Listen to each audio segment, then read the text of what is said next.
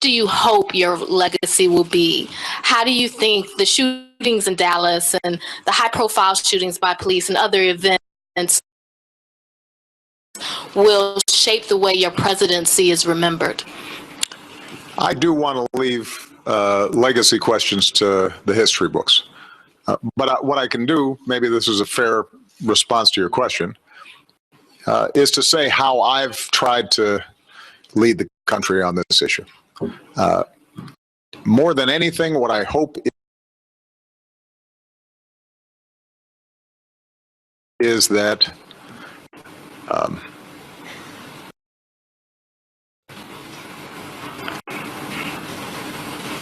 that my voice has tried to get all of us as Americans to understand the difficult legacy of race, to encourage people to listen to each other, to recognize that the legacy of slavery and Jim Crow and discrimination didn't suddenly vanish with the passage of the Civil Rights Act or the Voting Rights Act or the election of Barack Obama, that things have gotten better, substantially better, but that we've still got a lot more work to do. And that, as was the case with the police task force that we set up, that I've tried to encourage people to come up with practical, concrete solutions that can reduce, if not eliminate, the problems of racial bias.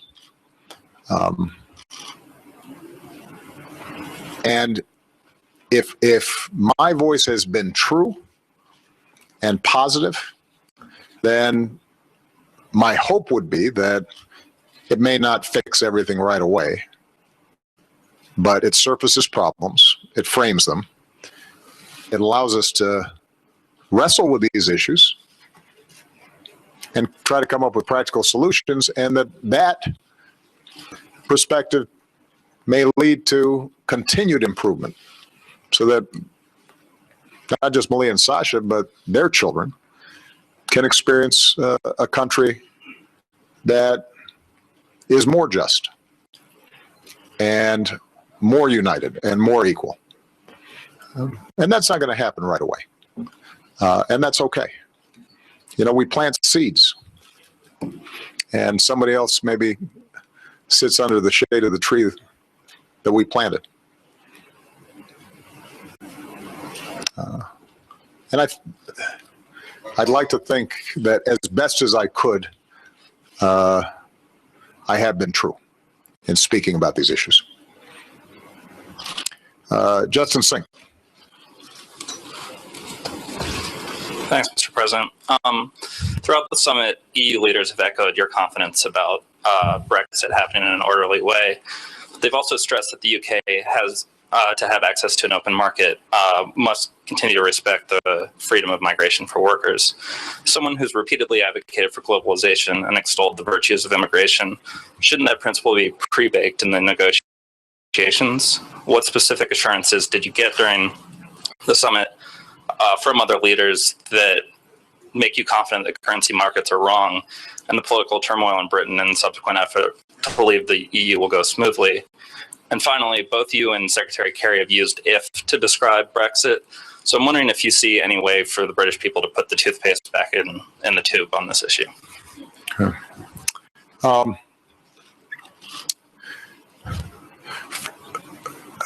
I think we have to assume that a referendum having been passed with a lot of attention, a lengthy campaign, and relatively high participation rates is going to stick, and that the incoming government, a conservative government, is going to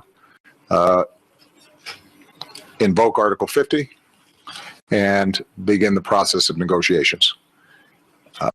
How that process unfolds, how the negotiations work, I think is going to be up to the parties involved. The main message I've had here is we are close friends allies, commercial partners with the UK and with the EU. We will remain close friends, allies, partners, continue to have strong relationships on both sides of the channel.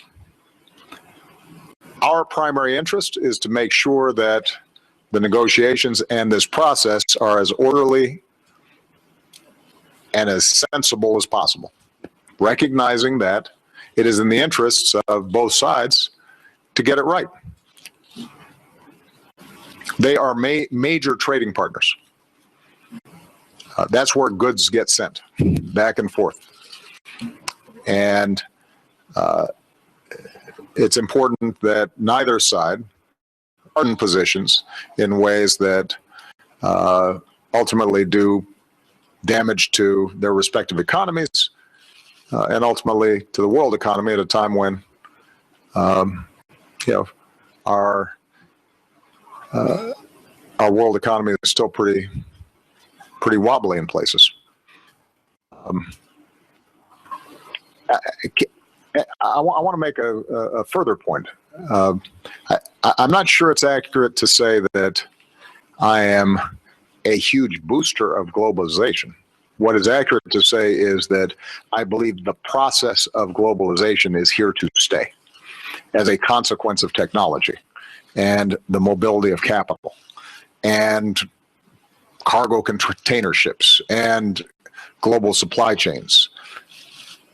And conceivably, we could run back the tape to 50 years ago and see whether we could rearrange some of that process, but it's happening. It's here. And we see it every day in our lives. Everybody who's got a smartphone in their pocket is seeing it.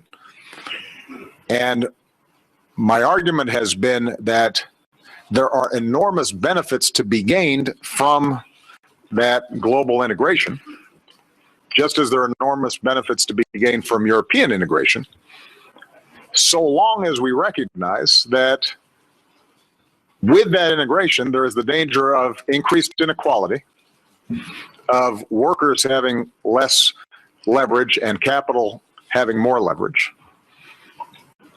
that it threatens to leave people behind.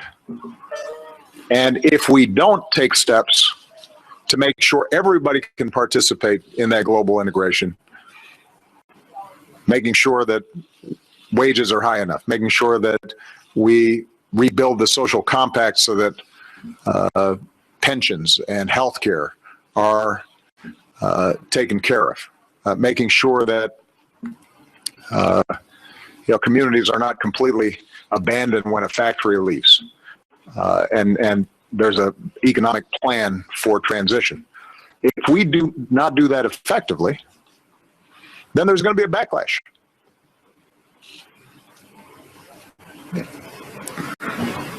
With respect to immigration, it is America's experience that immigration has been by far a net plus for our economic growth, our culture, our way of life. Now, in America, that's by necessity, because unless you're a Native American, everybody came from someplace else. Europe may not have as many of those traditions. But keep in mind, one of the huge macroeconomic advantages that America has is we're still a relatively young country.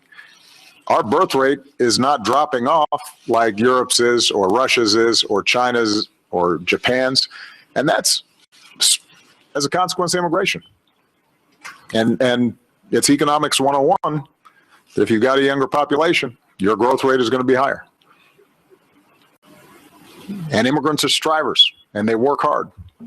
And they're looking to build a better life. Otherwise, they wouldn't move from where they were. And that's been part of our tradition and our culture and our society. Now,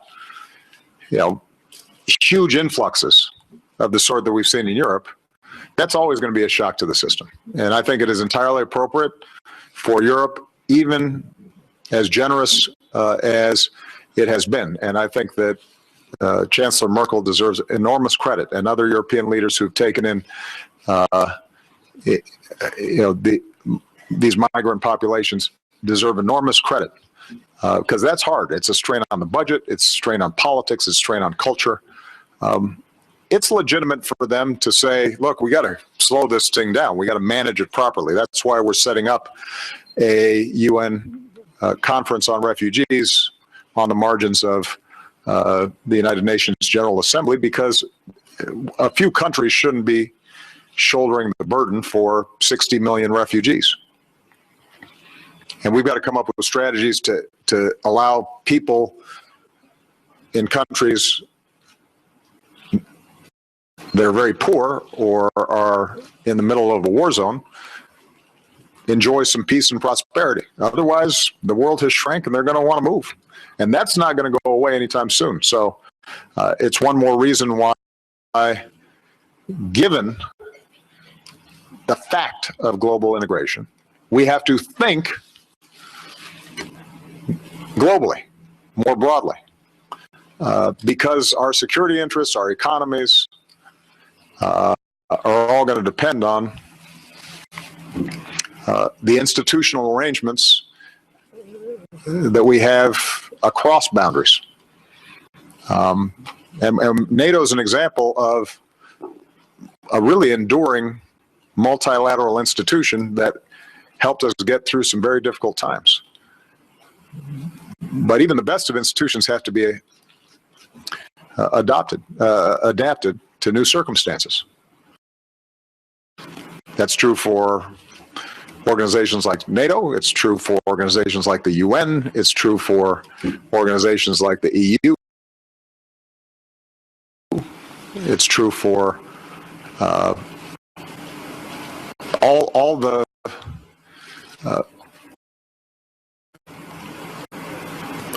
architecture that has helped the world and our countries improve their standard of living and reduce overall violence between states substantially over the last several decades. Mark Lander. Thank you very much, Mr. President. You've been scrupulous about saying you would not comment on the Justice Department investigation of Hillary Clinton's email. That investigation is now closed, and I hope that I could ask you about some of the comments that FBI Director Comey made a few days ago. As you know— You may, Mark, but I want you to make sure you're not wasting your question. I'm going to continue to be scrupulous about not commenting on it, just because I think Director Comey could not have been more exhaustive. My understanding is not only did he make a full presentation, but while we were over here, or at least flying, he was presenting to Congress for hours on end. But I just wanted to give you a chance, just in case you didn't want to burn your question. I actually have a backup. There you go. Maybe I could cut to the chase and ask you about a broader question. Sure. Let's leave aside Mrs. Clinton for the moment. He did talk at the end of his presentation about how he feared that there was a broader cultural issue in the State Department toward the handling of classified information that troubled him. And I wondered whether you, since you rely on the State Department to conduct your foreign policy, whether that concerns you as well. Yeah. And if I may, could I ask the other question? Because I think it might get an interesting response. You, last May, passed a milestone in that you were president longer when the country was at war than your predecessor, George W. Bush. And if you complete your presidency, as you will, with troops in Afghanistan, Syria, and Iraq, you will be the only two-term president in American history to have served with the country at war. And I wonder, given the way that you ran for office and the aspirations you brought into office, how you feel about that reality. And then a second follow-up on that. Should the American people simply resign themselves to living in a state of perpetual war, even if that war is not the all-out war that we think of in the 20th century? That was an interesting question. So, first of all, with respect to the State Department, I am concerned. And the challenge that we've got is primarily driven by the changing nature of how information flows. Look, the advent of email and texts and smartphones is just generating enormous amounts of data. Now, it is hugely convenient. It means that in real time, I'm getting information that some of my predecessors might not have gotten for weeks. But what it also is doing is creating this massive influx of information on a daily basis, putting enormous pressure on the department to sort through it, classify it properly, figure out what are the various points of entry because of the cyber attack risks that these systems have, knowing that our adversaries are constantly trying to hack into these various systems. If you overclassify, then all the advantages of this new information suddenly go away because it's taken too long to process. And so we've been trying to think about this in a smart way, and I think Secretary Kerry's got a range of initiatives to try to get our arms around this. It reflects a larger problem in government. You know, we just recently, for example, I just recently signed a bill about FOIA requests, Freedom of Information Act requests, that built on a number of reforms that we've put in place. We're processing more Freedom of Information Act requests and doing so faster than ever before. The problem is the volume of requests has skyrocketed. The amount of information that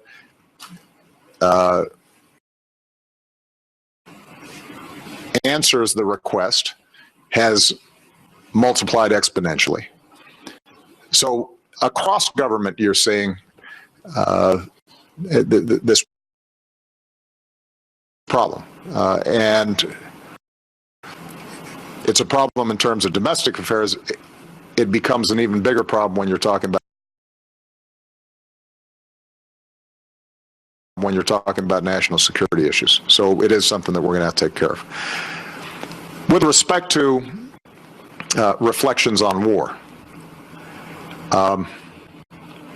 when I came into office, we had 180,000 troops in Iraq and Afghanistan. Today, we have a fraction of that. They are not involved in active combat situations, but are involved in train, advise, and assist situations, other than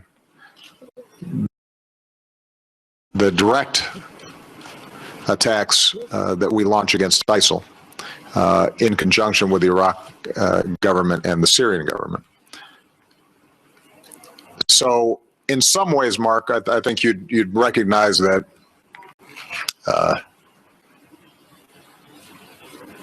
our military operations today in Iraq and Afghanistan are fundamentally different than the wars that we were engaged in when I came into office. But I think you are making an important point, which is when we are dealing with non-state actors, and those non-state actors are located in countries with limited capacity, our ultimate goal is to partner with those countries so that they can secure their borders and themselves eliminate these terrorist threats. But as we've seen in Afghanistan, for example, that takes some time. The Afghans are fighting. They are much more capable now than they were when I came into office, but they still need support because it's really tough territory and it's a really poor country with really low literacy rates and not much experience in things that we take for granted like logistics. And so we have an option of going in, taking out Al Qaeda, pulling out, potentially then seeing a country crumble under the strains of continued terrorist activity or insurgency and then going back in. Or we can try to maintain a limited partnership that allows them to continue to build their capacity over time and selectively take our own actions against those organizations that we know are trying to attack us or our allies.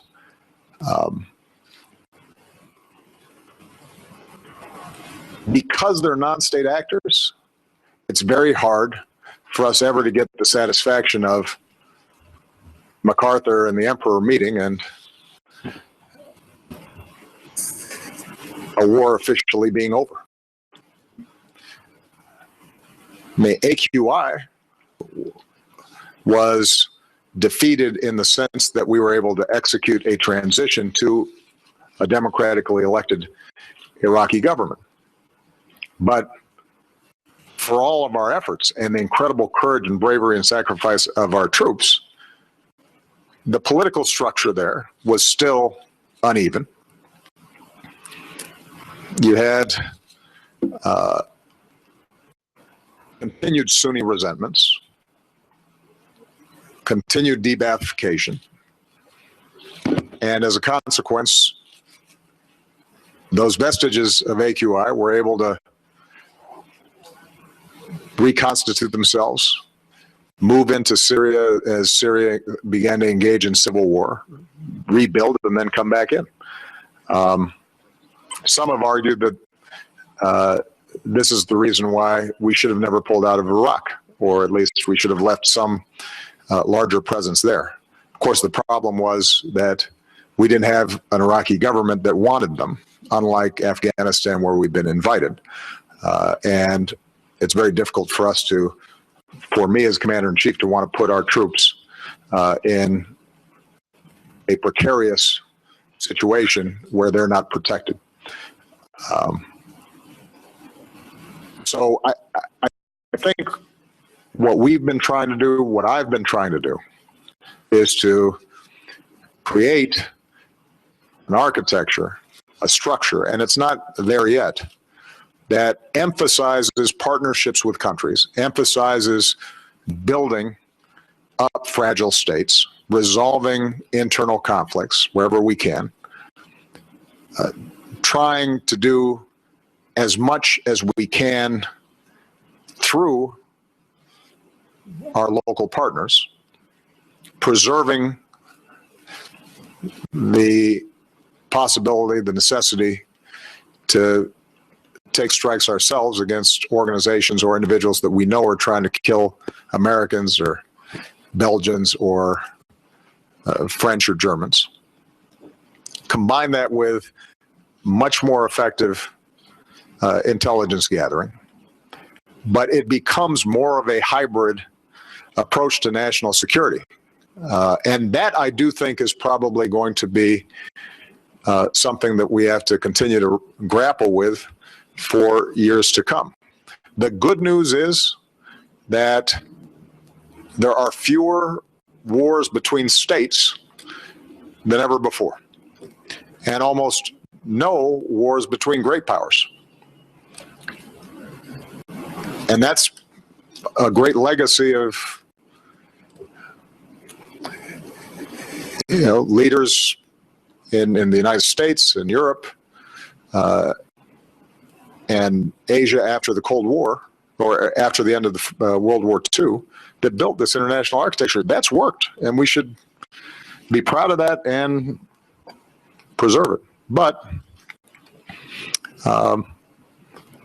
this different kind of low-grade threat, one that's not an existential threat, but can do real damage and real harm to our societies, and creates the kind of fear that can cause division and political reactions. We have to do that better. We have to continually refine it.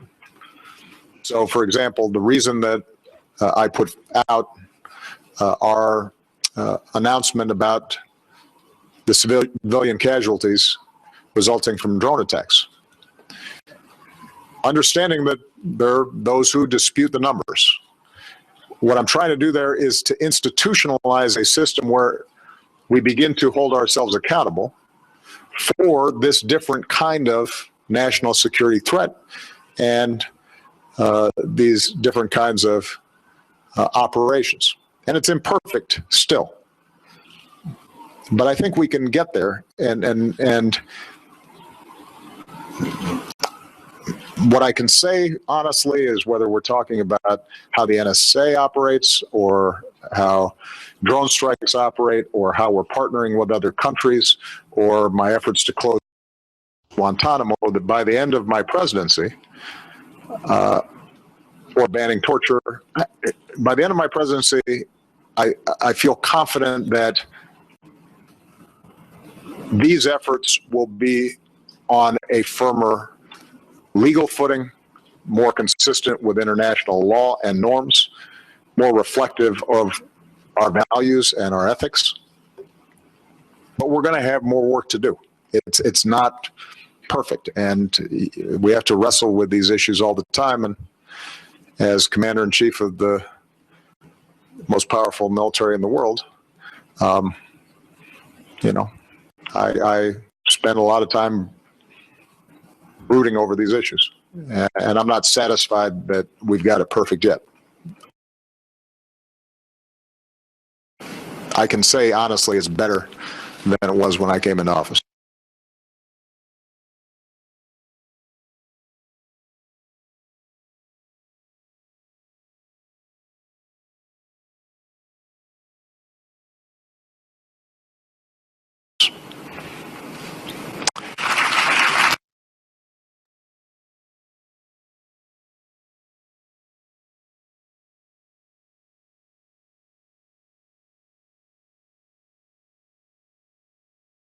Michelle, President certainly went through a whole lot of issues, but his focus clearly cutting short his decision to visit Europe right now. His focus is on what's going on here in the United States. I mean, this is the third time in as many days we've seen him top his remarks with the events in America. I mean, often on these trips, they're overshadowed by international terrorism, but this time it's at home. And I thought it was interesting that he didn't want to try to put a box around what happened. He didn't want to call it domestic terrorism or a hate crime. He said it's at this point pretty tough to untangle the motives. This is obviously a disturbed individual, but he really wanted to get beyond the details and look at the broader themes in America, the divisions that everybody's talking about right now. He wanted to hone in on the unity. He wanted to try to make that the theme of today's kind of discussion of what's been going on, saying that Americans are really united in their outrage, their anger, and their frustration of what's been going on. I also thought it was a strong point he made that this shooter in Dallas, he said, no more represents the views of most black people than the Charleston shooter represents those of white people or the Orlando shooter of Muslims. And he talked about one area of division, though. I mean, he sort of evolved from talking about the unity versus division into talking about guns, saying that you really can't not talk about this. This is something that has to be an ongoing discussion. And he said that there are ways of doing it in line with the Constitution. But he used some strong descriptions. I mean, saying that this is really a matter of a very vocal, intense minority versus a majority of Americans who would like to see some changes made. So he said that's where there's a real division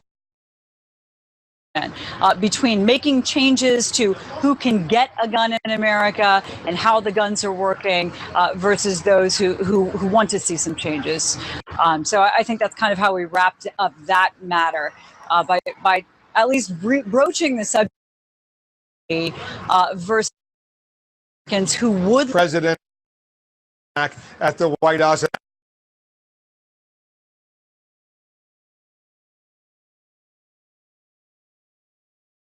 Invitation of the Dallas mayor, right? Right, and that's something that we weren't sure would happen at first. I mean, it seemed like they didn't want to change the trip, but that Spain leg obviously is less urgent than these NATO meetings that have been happening over the past couple of days in Warsaw. So the president did ultimately decide, after talking with the mayor of Dallas, with the police chief, with the attorney general, that he did want to try to make that visit. Now he is early next week, where he'll be meeting with community leaders, likely families. We don't have a whole lot of details yet on what exactly he'll be doing there, whether this is going to be another opportunity to make a lengthy speech. I mean, 3 times now, as I said, he's given remarks, and they've been lengthy, they've been emotional. So I think it'll be interesting to see how he handles this trip there, what exactly he does, and how it kind of evolves this discussion, how much in depth he can get. And he's been focusing too, at the end of these remarks that he's made while he's been traveling, on what he's been trying to do with community policing, with practical solutions that he's been trying to propose and recommendations that have been out there. And the White House has mentioned, you know, with his task force on community policing, that has called for a lot of meetings between police and community leaders. There have been a string of recommendations made, but there have been a lot of communities that have not adopted those recommendations. And those things include things like training, better discussions, and a better look at the inside of communities, that police departments hire more officers that are more representative of communities. So that's an area where more work needs to be done, and the White House acknowledges that. So I think they're going to make a stronger push for starting with the most simple and most basic of changes within communities to try to at least put a dent in what the White House says is a serious problem in America, Wolf. It certainly is. All right, thanks very much, Michelle Kaczynski, traveling with the president in Warsaw, Poland. Let's bring in CNN political commentator Ben Ferguson. He's a Dallas radio talk show host, also our law enforcement analyst, Cedric Alexander. The president, and I'll start with you, Ben, the president was very specific. He said, "I firmly believe that America is not as divided as some have suggested." When I heard that, I immediately thought of what Donald Trump, the presumptive Republican nominee, suggested in that video he released yesterday in the aftermath of the Dallas shootings. Listen to what Trump said. Too many Americans are living in terrible poverty and violence. We need jobs, and we're going to produce those jobs. Racial divisions have gotten worse, not better. Too many headlines flash across our screens every day about the rising crime and rising death tolls in our cities. Now is the time for prayers, love, unity, and leadership. President also specifically said, Ben, that racial relations in the United States have gotten better, although there's still a lot of work that needs to be done. Did that jump out as you as well? It stepped out as me, yes. It certainly stepped out, I think, more as a hope and a wish than reality. I'll quote 3 Dallas police officers who I talked to this morning, who said they feel like the divide now is the worst they've seen in their careers. These are decades-old policemen on the force who said that. They said they've never felt as much of a division racially, and some of these police officers are African-American than they've seen right now. So I don't think that the president's perspective is what you're seeing on the ground. I mean, obviously behind me, you can see the love and support that you have of police, men that are black, white, Hispanic, and all different races, nationalities coming out to support them. But there also is a massive divide right now. You cannot talk to police officers without hearing that. Politically, I think the president is saying something that most people realize is probably not reality. Look how divisive this election has been between both sides, whether it be Bernie Sanders on the extreme left and Donald Trump on the extreme right and Barack Obama and Hillary Clinton. This is a divided time in politics. I think it's a divided time in this country as well, and it's divided especially when you have a Dallas police chief who said I go to work every day, and my officers do not feel the support of the community. For the president to somehow say we're not that divided, you have an African-American police chief with a very diversified force, with community policing, who's saying he does not feel the support of the community. That is very telling. Cedric, let's get your analysis. You've spent your whole career in law enforcement. Where do you see the situation right now? Well, if you're speaking in terms of race relations, Wolf, you and I both know that's a very complex subject. But it's all going to be relative. It's going to be relative to who you are and where you live in America. But let's just say this. No community, no police department is going to be 100% absolute in lockstep with each other. But we know this. We have come a long way in this country as it relates to race. Certainly, we got a lot of work left to be done. That's what I heard the president saying. I didn't hear him say it was perfect. He said that we have issues. There's still work to be done. And if we look historically, there's no way any of us could disagree with it. Now, from a policeman's perspective, from a law enforcement perspective, we have had long-standing issues between police and communities of colors for years. There's been great progress made in that regard. But we also have to remember, Wolf, what may be happening in one community that may not be that well or that strong as it relates to police relationships may be very strong in another community somewhere else across the country. When we look at the two incidents that occurred more recently in both Minnesota and in Baton Rouge, what we're finding as we move forward, something will happen oftentimes that send us back 2 steps. It doesn't mean it's the worst thing in the world. What it means is that we still got a lot of work to do in terms of building those relationships. Dallas, Texas, Dallas itself has one of the best relationships with communities in this country. They are a model that has been recognized by the Attorney General, Loretta Lynch, and those inside that department. And you can ask the chief as well, will tell you that. But does that mean that they don't have challenges? Certainly they're going to still have challenges. I have challenges here in my home county of DeKalb, which is predominantly African American. Or I should say it's about even between African American and white. So nowhere is going to be perfect, but it's going to be challenges. But we have made a lot of progress going forward. Ben, you're in Dallas. You live in Dallas. The president's going to be there early in the week at the invitation of the Dallas mayor. What do you want to hear the president say when he comes to Dallas in the aftermath of this police massacre? I want, and I think most people that I've talked to do not want this speech when he comes here to be political in nature, as in calling for some sort of gun control, calling for some sort of reform in that way. They want him to come here and be very clear that the President of the United States of America backs the police in Dallas and all over the country. They want a very simple and clear message from him that we are not going to tolerate the abuse of the police officers because of the actions of very few police officers in the country. And most police officers that I've talked to since Friday when this happened have said they need to know that the President of the United States of America is backing them 100%, and the other leaders are backing them 100%, without any other agenda, without a pause, without an asterisk, as one police officer said to me this morning, without advocating for some sort of gun control. Because as they said to me this morning, gun control did not have an issue with this shooting. This was hate of the police.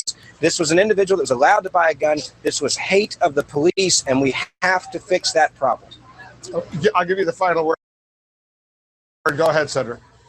Well, here again, we have some issues that have to be dealt with. The whole gun control issue is another very complex issue. Do we need to continue to have conversation around it? Yes. Do it need to be talked on? And I agree with Ben on this. We don't need to talk about that right now. What we need to talk about is help heal that community, help heal that police department, give that police department support that they need, but give that community support that they need. But we cannot negate the fact, Wolf, that we still have questions and we still got to find some resolve about some of the more complex issues around gun control. But at this very moment, that community need healing. And I think they're going to get that when the president comes next week. Well, you did hear the president say he's not going to stop talking about guns in America because he sees that as a huge problem. All right, Ben Ferguson, Cedric Alexander, to both of you, thank you very much. Coming up, the Dallas Mayor, Mike Rawlings.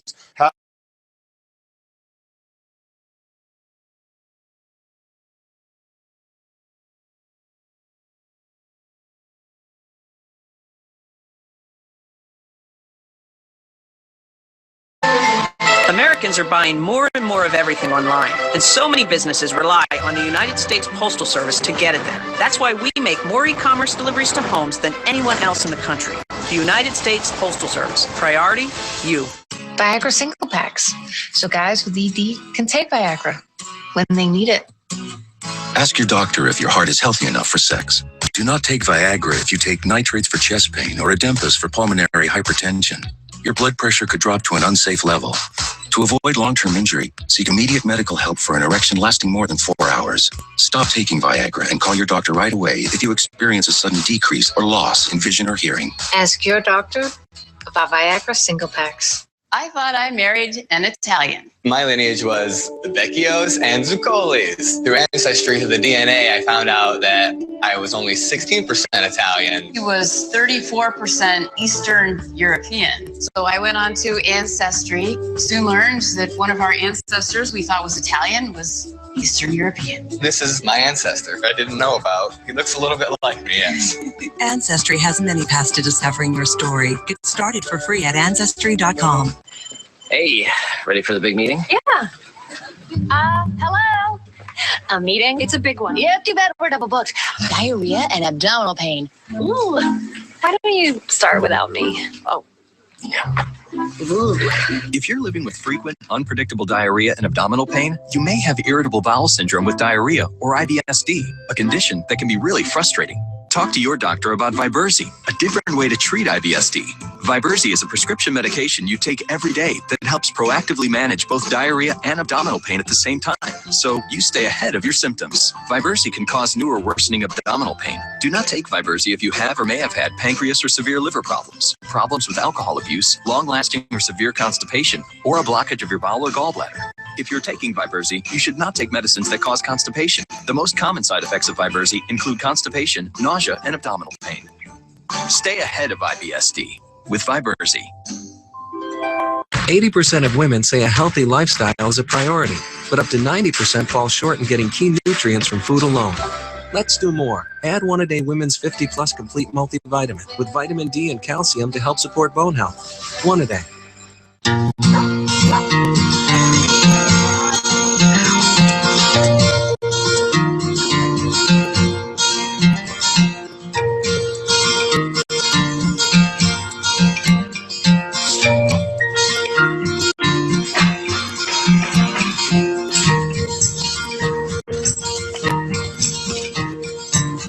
For all of life's events, CustomInk.com. Your designs, quality products, free shipping. Start designing today.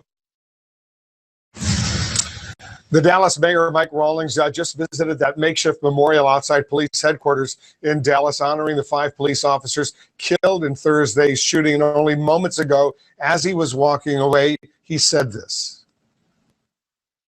This senseless and this useless made me determine this morning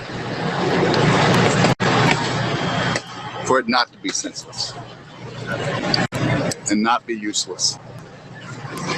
And that's the job of all of you. That's the job of everybody that's seeing this. To decide for themselves whether this wants to be a senseless and useless, absurd moment in life, or if it has a purpose and a grander plan to make us a stronger country, a stronger city, and a stronger world. And so, as I look at this, I realize there are a lot of people that want to make it that way. I hope there are millions of more. Mayor of Dallas, speaking from the heart, Mike Rawlings, at that makeshift memorial right outside Dallas Police Headquarters. I want to bring back our CNN law enforcement analysts, Cedric Alexander and Tom Fuentes, also joining us, Steve Moore. But first, let's go to CNN's Martin Savage. He's got new information on the investigation that's unfolding right now. Martin, what are you learning? Well, Wolf, they continue to process what is essentially a huge murder scene in the heart of downtown Dallas. The streets where the shootings took place on Thursday night remain closed. The FBI was seen number of agents walking in very close proximity down the street. What they're trying to do is essentially catalog all the gunfire that took place. Now, we know that on top of the shots that were fired by the gunman, there were at least 12 Dallas police officers that were able to return fire over a drama that lasted for several hours. And even though that gunman says he acted alone, authorities are not going to just take his word. They're investigating that fully. That's the one thing they want to make sure of. If there were any accomplices, they want to find out about them, and they want to bring them to justice. So even though the gunman is dead, they have to very efficiently work on this crime scene. One of the haunting images down there, a police car belonging to one of those officers killed is still on the street. The street is very much the way it was on Thursday. It's a crime scene that has to be gone through. So as far as the crime scene is concerned, it's a big area, Martin, and they're going through literally every square foot, right? Right. They're documenting, of course, with photographs. They're documenting with all sorts of other technology, even the line of fire of the bullets. You know, one of the things that was confusing at the beginning of this on that night was the fact that they thought there were multiple gunmen. We know the reason for that confusion was, one, the shooter was using a technique called shoot and scoot. In other words, firing and then moving, whether that was his military training or something he learned later. It was tragically highly effective at killing police officers and confusing them as to where he was shooting. Now, add to that an urban environment, anyone hearing gunfire in that kind of setting, it's very difficult unless you see a muzzle flash to know where it's coming from. So that's part of the reason there were these fears that you had a number of shooters. We now know, and it's been confirmed by the city, only one, but a very deadly one. Very deadly indeed. All right, let's get some analysis. Tom Fuentes, take us behind the scenes right now. If others, one person or several others, knew about his plan to go out there and kill these police officers, how does the FBI, how does local law enforcement, how do they find out about that? Well, through his social media and the techniques they always use in cases like this, his computer system, friends, neighbors, colleagues, who he might have told about it, what postings he's done on social media. So there's a wide variety of methods, and this is just standard procedure. We see this in every major case like this to try to figure out who was talking to the individual, what were they saying, was he part of a group or not. You know, the wider network. And as Martin Savage just said, they're going to account for every bullet casing they can find at the scene on all those city streets and in the parking garage and determine did they all come from his weapon, or do other casings not match the weapons that he had and the police also had. Steve Moore, how difficult is this investigation going to be? It's going to be incredibly difficult, but it's not going to be impossible. In addition to what Tom just mentioned, they're probably going to go back and look at his cell phone records, find out who he was talking to, first of all, but then go back to cell tower hits and find out where he was in the 48 hours before the attack. They're also going to look at his finances and say, you know, somebody bought these guns, somebody bought the ammo, who paid for it, and they're going to try to find out whether Mama gave him the money or he had a job somewhere, but somebody financed this somehow because he's not really that well employed. Yeah, and that he was released from the U.S. Army more than a year or so ago, and they did find, according to the Dallas police, inside his house, and he was living with his mother, they found bomb-making materials, ballistic vests, rifles, ammunition, and a personal journal of combat tactics. Cedric Alexander, none of that is cheap. You got to have money to buy all that stuff. Well, you're absolutely right. None of it is cheap, but I certainly do agree with both guests. And I think what the investigation is also going to disclose, hopefully over time, whether he acted alone, and even if he acted alone at the crime scene, where there's others that helped and supported and financed him securing the equipment that he had, both on him and found at his home. Martin, the mayor of Dallas, Mike Rawlings, he also was asked some questions as he was leaving that makeshift memorial. Listen to this exchange. Guys, this is crazy. A healing word. This is great. I've been talking as much healing as is in my body. Okay, so it's all about race. It's all about race, and let's get over it. Build a bridge, and let's get over it.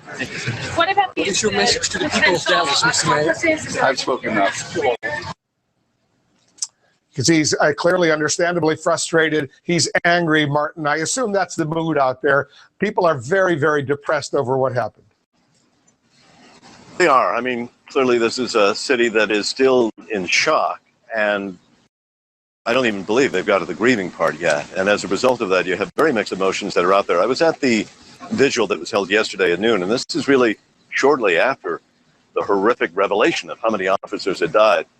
It was all walks of life, all colors, all creeds, and all faiths were represented. And the atmosphere there was that very much a coming together, very much people embracing one another and saying, look, you know, we're either going to divide on each other and turn into something awful, or we take this moment and we come together. That's something the mayor has talked about as well. But then there have been others that have come forward with messages that are not as unifying, and that is the problem. And also, that is human nature. People are frightened, people are grieving, and people are angry. And all of that mix is being felt in the streets of Dallas right now. And how does that impact police, Tom Fuentes? They've got a job to do right now in Dallas, not only in Dallas, but all over the country. And they saw what happened to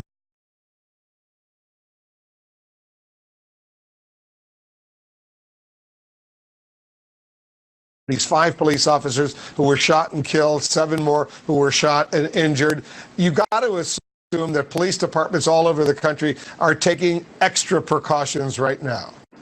Well, of course, before the police officers hit the street on their tour of duty, you know, each roll call, the sergeant, lieutenant, captain will be telling them, be careful, watch out.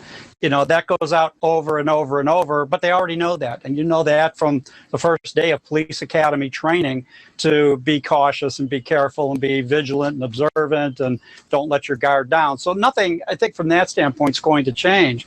But, you know, again, is especially not going to change, you know, in some of these inner city communities where we do have so much gun violence, we do have street gang violence, the community leaders aren't out on that street. The politicians aren't out on the street. The church leaders aren't. It's the police. The police are the only people out there 24/7 trying to keep young children alive, you know, from gun violence. And I think that the frustration of most law enforcement agencies is that they're not appreciated for what they're doing. They're really trying to do something, and nobody else is out there doing what they're doing. Steve, what's your message to police departments all over the country right now? I would be twice as careful of 2 things. Number one, you have your fundamentals for safety. It's kind of like, we all know, buckle your seatbelt, this type of thing. But after you've seen a horrible accident, you start remembering stuff like that.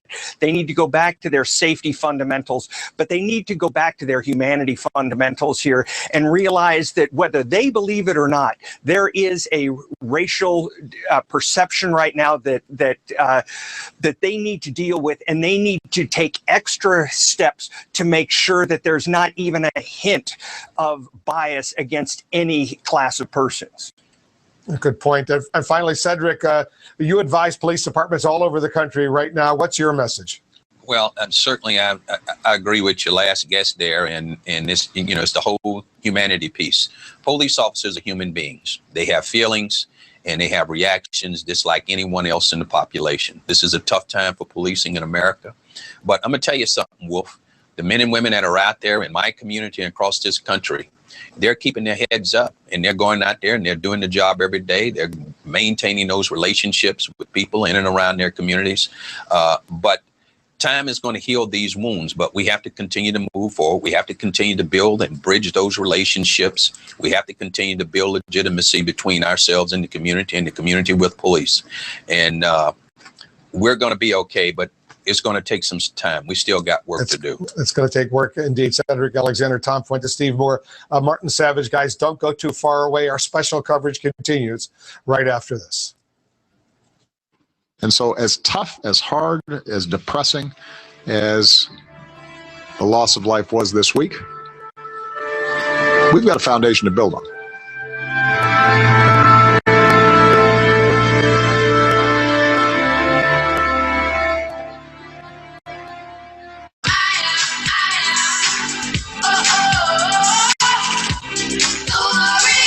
I used to blame the weather for my frizz. Turns out, my curls needed to be stronger to fight back. Pantene's Pro V formula makes my curls so strong, they can dry practically frizz-free. Because strong is beautiful. Get even stronger results with Pantene Expert, our most intensely concentrated Pro V formula. I have asthma, one of many pieces in my life. So when my asthma symptoms kept coming back on my long-term control medicine, I talked to my doctor and found a missing piece in my asthma treatment with Brio. Once daily Brio prevents asthma symptoms. Brio's for adults with asthma not well controlled on a long-term asthma control medicine, like an inhaled corticosteroid. Brio won't replace a rescue inhaler for sudden breathing problems. Brio opens up airways to help improve breathing for a full 24 hours. Brio contains a type of medicine that increases the risk of death from asthma problems and may increase the risk of hospitalization in children and adolescents. Brio is not for people whose asthma is well controlled on a long-term asthma control medicine, like an inhaled corticosteroid. Once your asthma is well controlled, your doctor will decide if you can stop Brio and prescribe a different asthma control medicine, like an inhaled corticosteroid. Do not take Brio more than prescribed. See your doctor if your asthma does not improve or gets worse. Ask your doctor if 24-hour Brio could be a missing piece for you. See if you're eligible for 12 months free at mybrio.com. Dale? Dale! Oh, hey, Rob. What's with the minivan? That's not mine. I don't... Dale, honey, is your tummy still hurting, or are you feeling better to ride in the front seat? Oh, is this one of your motorcycling friends? Hey, chin up there, Dale. Lots of bikers also drive cars. In fact, you can save big if you bundle them both with Progressive. I'd like that. Great. Woo. You've got soft hands. He uses my moisturizer. See you, Dale. Bye, Rob. What if there was a way to prevent break-ins before they occur? Home burglaries start with a ring of the doorbell. I invented rings you can see and speak to whoever's at your home from your smartphone. Can I help you? With Ring, you're always home, which is why we've earned over 3,000 5-star Amazon reviews. Like Nick, who writes, Ring is awesome. Easy to set up, easy to use. Available at ring.com and these fine retailers. Are you a veteran, own a home, and need cash? You need to know about the New Day 100 Home Loan for Veterans. It lets you borrow up to 100% of your home's value, not just 80%. And that can mean a lot more money for you and your family. With our military service, veterans like us have earned a valuable VA benefit, the right to apply for a VA home loan. The New Day 100 VA loan lets you refinance your mortgages, consolidate your credit card debt, put cash in the bank, and lower your payments an average of $640 a month. And New Day will even pay your appraisal fee. That could save you up to $500 or more. So call New Day USA. They look at your whole financial picture, not just your credit score. And they'll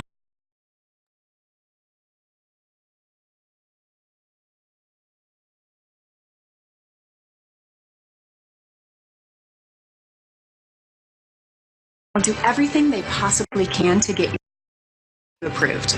Call them today. Refinance for up to 100% of your home's value. Go to newdayusa.com or call New Day USA now at 1-855-571-5127.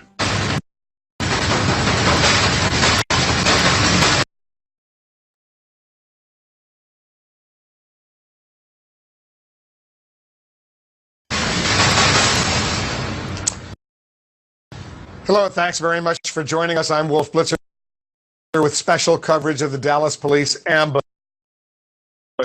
The actions of a few should not define us all. That was the message we heard just moments ago from President Obama at the end of the NATO summit in Poland. He addressed the killing of 5 police officers in Dallas and the spreading protests over the use of force by police across the country. The president suggested Americans can do better. And so as tough, as hard, as depressing as the loss of life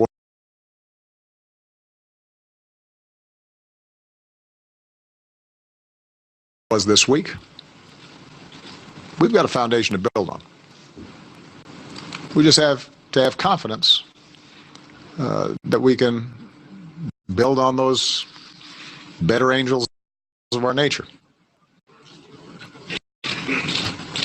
And we have to make sure that all of us step back, do some reflection, and make sure that the rhetoric that we engage in is constructive and not destructive. That we're not painting anybody with an overly broad brush. That we're not constantly thinking the worst in other people rather than the best. If we do that, then I'm confident that we will continue to make progress. President is cutting his European trip short so he can visit Dallas in the coming days. Our White House correspondent, Michelle Kaczynski, is traveling with the president in Warsaw right now. He spent an hour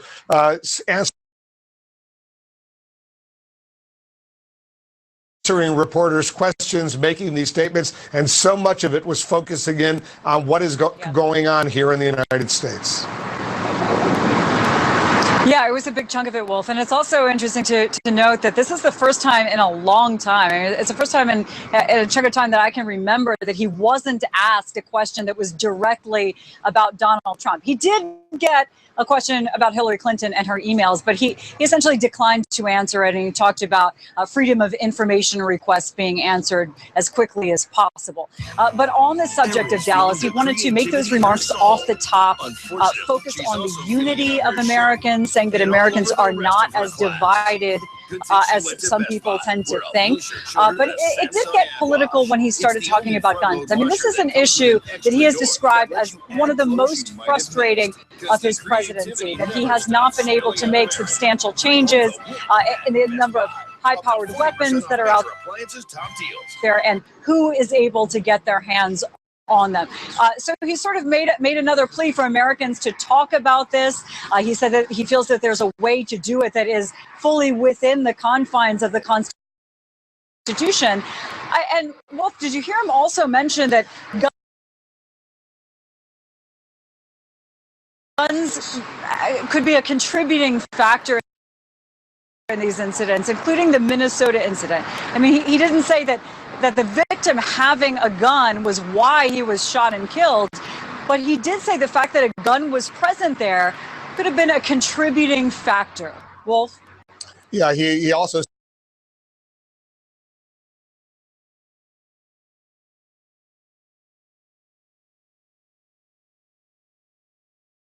said he's not going to stop speaking about guns.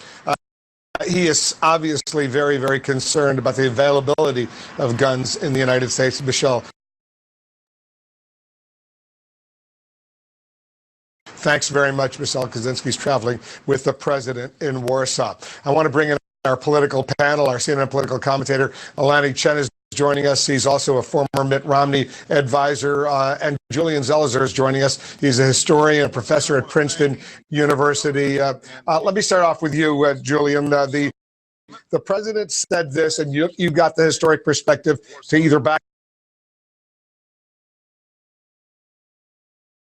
him up or say maybe he's wrong. He said, so when we start suggesting that somehow there's this enormous polarization as far as race relations in the United States are concerned, and we're back to the situation in the 60s, that's just not true. Is he right?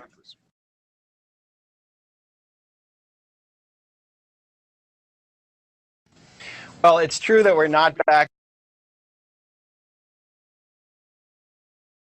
to the 60s, but I do think he's underplaying the divisions that are quite evident. You know, this is the optimistic President Obama. This is one of the qualities many people love about him. But the kinds of protests that we've been seeing across the country, not just in the last few days, but over the last few years, suggest that divisions over issues like policing, employment, discrimination are still very strong. And this is also evident in parts of the Donald Trump campaign from the other side. So I think he's downplaying some of the tensions that exist. What do you think, Lenny? Yeah, well, if I agree with that, I think at the end of the day, what you see here is a society that's divided on issues of race. It's divided on issues of gun control. It's divided on issues of the proper role of policing. And I think for all of those reasons, there are divisions. And I think that the president needs to acknowledge that fact. What worries me a little bit is that we seem to be searching for political leadership to solve this divide. And I'm not sure that there's any political leader that can solve this. I think ultimately there are other institutions in our society, for example, faith institutions, that have to play a bigger role, because I don't think politicians are going to be able to solve this. So where does the president go from here, Lanny? He's now wrapping up almost 8 years in the White House. He's thinking, obviously, about his legacy, and I presume he's saying it's not as bad today, race relations, as so many others apparently believe, including Donald Trump, who made that point in his video that he posted yesterday. It's a very, very sensitive issue, and I'd like both of you to address it. Go ahead, Lenny. It is sensitive. It's very tender, and I think the president is in a unique position to address these issues of race relations in this country. I hope that he'll spend these next few months in office pursuing a reconciliatory tone, similar to the one actually he took in his remarks from Warsaw yesterday, where I thought he hit the right notes in terms of the balance between talking about race relation issues as well as talking about the other major current affairs issues that we're facing. So I hope he'll seek reconciliation rather than driving so hard on the need, for example, for more gun laws. You know, that's part of this debate, but it's not the be-all and end-all. He's going to have a big speech, an important speech that the whole country will be watching, Julian, when he gets to Dallas early in the week. What would you like? What do you think the main points he should make? Yeah, I think it will be more than reconciliation. I do think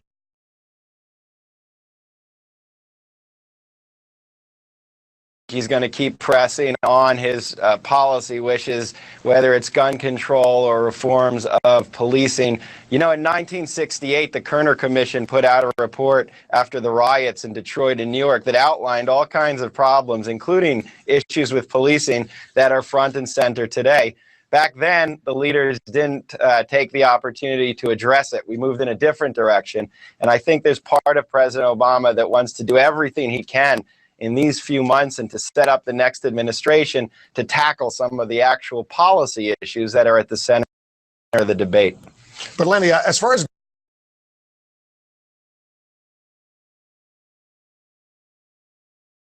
guns are concerned, the president makes the point that if you're worried about the safety of police officers, you can't set aside the issue of the availability of guns, especially, you know, semi-assault type weapons.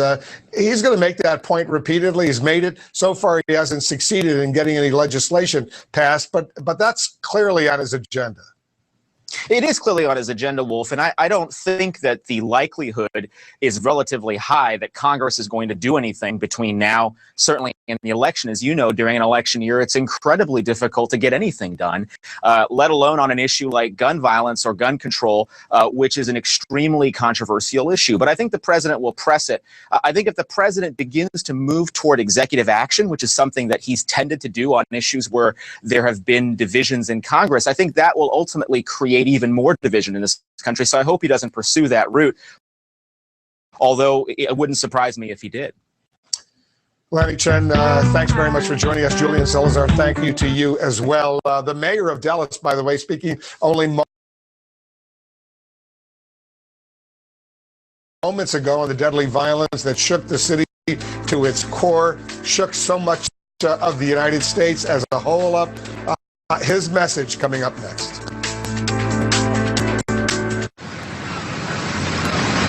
I've been trying to prepare for this day, and I'm still not ready. The reason I'm telling you this is that there will be moments in your life that you'll never be ready for. your little girl getting married being one of them.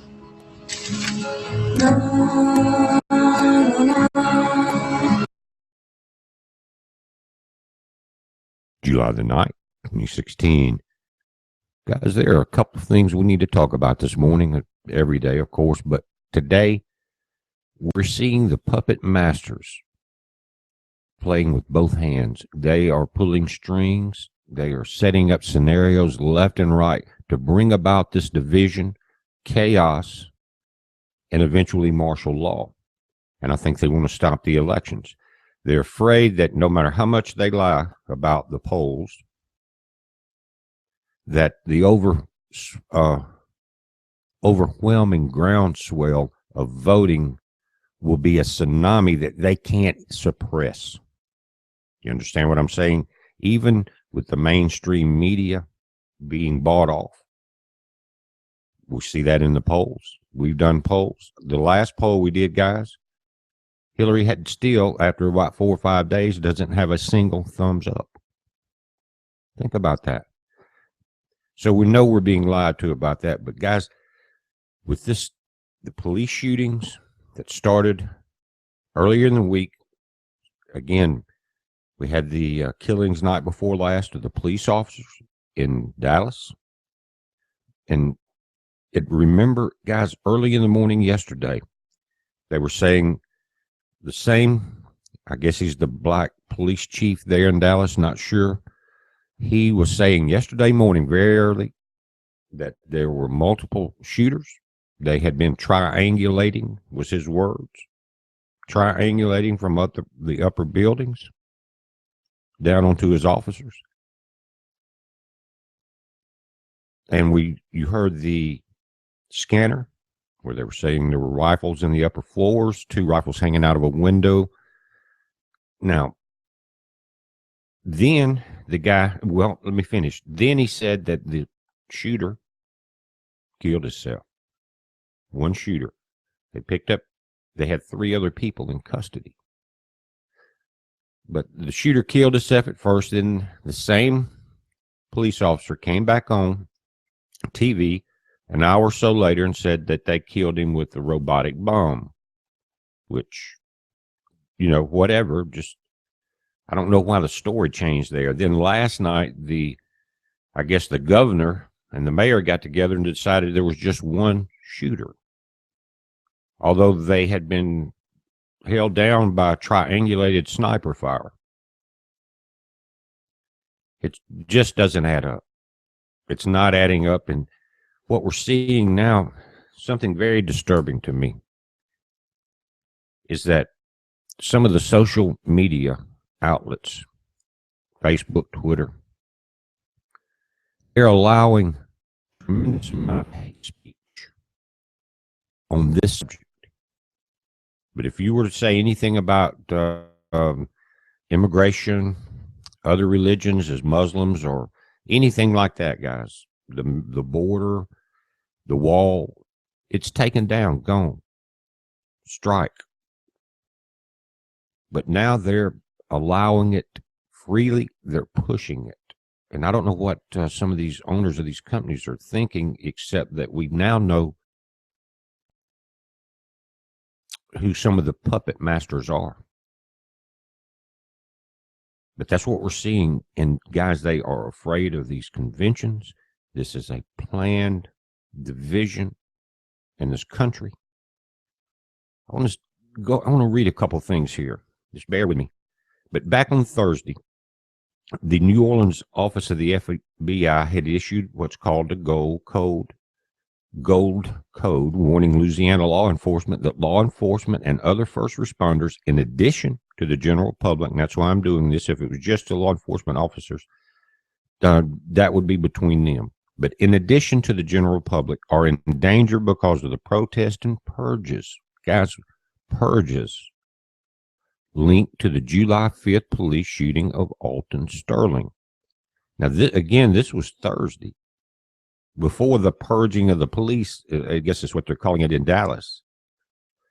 According to the FBI memo, the purpose of the Situational Information Report, called a SIR, is to alert first responders of threats to law enforcement and violence to law enforcement officers and riots planned from July 8th through the 10th. Now, one of the things I want to do, I'm doing this video this morning, is because one of the dates of the purge starts today at 12 noon. That concerns me. We need to talk about this. One thing I want to say this: how do we know that the earlier in the week, when we saw the police killing the two black guys, how do we know that wasn't a setup? I'm not saying no one didn't get killed, and I'm not saying it was evil, and it's not wrong. It's wrong. But I'm saying, was it set up? In other words, did some money exchange hands or whatever to unleash these people to start this? And guys, do you realize it would have taken a little longer than the few hours they had to set up snipers in Dallas for a peaceful protest? And don't forget, if it was Black Lives Matters, or it was a true Black Lives movement, and as far as the shooting goes of the police officers, why did they shoot the black lady that was there with her 3 sons? She was used as bait. It took 5 minutes for the police to get in there because of so much sniper fire to get this lady out. She laid on top of one of her sons, protecting him.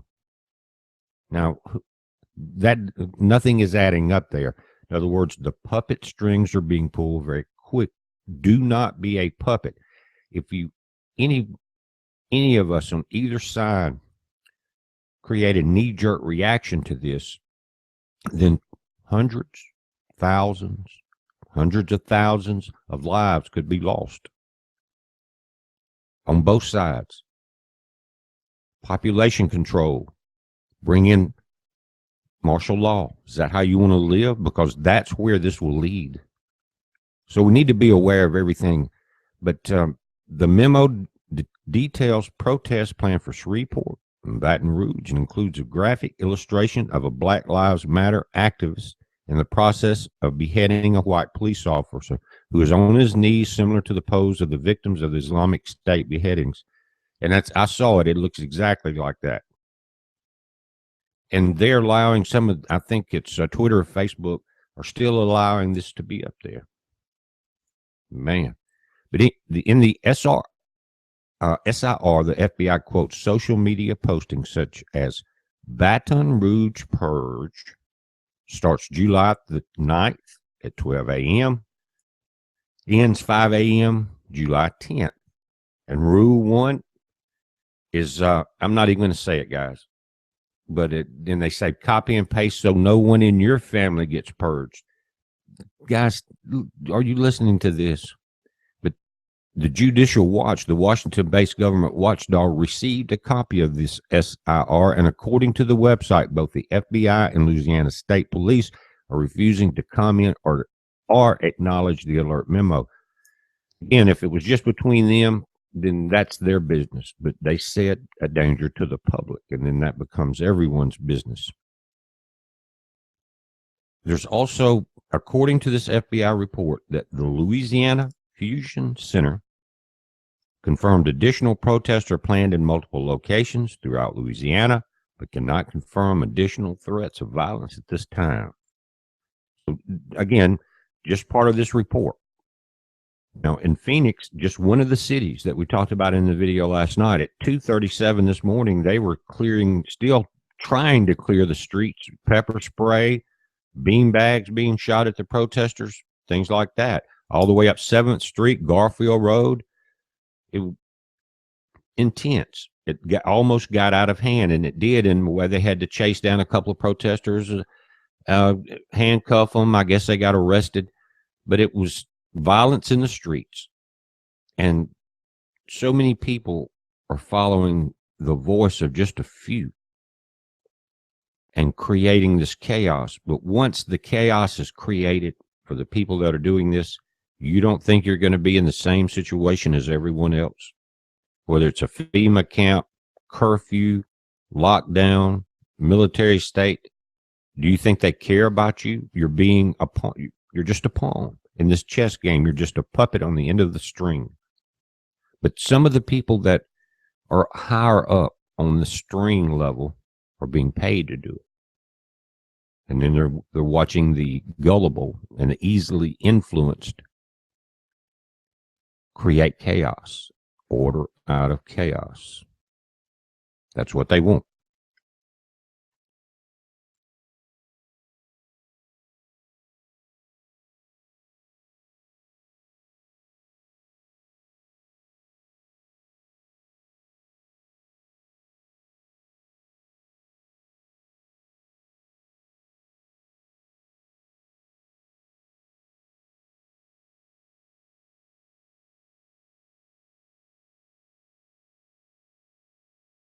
Innovative equipment and techniques they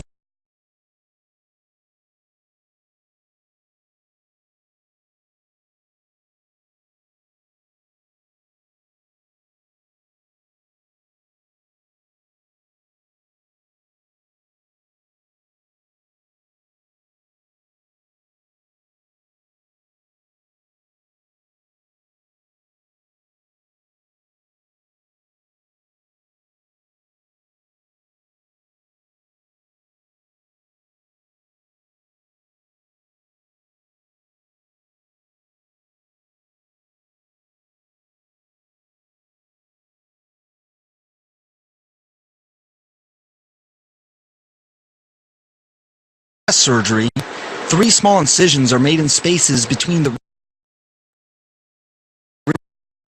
ribs. Surgical instruments and a camera are People placed can't through those grasp what's taking place in this world full of nothing but deception and lies. I stated many times, truth in movies, lies in the news, and the psychopaths behind the scenes, they love to mock. This is the world of duality. Again, when they put truth in movies and lies in the news, it's all about Freemasonry, the world of opposites. Let's take a look at the scene from this movie, 10 Cloverfield Lane. Find it very interesting. Take a listen to what is said here as the woman here is adjusting the radio dial. Take a listen. Taking back the southern seaboard. You are here. In our safe zone. Head north of Baton Rouge. She said, head north to Baton Rouge. In this movie, I'll get into the release date. It's, of course, released in 2016 this year. I'll continue on a little bit more. If you have any medical training or combat experience, you need help. The people in Take a look here. The Baton Rouge sign. Southern seaboard. And we're winning. If you have any medical training, And if you think this is just a coincidence, let's take a look here once again. When I talk about the release date and knowing those are behind all of this, first off, let's take a look. This image I showed just about in pretty much every video. Order out of chaos. Highest degree in the Scottish Rite of Freemasonry, 33. Basically the devil's number. Let's look at this information here I found online on Wikipedia. The release date, March 11th, 2016. Of course, March, the 3rd month of the year, you get the 11. You get 3 times 11, that is 33. See here, closer look. Now, connecting more dots so people understand this matrix that we live in. Take a look here at the 311 band and understand all these concepts from, again, the music industry to Hollywood. It's all done by the Masons behind the scenes. I think 311 does not equal 33. Take a look at the band member here wearing the shirt for 33 for 311 down. Now, I find this interesting as well. With this one album, Stereolithic, with the release date, as you see here, March 11th. Again, you get your 33. Look at those towers right in front of you. Now, again, the concept of 311 down, 33 down. Take a look at this connection here with the Twin Towers, the World Trade Center complex. It's formally approved. The project was formally approved on March 11th. So again, you get your 311.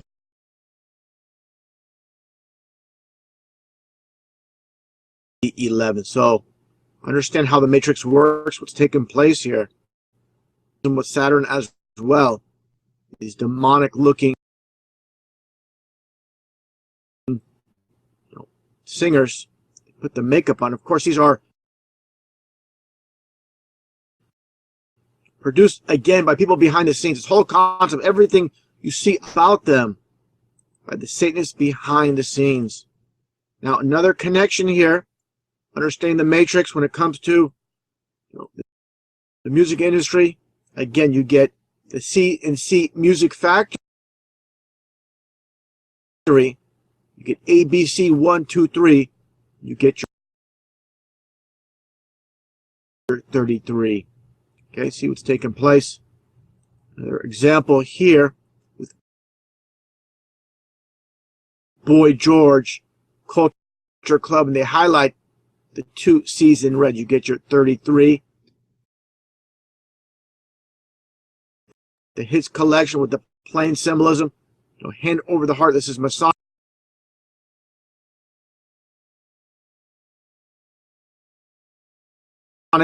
symbol here. And the planes all over his sweater or a shirt, whatever you want to call it. Now, more connections with the Matrix. Take a look here. Supposedly with the Brussels bombing, you get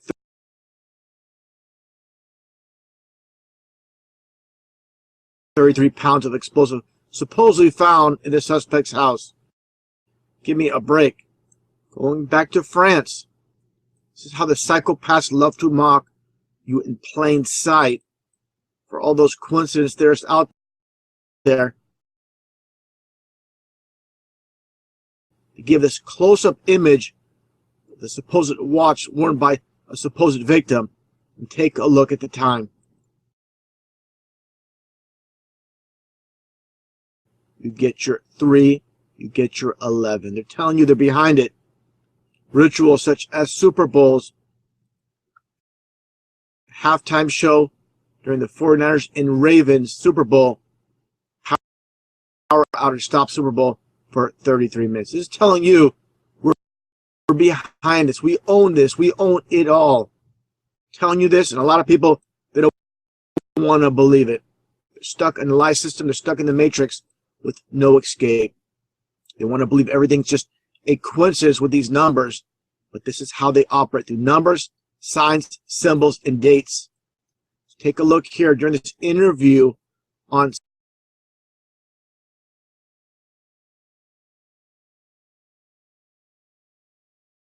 CNN.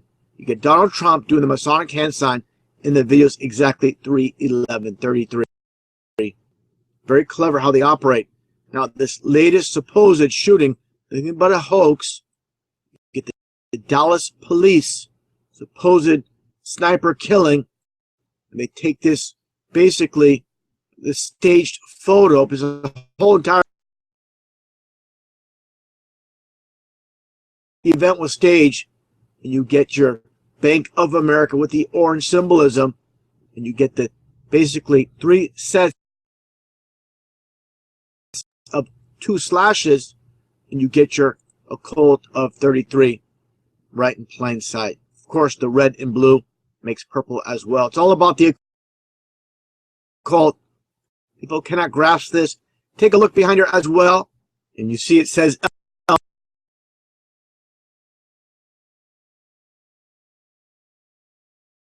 Elm Street.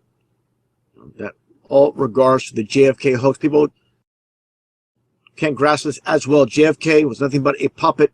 Was supposed to take place on Elm Street. The nightmare on Elm Street was nothing but a fabricated hoax. This world's a stage, just like a movie, no difference whatsoever. Take a look here. I find this interesting as well with this one cop. So all the other cops around, you see them with black rifles, guns. What do you see here? There's one cop with an orange gun. Let's take a closer look here. And just more mockery. What is going on in this world? All about the occult of 33 when it comes to Freemasonry. This world, again, is nothing what it seems. People call so-called conspiracy theorists crazy, but they don't, again, realize we just live in a crazy world run by these psychopath Freemasons at the very top. that are pulling the strings from behind the scenes.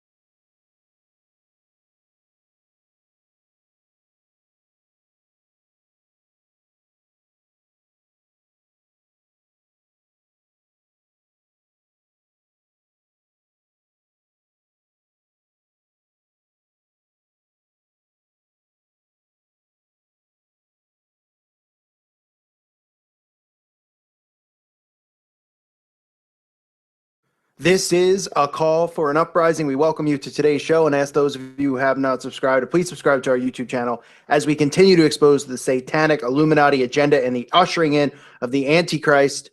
We've been discussing on this channel about martial law, and now, as you can see, it's becoming more and more imminent that that's what is coming in the upcoming months, potentially. We see these events occurring. This is not the end of these events. What you're seeing now is an outcry from celebrities, politicians, all of these false idols, as they are now manipulating and working the crowd. They are working the masses out there in the choosing sides. Now you're seeing celebrities come out and say, what can we do to stop this? What can we do to stop this? We all need to use our power of celebrity to stop it, which means to take away guns, which means gun control, which means martial law. Like I said in the videos I did yesterday on these events, they cannot just get rid of white police officers to solve the problem that they've created, because that's what it is. It's a fake problem that they've created, a staged problem. None of these events are real that are taking place.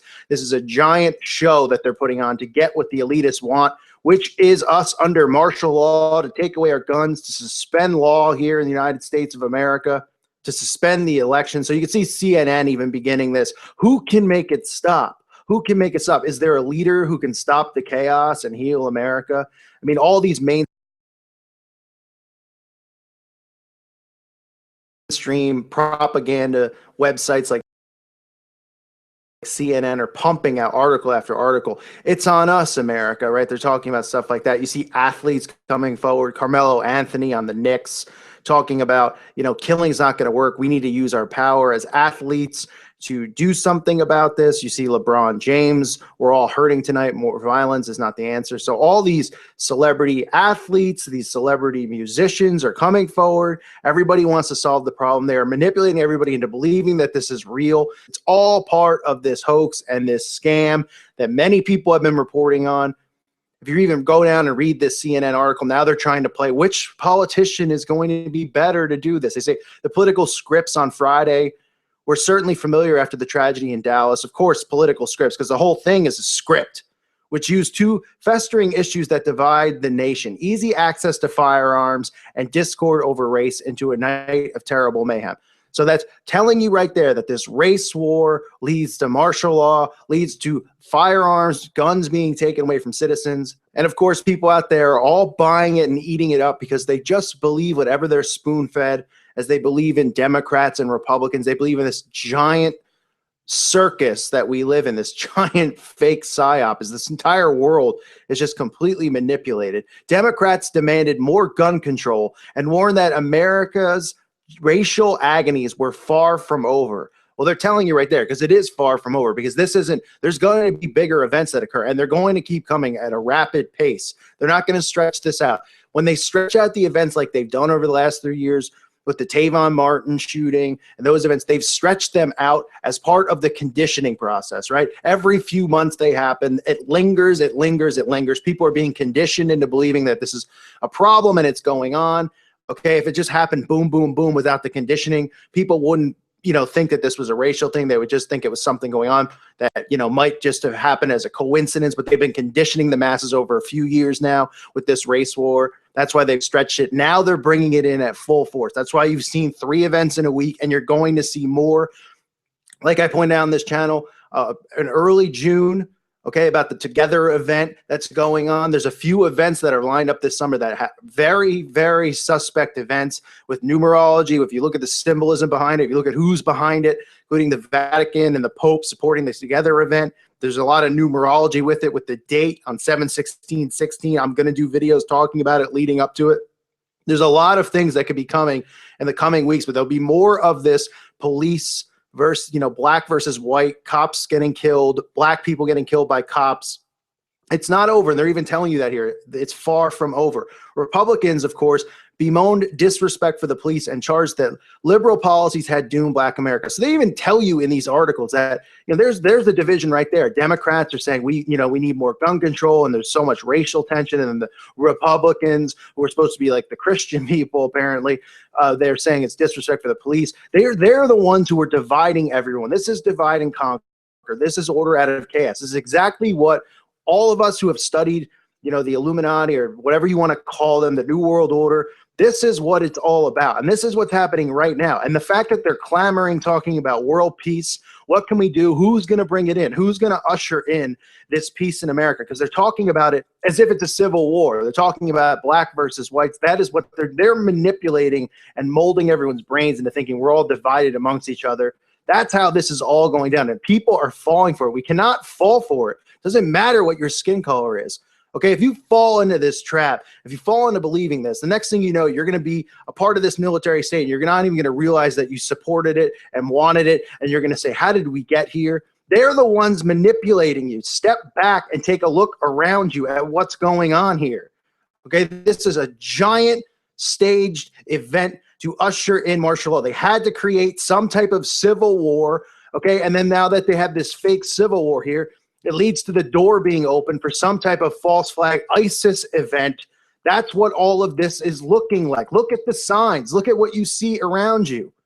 You get Obama coming out and saying, we also know when people are armed with powerful weapons, unfortunately, it makes attacks like these more deadly and more tragic. So, I mean, it's the same stuff they push, but you have to understand now it's coming in rapid pace. And it's for a lot of reasons. It's part of their plan, obviously. It's part of their agenda. And a lot of these guys, you have to understand, a lot of these guys are old, crypt keepers, like George Bush Sr., okay, like Queen Elizabeth. These crypt keepers or gatekeepers, which is really what they are, they want this to happen in their lifetime. They put so much work over the last 60, 70, 80 years of molding this New World Order and creating this entire world of the industrial age, of the working 9 to 5, distracting everyone constantly, creating this false freedom of go to work so that you can pay, the money you make, you can pay us right back with groceries and rent because you're not self-efficient. You can't be self-dependent. You don't know how to farm. You don't know how to take care of yourself. We take care of you. You're dependent upon us. Reality that we live in. They are the ones who really got this thing in high gear, not just those specific individuals. You get Kissinger, you get all of them, the Rothschilds, the Rockefellers. David Rockefeller looks like he just rolled out of Dracula's tomb. The guy's 101 years old. Okay, these henchmen, these guys who have set the seeds for all of these years, they want it to happen in their lifetime. They want to see it happen before they croak. It's important to them to see this go down because they're the ones who have laid the foundation. All of these old hags that are just somehow miraculously, they all seem to live. David Rockefeller is 101 years old. They didn't get cancer, didn't get sick. Oh, must have good genes, right? Yeah, must have all of the modern medicine that the rest of us don't have access to keep him alive. The guy looks like, look at the guy, for crying out loud. Guy looks like a straight up demon. So all of these people, they want it now, and you're going to see rapid fire. There's going to be more events coming. You can see the signs everywhere pointing to it. You're going to get the mainstream push from the media. Who can save the day? Who's going to be the one that's going to come in? Who's going to be the white knight? And what's it going to be that stops all of this? And it's going to be martial law that stops all of this. The problem isn't just going to go away. And I don't understand how people out there don't see it. How's the problem going to go away when they create the problem? When the elitists are the ones creating the problem, how is it going to go away unless they get the agenda that they want? They're the ones that created this. And this is going to stop, and they're going to go, okay, we're no longer hiring white police officers. We're only going to hire black police officers and Latino and some Asian police officers. But no whites are now allowed to be cops. What do you think is going to turn into discrimination against hiring white people as cops? Of course not. Of course it's not going to be that. It's not going to be any kind of a discrimination thing. They're just going to keep creating these these hoaxes. They're going to keep creating these staged events. You're going to see more of the staged cop killing, more of the staged innocent blacks, cops just walking up to the car and shooting a black person for no reason. And people just go, oh, they don't think and go, why would the guy do that? The guy's got kids. The guy's got, he's got a job. He's making a decent living. He's got a career. He doesn't know who this black guy is. He's got no reason, no intent to kill him just because he's black. Like, he doesn't go to the grocery store and see a black person and want to do it there. I mean, he just decides to walk up and shoot the guy in the car. I mean, it's all ridiculous. The police knowing that the microscope that they're under, with this false flag, with all of this stuff, just pretend it was real. Pretend this all was real and not made up. That these police officers wouldn't use common sense and say, all right, listen, as white cops, we're under a microscope here. Look at all these other guys that have gotten fired, they've got persecuted, that have gone to court, have gone to jail. We have to be extra careful. So we should probably treat black people with a lot of common courtesy. Right? We probably should. Oh no, they're just going up to cars, shooting the black person, going, I'm gonna get away with it, right? I'm gonna go up and kill this black guy for no reason. I'm gonna get away with it because I'm just gonna say it's something else. It won't make national news and be, thrown everywhere down my face. I mean, it's unbelievable. Let's think a little bit here. Let's use common sense and think how the brain works. Just put yourself in these situations. These people aren't being, extra careful. These cops aren't walking on eggshells. I mean, it's unbelievable, really. Is then you get the Dallas shooting. The guy just had this whole thing planned out by himself strategically, and he was shouting to the witnesses that he only wanted to kill white people, white cops specifically. Oh, yeah, so when you're in the mindset of murder and kill and you want to go do this, you're just going to some witness walks by who happens to be black, and he's black, and he says, I'm just going to kill the white people. I mean, it's unbelievable, and nobody questions it. Nobody sits back and goes, this is a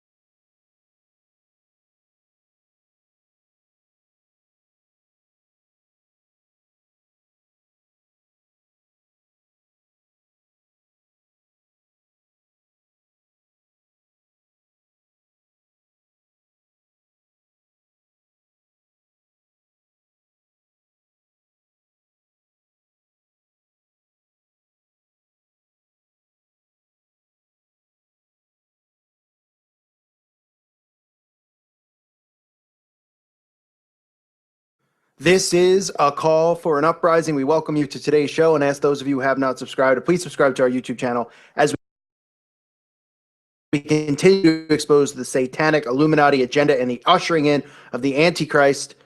We've been discussing on this channel about martial law, and now, as you can see, it's becoming more and more imminent that that's what is coming in the upcoming months. Potentially, we see these events occurring. This is not the end of these events. What you're seeing now is an outcry from celebrities, politicians, all of these false idols, as they are now manipulating and working the crowd. They are working the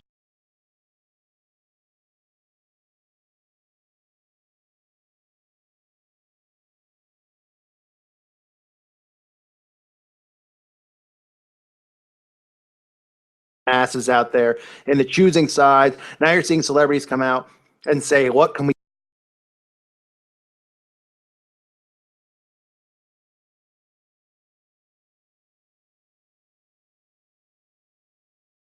do to stop this? What can we do to stop this? We all need to use our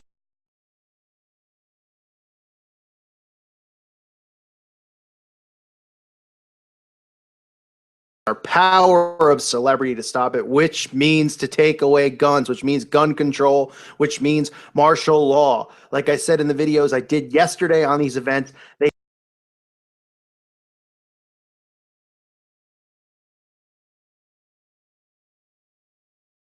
cannot just get rid of white police of the problem that they've created, because that's what it is. It's a fake problem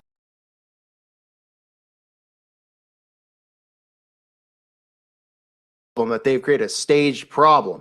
None of these events are real that are taking place. This is a giant show that they're putting on to get what the elitists want, which is us under martial law, to take away our guns, to suspend law here in the United States of America, to suspend the election. So you can see CNN even beginning this. Who can make it stop? Who can make it stop? Is there a leader who can stop the chaos and heal America? I mean, all these mainstream propaganda websites like CNN are pumping out article after article. It's on us, America, right? They're talking about stuff like that. You see athletes coming forward, Carmelo Anthony on the Knicks, talking about, killing is not going to work. We need to use our power as athletes to do something about this. You see LeBron James, we're all hurting tonight. More violence is not the answer. So all these celebrity athletes, these celebrity musicians are coming forward. Everybody wants to solve the problem. They are manipulating everybody into believing that this is real. It's all part of this hoax and this scam that many people have been reporting on.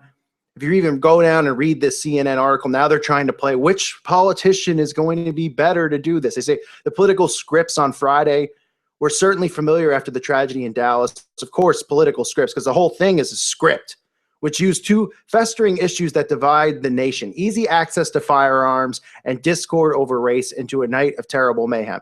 So that's telling you right there that this race war leads to martial law, leads to firearms, guns being taken away from citizens. And of course, people out there are all buying it and eating it up because they just believe whatever they're spoon-fed, as they believe in Democrats and Republicans. They believe in this giant circus that we live in, this giant fake psyop, as this entire world is just completely manipulated. Democrats demanded more gun control and warned that America's racial agonies were far from over. Well, they're telling you right there, because it is far from over, because there's going to be bigger events that occur, and they're going to keep coming at a rapid pace. They're not going to stretch this out. When they stretch out the events like they've done over the last 3 years with the Tavon Martin shooting and those events, they've stretched them out as part of the conditioning process, right? Every few months they happen. It lingers, it lingers, it lingers. People are being conditioned into believing that this is a problem and it's going on.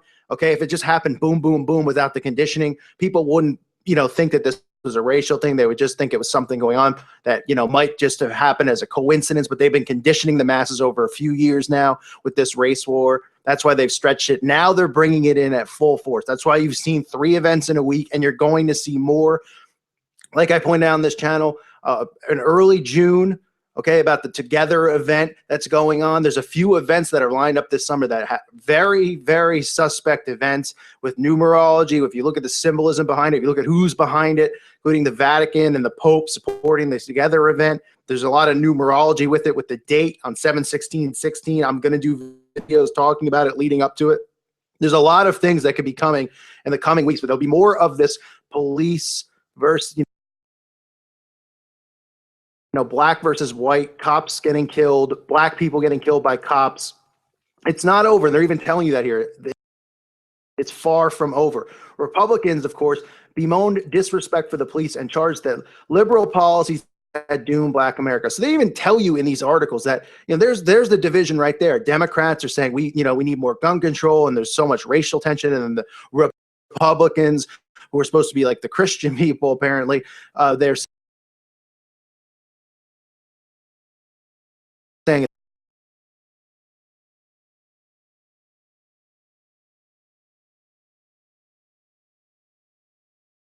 it's disrespect for the police. They're the ones who are dividing everyone. This is divide and conquer. This is order out of chaos. This is exactly what all of us who have studied, the Illuminati or whatever you want to call them, the New World Order, this is what it's all about. And this is what's happening right now. And the fact that they're clamoring,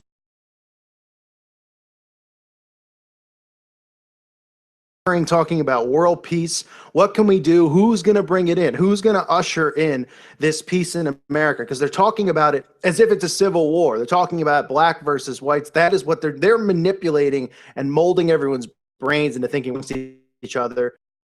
That's how this is all going down, and people are falling for it. We cannot fall for it. Doesn't matter what your skin color is. Okay, if you fall into this trap, if you fall into believing this, the next thing you know, you're going to be a part of this military state. And you're not even going to realize that you supported it and wanted it. And you're going to say, how did we get here? They're the ones manipulating you. Step back and take a look around you at what's going on here. Okay, this is a giant staged event to usher in martial law. They had to create some type of civil war. Okay.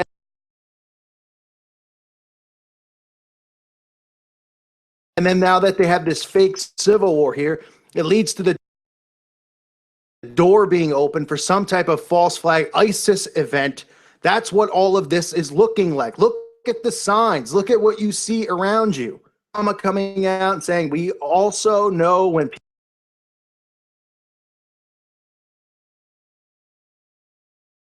people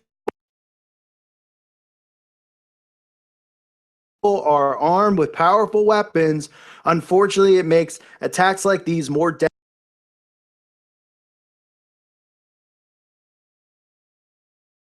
deadly and more tragic. So, I mean, it's the same stuff they push, but you have to understand now it's coming in rapid pace. And it's for a lot of plan, obviously. It's part of their agenda. And a lot of these guys, you have to understand, a lot of these guys are old keepers, like George Bush Sr., okay, like Queen Elizabeth. These crypt keepers or gatekeepers, which is really what they are, they want this to happen in their lifetime. They've put so much work over the last 60, 70, 80 years of molding this new world order and creating this entire world of the, you know, the industrial age of the working 9 to 5, distracting everyone constantly, creating this false freedom of go to work so that you can pay, you know, the money you make, you could pay us right back with groceries and rent because you're not self-efficient. You can't be self-dependent. You don't know how to farm. You don't know how to take care of yourself. We take care of you. You're dependent upon us. Reality that we live in. They are the ones who really got this thing in high gear, not just those specific individuals. You get Kissinger, you get all of them, the Rothschilds, the Rockefellers, you know, David Rockefeller looks like he just rolled out of Dracula's tomb. The guy's 100.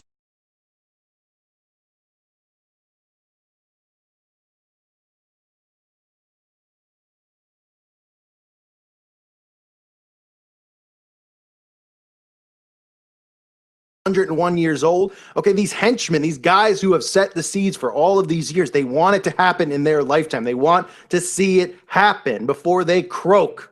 It's important to them to see this go down because they're the ones who have laid the foundation. All of these old hags that are just somehow miraculously, they all seem to live. You know, David Rockefeller is 101 years old. They didn't get cancer, didn't get sick. Oh, you know, must have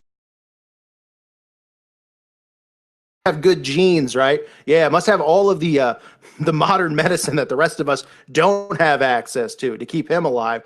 The guy looks like, I mean, look at the guy, for crying out loud. Guy looks like a straight up demon. So all of these people, they want it now, and you're going to see rapid fire. There's going to be more events coming. You can see the signs everywhere pointing to it. You're going to get the mainstream push from the media. You know, who can save the day? Who's going to be the one that's going to come in? Who's going to be the white knight? And what's it going to be that stops all of this? And it's going to be martial law that stops all of this. The problem isn't just going to go away. And I don't understand how people out there don't see it. How's the problem going to go away when they create the problem? When the elitists are the ones creating the problem, how is it going to go away unless they get the agenda that they want? They're the ones that created this. And this is going to stop, and they're going to go, okay, we're no longer hiring white police officers. We're only going to hire black police officers and Latino and some Asian police officers. But no whites are now allowed to be cops. What do you think is going to turn into discrimination against hiring white people as cops? Of course not. Of course it's not going to be that. It's not going to be any kind of a discrimination thing. They're just going to keep creating these hoaxes. They're going to keep creating these staged events. You're going to see more of the staged cop killing, more of the stage innocent blacks, you know, cops just walking up to the car and shooting a black person for no reason. And people just go, oh, they don't think and go, why would the guy do that? The guy's got kids. The guy's got, you know, he's got a job. He's making a decent living. He's got a career. He doesn't know who this black guy is. He's got no reason, no intent to kill him just because he's black. Like, he doesn't go to the grocery store and see a black person and want to do it there. I mean, he just decides to walk up and shoot the guy in the car. I mean, it's all ridiculous. You know, the police knowing that the microscope that they're under, with this false flag, with all of this stuff. Just pretend it was real. Pretend this all was real and not made up. That these police officers wouldn't use common sense and say, all right, listen, as white cops, we're under a microscope here. Look at all these other guys that have gotten fired, they've got persecuted, that have gone to court, have gone to jail. We have to be extra careful. So we should probably treat black people with a lot of common courtesy. Right? We probably should. Oh no, they're just going up to cars, shooting the black person, going, I'm going to get away with it, right? I'm going to go up and kill this black guy for no reason. I'm going to get away with it because I'm just going to say it's something else. It won't make national news and be, thrown everywhere down my face. I mean, it's unbelievable. Let's think a little bit here. Let's use common sense and think how the brain works. Just put yourself in these situations. These people aren't being, extra careful. These cops aren't walking on eggshells. I mean, it's unbelievable, really. Then you get the Dallas shooting. The guy just had this whole thing planned out by himself strategically, and he was shouting to the witnesses that he only wanted to kill white people, white cops specifically. Oh, yeah, so when you're in the mindset of murder and kill and you want to go do this, you're just going to some witness walks by who happens to be black, and he's black, and he says, I'm just going to kill the white people. I mean, it's unbelievable, and nobody questions it. Nobody sits back and goes, this is a little suspicious. This is a little bit weird. Look at the acting, in the car where the woman's boyfriend is shot right in front of her. I mean, I know it's a small part, but could we get a better actor? I mean, they're getting so careless with these crisis actors. And you know what? They're laughing about it because they know. They're not looking at it going, wow, what an amazing job the crisis actors are doing. They're just going, wow, how dumb have we made society? That's what they're saying. They're going, look, we've dumbed them down so much that let's look for really bad actors. You get the one guy at the Orlando hoax. The guy was laughing while he's being interviewed. He was being fed lines. You go listen to the video on Russian vids. He's got a great video about it. The guy's being fed lines. I mean, fed lines. You can hear it off the air. We're telling him what to say, and he's laughing. And the elitists aren't going, whoa, whoa, whoa, we need to get better actors. They're going, who cares? These people are so stupid. They're going to do whatever we say because nobody's going to question anything. And that's why people have to use their voice and speak up against it. So this whole thing, this whole stage event is not going to stop. And we could see the ushering in of the Antichrist because they're clamoring for world peace here. So a lot of prophecy is being fulfilled in front of us, and nobody sees it. Nobody's looking at it as Bible prophecy, and nobody's looking at, this obsession that they have with this military state to get our guns and have total control. And people are, there's going to be people that fight against it. Of course there are, because they want their guns, and a lot of them won't even have a clue about the New World Order. They just want their guns because they're obsessed with their guns, right? People don't realize that the guns are needed to protect yourself against these elitists and what they have planned. But unfortunately, it gets put out there as, oh, these people are just gun advocates. They're obsessed with their guns. And these events are going to continue to happen. They're going to continue to happen right in front of us. These celebrities are now going to continue to say, let's use our power. We need peace. Everybody needs to band together. This whole one movement. You've seen all the signs around you, right? The Super Bowl, they're talking about one love, 111, all the music songs that are called one. This is all about one. It's about a one world order, a one world government, a new world order. That's what it's about. So everybody gets together as one. We bring in a military state. That's the way to solve it, because they're not going to be able to solve it another way. They're not going to be able to go, come on, white people, stop killing black cops, because it's not real. They're the ones staging it. So it's going to continue to go on until they get what they want. That's what the point is. Okay, it's going to go on. These fake stage events are going to go on until they decide that they're going to push in martial law. And when they decide that they feel that everybody is ready and prepared and ready to accept it. And people are going to be, because these celebrities are going to now start pushing it. Actors, athletes, musicians, you name it, politicians, everybody's going to be on board. They'll probably have Trump against it, of course, to still make him look like he's anti-New World Order. But all of this stuff is going down right now. So keep your eyes open. Don't be surprised if more events occur in the upcoming days, because they are pushing this rapidly at full force. The agenda is, it's all of this stuff looks like it could be going down before the elections. That's just my opinion on it, from looking at it, from, connecting the dots and seeing all these things. These, I don't believe in coincidences, obviously. So all of these things that you look at, it just looks like we could be on the cusp of martial law. We could be on the cusp of a major false flag event happening in America. So keep your eyes open, try to connect the dots and look at the signs, and not fall for these events, and not let them play with your emotions, because that's what they do. They play with your mind. They play with your emotions. It's all part of this staged event. It's like a rat in a cage. That's exactly what it is. It's like a rat or an animal in a cage where they know if they do this, that the animal will do that. That's how they treat us, like cattle. because they know how the brain works. They know how mind control works. That's this whole thing is pretty much like all of us being inside a giant rat cage, and they're on top of the cage, dangling the cheese, making us run through the maze, or there's no escape from it, but they play with our emotions. I mean, that's what this is completely. So don't fall for it. I thank you for listening to today's show. God bless all of you and your families.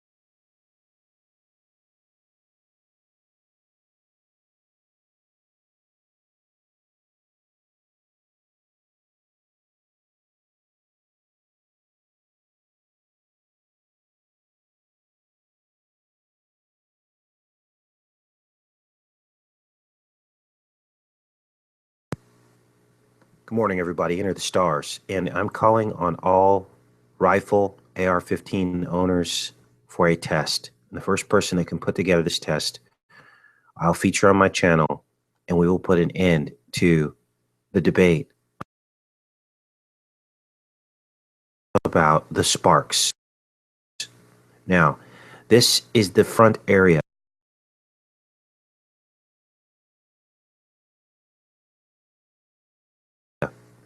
of where the shootout took place, in which we saw all the sparks.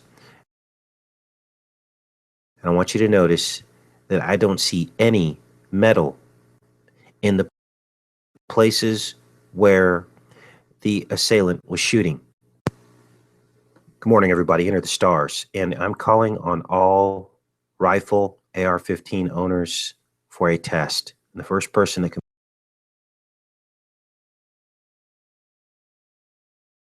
put together this test, I'll feature on my channel, and we will put an end to the debate about the sparks. Now, this is the front area of where the shootout took place, in which we saw all the sparks. And I want you to notice that I don't see any metal in the places where the assailant was shooting. There is no metal here. This is all concrete. So in recreating this test, please listen carefully to this video. This test needs to be done at night. It needs to be done on concrete that is similar to the concrete that you're seeing in this picture.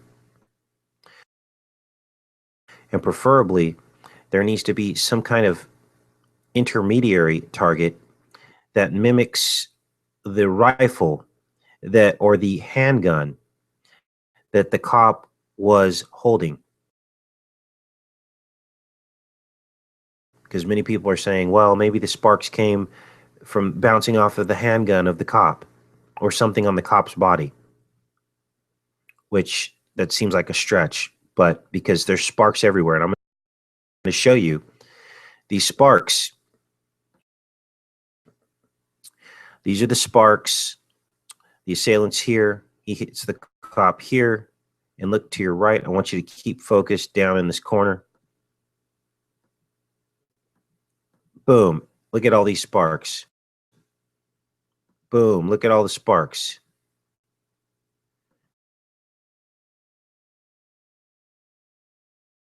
This reminds me of the sparks we saw at the terrorist thing that happened in, what was it, France? Inside the cafe. Remember those sparks that we saw? Boom, more sparks. That's a lot of sparks, you guys. Boom, sparks against this wall here. Sparks against this wall here.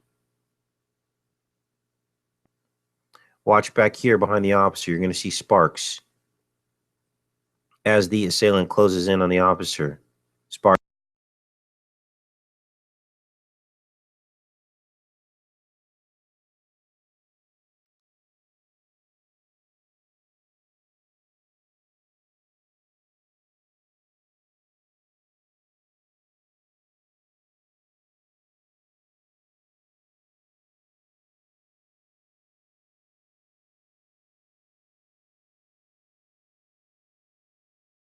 A night test is what we need, you guys.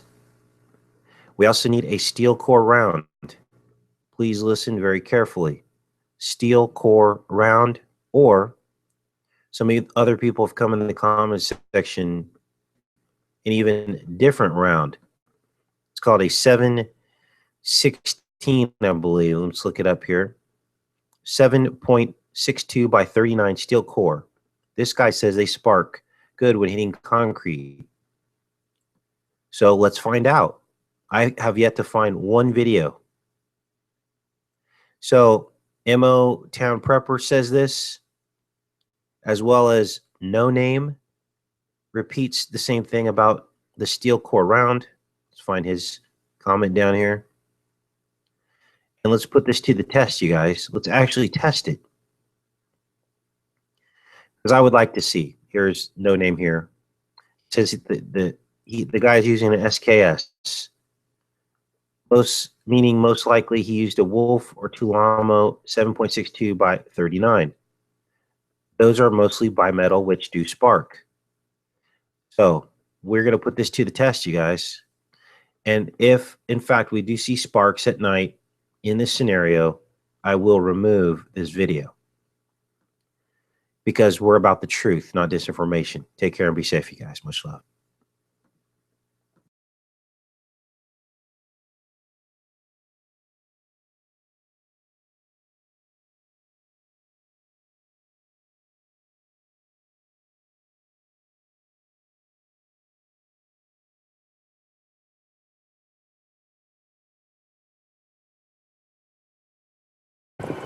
Hey guys, it is Stars, and I'm really sorry.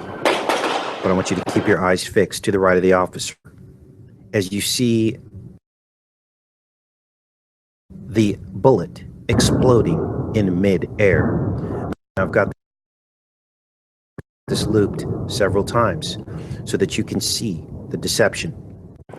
Hey guys, it is Stars, and I'm really sorry. But I want you to keep your eyes fixed to the right of the officer. As you see the bullet exploding in mid-air. I've got this looped several times so that you can see the deception. Normal bullets don't do this. Normal bullets do not explode in mid-air. And as you can see, something is not right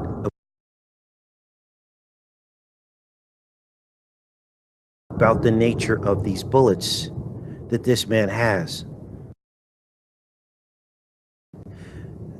The speed, the bullet literally stops in midair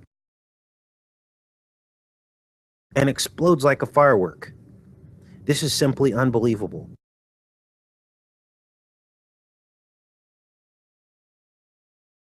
Now, I'm going to let this play over and over again, and I want you to watch this in slow motion until you begin to understand what is happening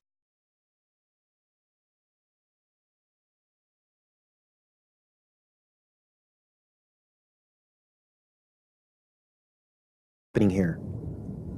I also want you to notice that we are trying to do a test of these sparks, and it seems as though there are many forces at work that do not want this test to happen. We're working with a few people. Whoever can come up with this test, we're going to put together a live show with the test to try to recreate this spark, which I believe through some research that it is not possible. It is a special effect. Now, notice that I'm not saying that nobody died. I'm not saying that this whole event is fake. I'm looking at one particular scene and I have questions, and I have the right to have questions. And anybody in their right mind would not simply accept what they're told by the news without looking to see for themselves. If it's gotten to that point in this country where people are criticized for asking questions, then I don't, who wants to be part of this country anymore? You want to accept the news and be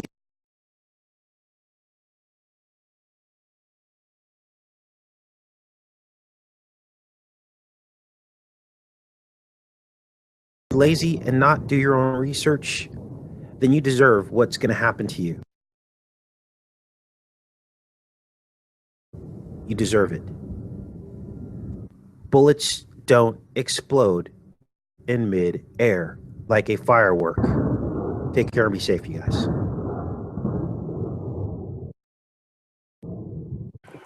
Hey guys, enter the stars, and I'm really sorry, but I want you to keep your eyes fixed to the right of the officer as you see the bullet exploding in mid-air. Now I've got this looped several times so that you can see the deception. Normal bullets don't do this. Normal bullets do not explode in midair. And as you can see, something is not right about the nature of these bullets that this man has. The speed, the bullet literally stops in midair and explodes like a firework. This is simply unbelievable. Now I'm going to let this play over and over again, and I want you to watch this in slow motion until you begin to understand what is happening here. I also want you to notice that we are trying to do a test of these sparks, and it seems as though there are many forces at work that do not want this test to happen. We're working with a few people. Whoever can come up with this test, we're going to put together a live show with the test to try to recreate this sparking, which I believe through some research that it is not possible. It is a special effect. Now, notice that I'm not saying that nobody died. I'm not saying that this whole event is fake. I'm looking at one particular scene and I have questions, and I have the right to have questions. And anybody in their right mind would not simply accept what they're told by the news without looking to see for themselves. If it's gotten to that point in this country where people are criticized for asking questions, then who wants to be part of this country anymore? You want to accept the news and be lazy and not do your own research, then you deserve what's going to happen to you. You deserve it. Bullets don't explode in mid-air like a firework. Take care and be safe, you guys.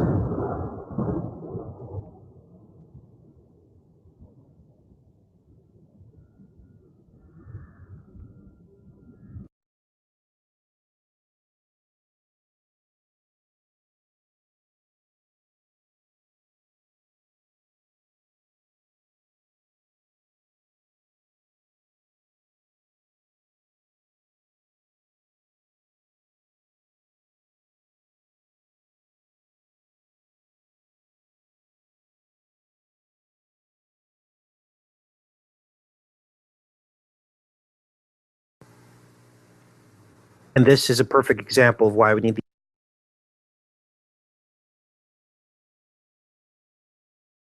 the alternative media to ask questions.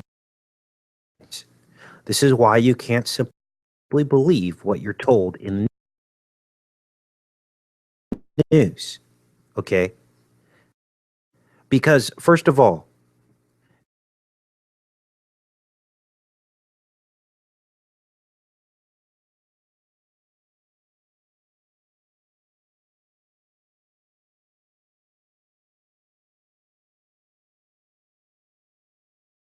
a trained sniper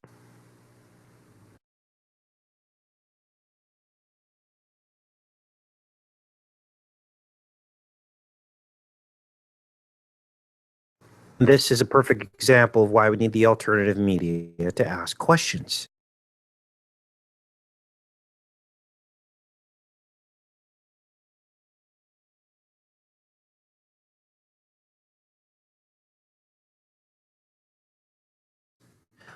This is why you can't simply believe what you're told in the news.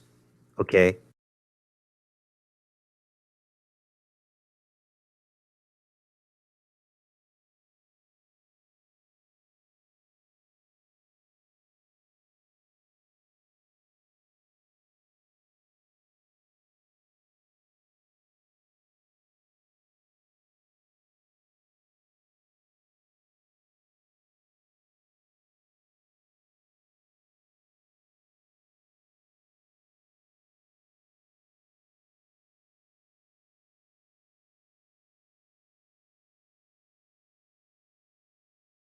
To fight odds 100 to 1.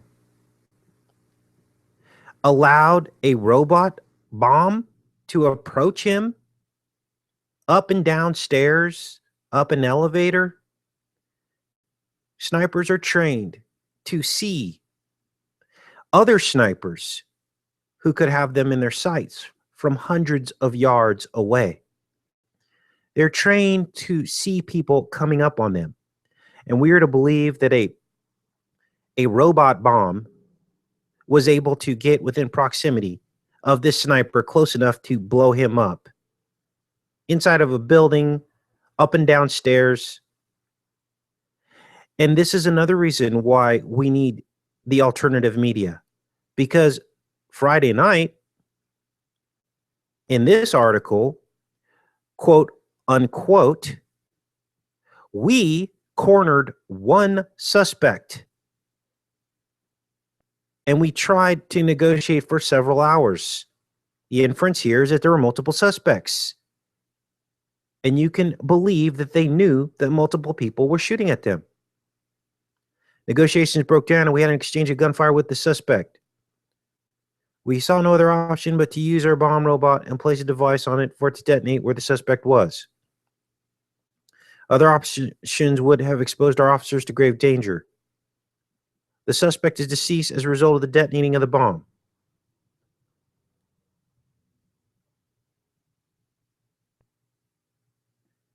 So now, one suspect was cornered, supposedly by this device that magically goes up and down stairs and elevators. And there were several suspects, and all of a sudden there's one suspect. Used a robot bomb to kill one of the shooting suspects.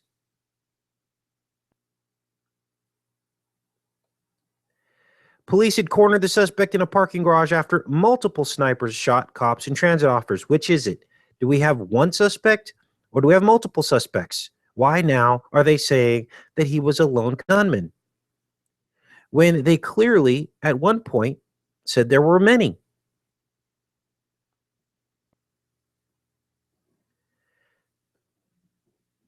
So when I get the type of attacks that I do, this is what makes me believe in what we do. To believe the story that you're just handed is ludicrous. Like a child that just believes what their parent tells them, knowing the parent's lying to them to protect the child. Well, this is the new world order we live in. They tell you what they want to tell you. And there's no reason for you to believe what you're told unless you check it out for yourself. Take care and be safe, you guys.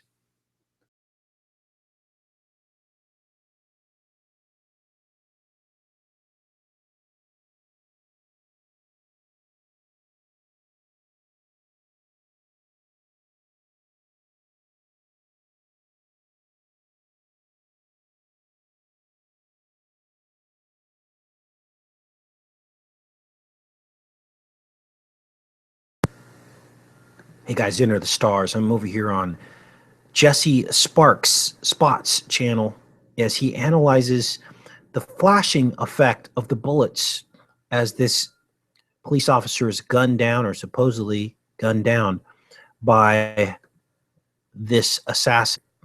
And here I'm going to show a quick shot of this, and you're going to see all of the sparks going off. Now, these aren't just a few sparks and lots of sparks, as you can see here. I want you to watch this here.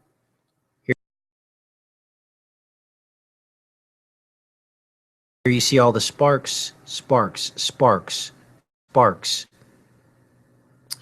Now I want you to consider the fact that bullet sparks are a myth in the world of fiction. When bullets hit a surface,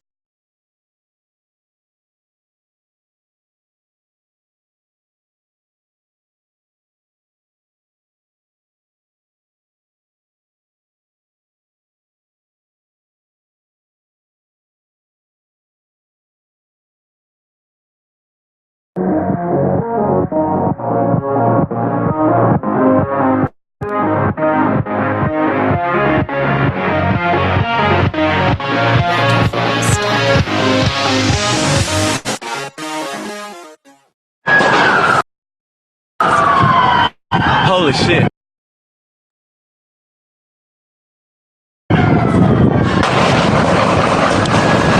Holy shit. There's an officer out right there.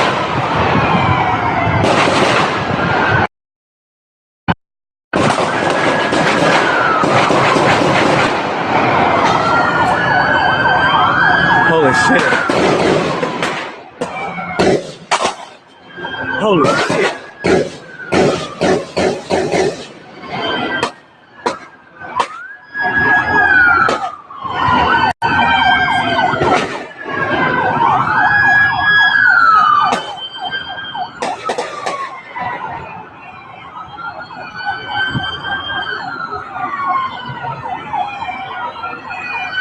They're shooting right now, and there's an officer down.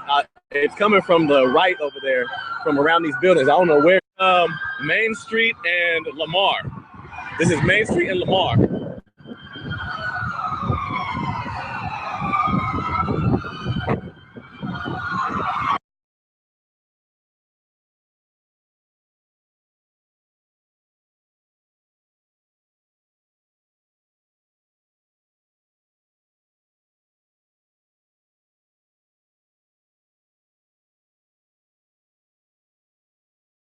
Good morning. It's 8 July 2016, 876. Welcome. There was a shooting in Dallas at 9 p.m. last night. Supposedly one sniper took out 12 Dallas police officers as people mulled around. First of all, how does a sniper kill 5 police officers and wound 7 with a bolt-action sniper rifle? Second, since the shooter had felonies, where did he get the rifle? Third, some of those on TV looked awful familiar, like the Boston bombing people. Same actors, right? Yep, right out of Pima, Arizona. Fourth, why are the people standing around if there's a sniper shooting, right? And why did the initial report say there were 3 snipers? Fifth, how could the suspect tell police he did this alone if he was blown up using a drone carrying a bomb? That's right. The police killed him using a drone carrying a bomb. Boom, blew up the drone and killed him, blew his body parts clear across the universe. So how did he tell the police, I did this alone? Nobody else was involved. This alone. He told the police he did this alone, but he was blown up with a bomb. So how did he tell the police he did it alone? This whole thing stinks to high heaven. And finally, why are people just mulling around when there are shooters in 3 different locations? This is shooting number 9. We thought it would be Amarillo or San Diego, but Dallas had an anti-police rally, an opportunity for the CIA they couldn't pass it up. Now, here's the kicker, folks. Are you ready? This is the smartest, most intelligent audience. This audience that is now watching this knows exactly what's going on, and I appreciate each and every one of you. We're going to turn to the Wall Street Journal now. Understand, the Wall Street Journal is delivered to my house. I go to rewardsurvey.com. I get it for free. You can get it for free. 80% of the Wall Street Journal subscribers get it for free. This is not something you pay for. How did. So it's delivered to my house at midnight. That means it's just, I had a paper route. For 3 years, I understand this. That means it was distributed about 9 or 10 o'clock at night. It takes probably 4 hours to distribute all the newspapers. Now, it also takes several hours to print it, so it was probably printed at 6 or 7 o'clock at night. Okay, now, if it was printed at 7 o'clock at night, this is the Wall Street Journal. How did it have that story about the police shootings? Unless this was pre-done. Unless this was pre-done. So what we're saying is these photos were shot hours before the actual shooting. Now it appears that these were shot at night, so this had to have been done on a different night. So here we have an actual story being printed at least 2 hours before the shooting. Yeah, are you smelling a rat? That's why you're the smartest audience, the most intelligent, and the most active. Sorry, we put out 2 videos this morning. The CIA just couldn't pass this up.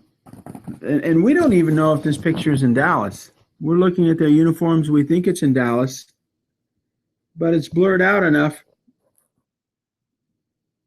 He said, Dallas police responded after shots were fired at a Black Lives Matter rally Thursday night. Thursday night. So this picture wasn't shot Thursday night. That's danged obvious. Jane, what's the weather report for Dallas? Jane, can you check it out? Again, we believe that the CIA office in New York City ran this shooting as well, just like the Orlando shooting. You know, time will tell. Now expect all kinds of gun control laws passed by executive order by President Obama. We pray that Congress turns to God and denies all of them, because once they eliminate the guns, those in Congress will be open to being shot, and they can't hide in their little underground shelters because they're filled with cyanide. Here's another one. 0% humidity, 99 degrees, partly cloudy. Partly cloudy. Okay, so it's partly cloudy. So the weather actually could, what they're showing on all the stories, it could be true. It's not raining there. Dallas shooter identified on Twitter. Yeah, you'll find out who the Twitter person was. Just track it right back to Langley, somebody in D.C. The Washington Post, people just milling around, shooting going on, and people just standing around. Obama's already got his video pre-recorded. Those are not United States flags that he's flying. This is, boy, he's got a lot more white hair than he did last week. This must be Obama number 6. Those are not American flags he's standing behind. Those are European flags. So what's going on in America? Well, apparently we have another CIA shooting. I mean, if that isn't blatant enough for you, then nothing will work. This thing was printed at 5 o'clock, 6 o'clock, 7 o'clock. I mean, it takes time to print tens of thousands of these locally. And they come out of, I believe, Seattle. So that's at least an hour drive to get here. That's at least 2 hours in distribution, and I get it at midnight. So that would make it 9 o'clock our time. Back up a couple hours for printing it. So that means they had to have printed this at least an hour before it occurred. Unfreaking believable. And there's Obama in Europe. This is a horrible event the CIA did. This is a horrible thing the CIA did. They set up a shooting to take away your rights. Oh, look at that. It's the same picture on the Wall Street Journal as the Washington Post. Amazing, isn't it? Absolutely amazing. And what's this guy got? He's got a frickin' orange pistol? Look at that. It's an orange pistol. What? Can't they come up with enough pistols? This guy, we got to focus in on this, folks. This is frickin' unbelievable. This cop has an orange pistol? Since when do cops... Oh, and that other cop, notice that piece of red there? Indicating blanks? Oh, a police officer with an orange pistol. What, do they have to go to a candy store? And what's that? When we use those in the military, we're using blanks. Well, he doesn't have a blank adapter, but he's got a red thing there. That might be part of a sign, but I don't know.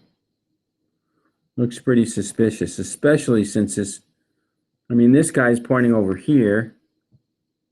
This guy's pointing up here. These two guys aren't even pointing.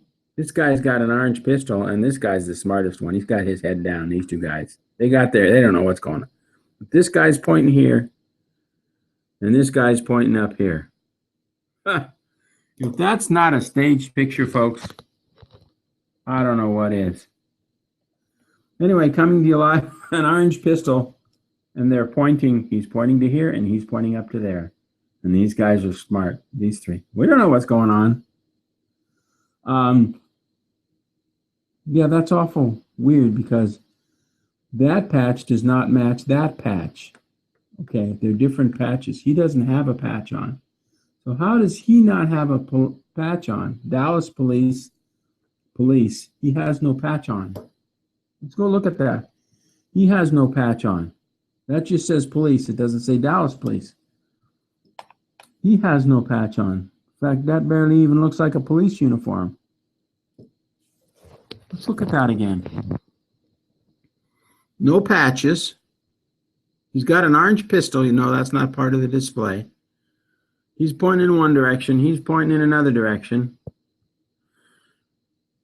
And they've got pistols with what appears to be a blank adapter, which is what we used in the military. Unfreaking believable. Unbelievable. So many stories of great courage. Coming to you live. Oh, there'll be heroes in this. They'll drag this story out for the next 2 weeks, and that's how you'll know it. That's how you'll know. Yeah, they'll have the funerals. That's how you'll know it's CIA, because it'll be drug out for the next 6 weeks. Coming to you live, folks, to the smartest, most intelligent, most active audience, praying that this stuff comes to an end. Thank you very much. You are the only audience in the entire media, all 1 million of you, that are praying that this comes to an end. Thank you for subscribing. We can donate money to places that keep the costs of products down, that cure cancer and autism. You guys are awesome. Thank you very much. God bless each and every one of you. You are the difference. Thank you and good night.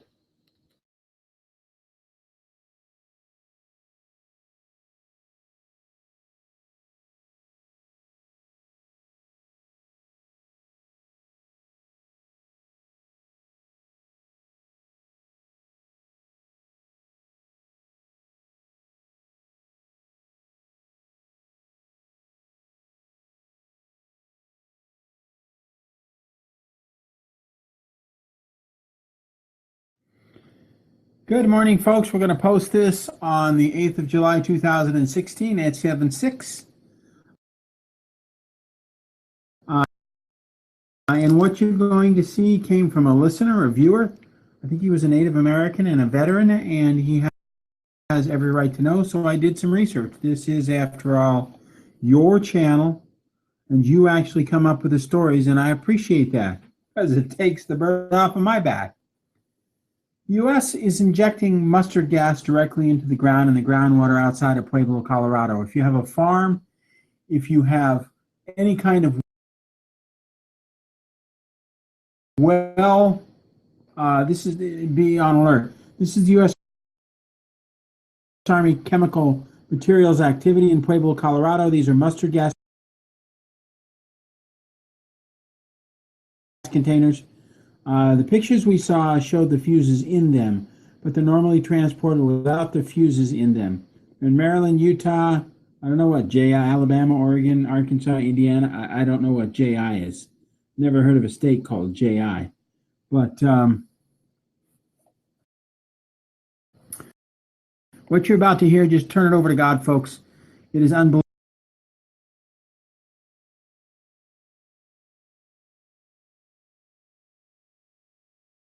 unbelievable what you're going to learn.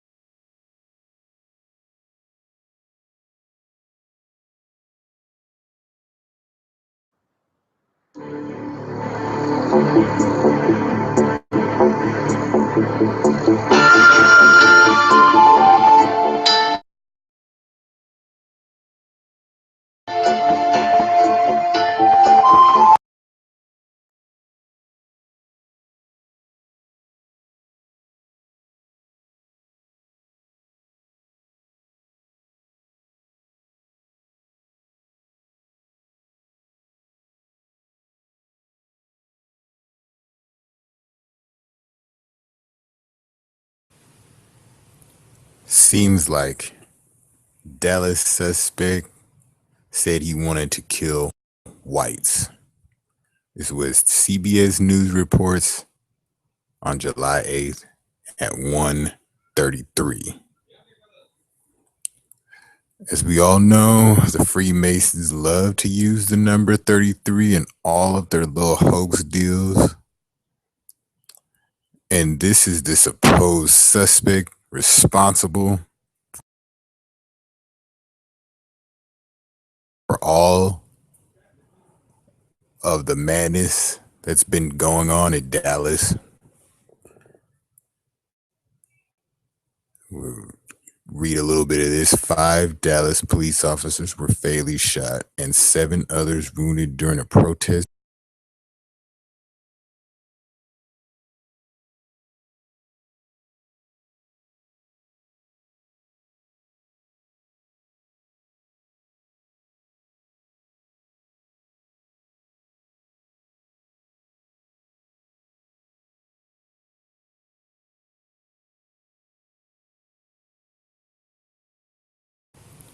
Seems like Dallas suspect said he wanted to kill whites.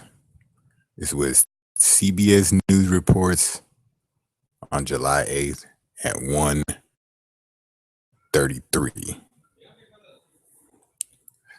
As we all know, the Freemasons love to use the number 33 in all of their little hoax deals.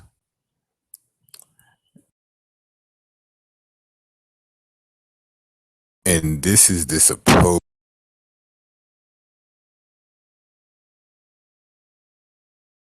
suspect responsible for all of the madness that's been going on in Dallas.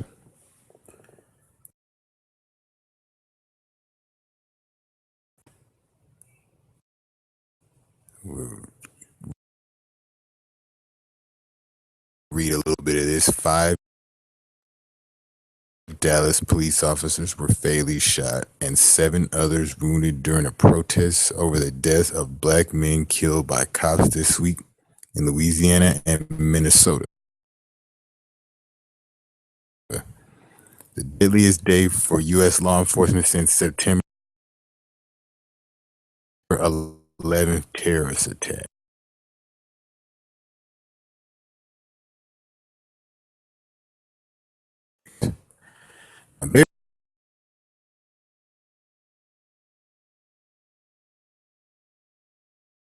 They're putting this guy and the others involved in some high ranks, and all they're doing is pushing gun control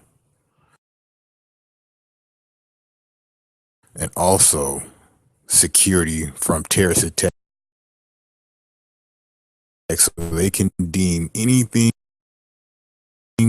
they want as a terrorist attack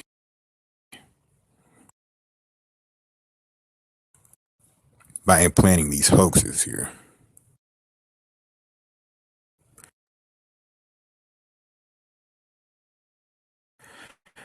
And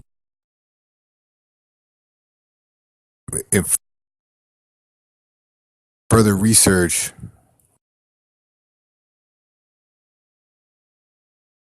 with this Micah Xavier Johnson, they were talking about he was an he was in the military and an ex police officer, but he was involved and had ties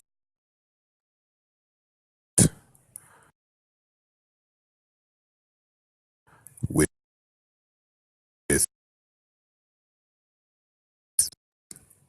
the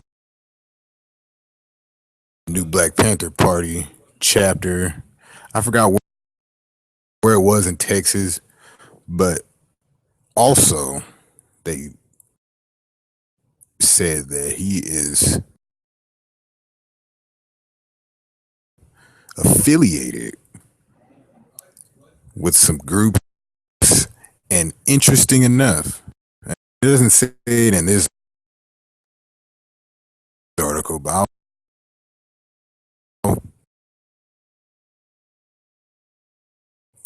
do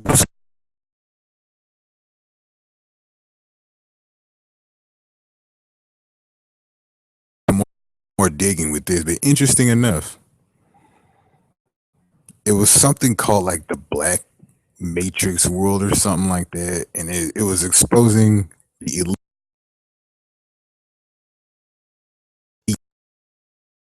elite white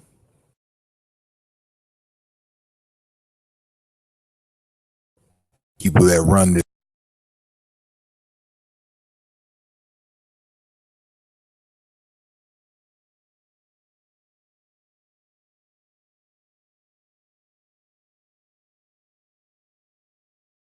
world, and they were saying he was affiliated with that. So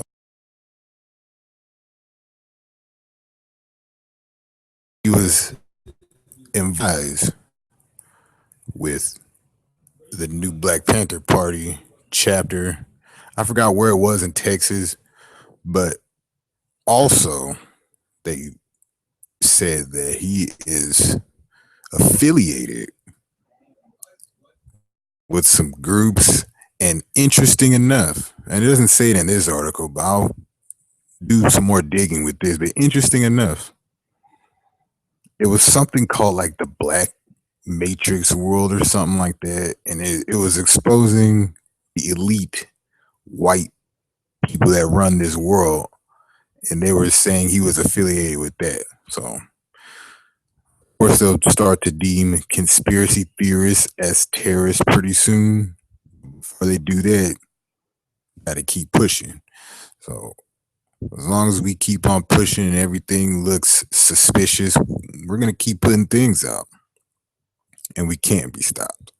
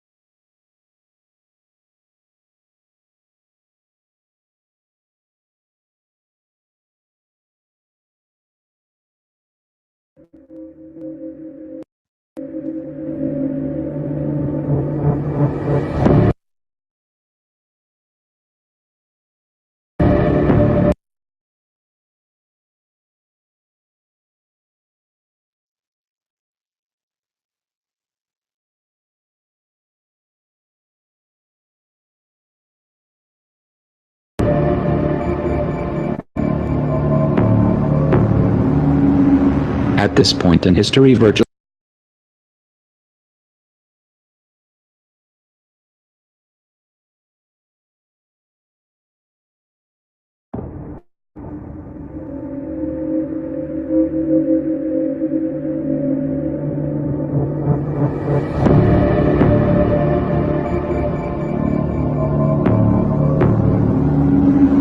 At this point in history, virtually every human on this planet is enslaved whether they know it or not.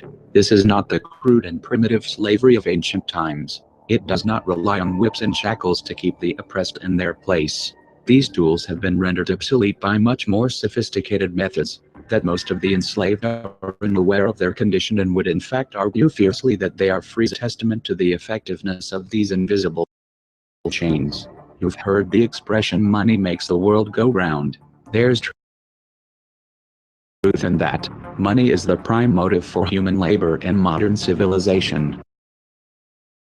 If you want food, shelter and clothing, you must have money, and unless you are part of the tiny minority who have more money than they could ever spend in their lifetime, then you must work, beg or steal for that money.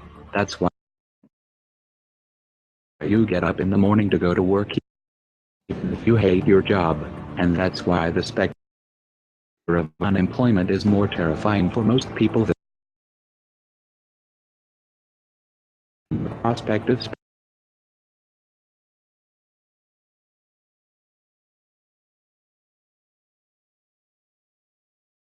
spending 50 years of their life for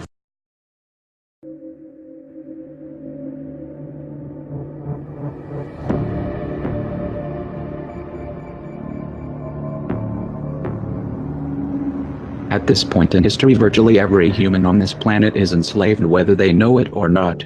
This is not the crude and primitive slavery of ancient times. It does not rely on whips and shackles to keep the oppressed in their place. These tools have been rendered obsolete by much more sophisticated methods, that most of the enslaved are unaware of their condition and would in fact argue fiercely that they are free, is a testament to the effectiveness of these invisible chains. You've heard the expression, money makes the world go round.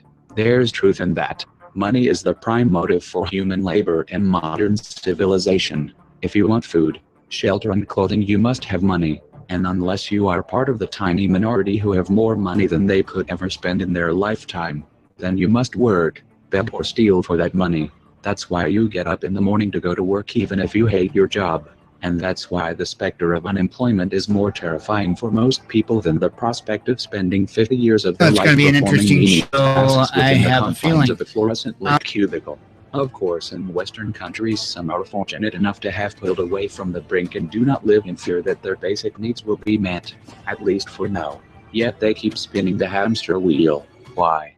Because money and the bling it ties have become symbols of status and prestige. Money offers an illusory form of social validation, but even those who are not caught up in distinguishing themselves by how much they accumulate still just acknowledge the social stigma that comes with poverty. The combination of these primal motivators, the need for food, shelter, clothing, and social validation, is a very powerful force. It's enough to drive humans to engage in all forms of activity, even to the point of harming themselves or others in the process. The accumulation of money is therefore an accumulation of social and psychological power, and those who control the creation of money control this power at its source. So who controls the creation of money? Well, in the case of the US dollar, it's not the government. This shouldn't be an earth-shattering revelation.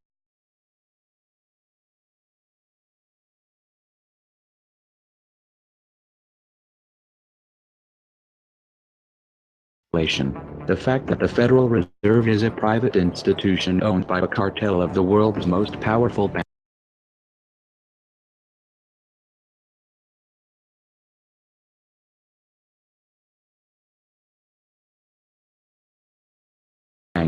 is quickly becoming common knowledge.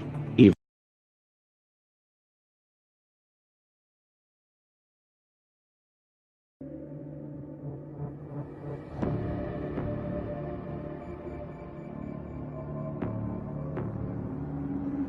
At this point in history, virtually every human on this planet is enslaved whether they know it or not.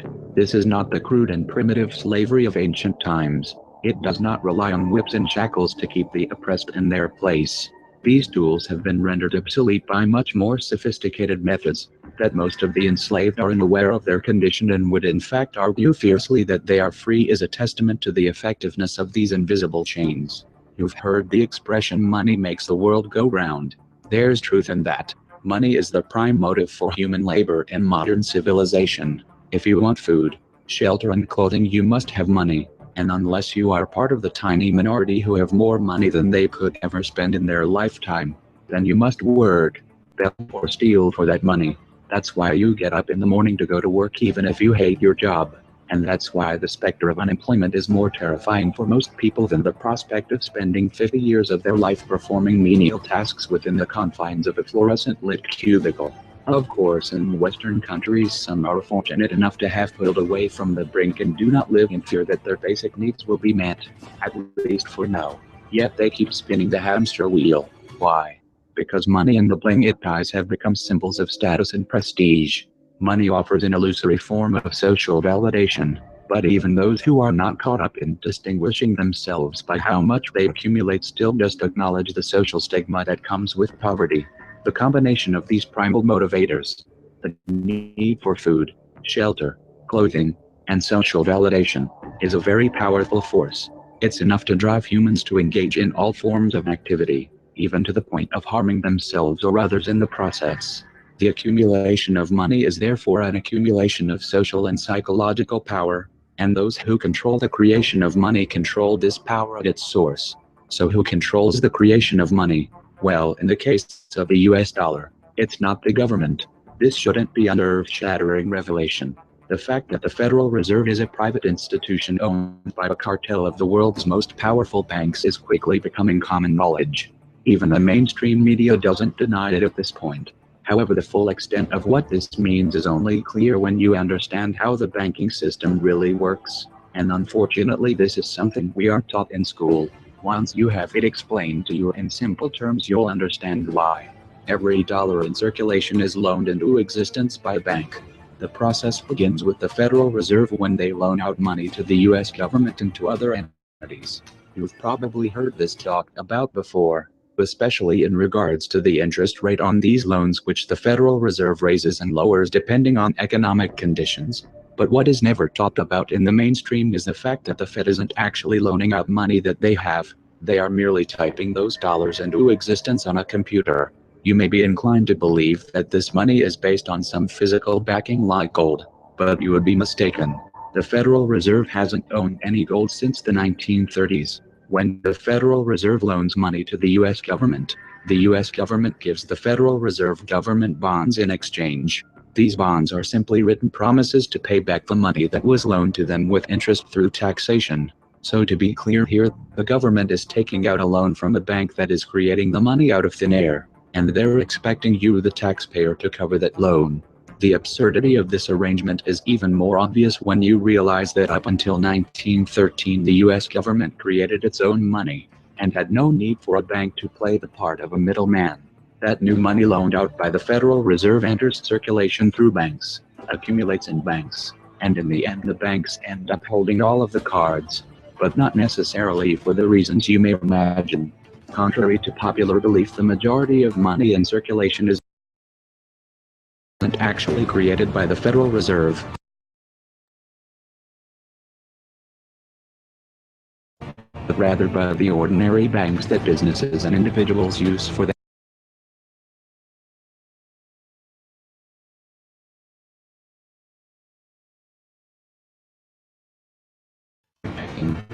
savings and mortgages. How is this possible?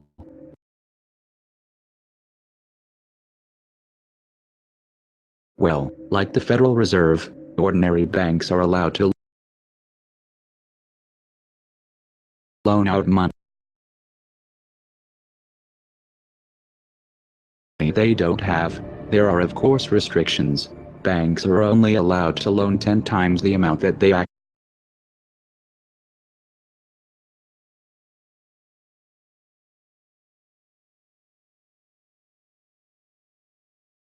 actually have.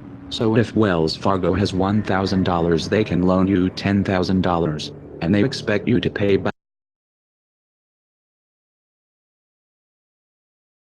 that $10,000 plus interest.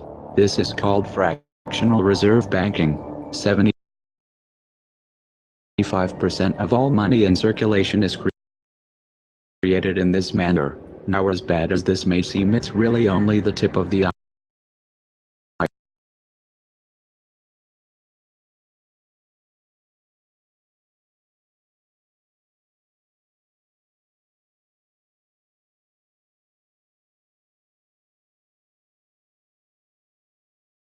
iceberg.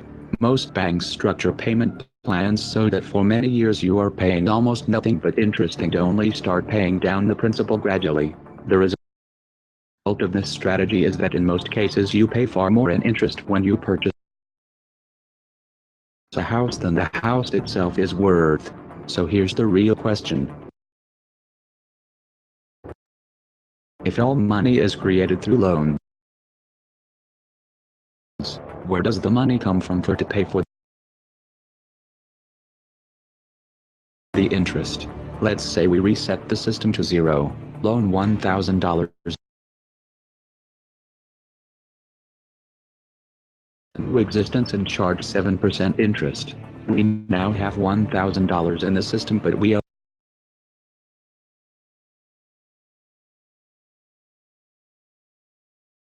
$1,000 plus interest, and that's more. The money to pay the interest doesn't exist, never has, never will. This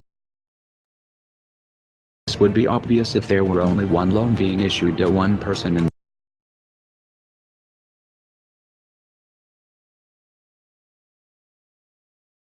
this manner, but when performed on a global scale, the reality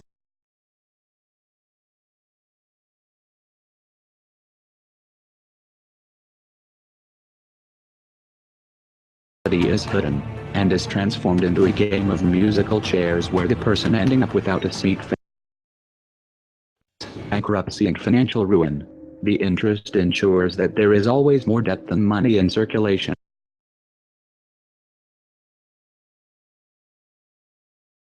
Because every dollar in existence is tied to a debt. This creates an unseen force that draws those dollars back to the bank.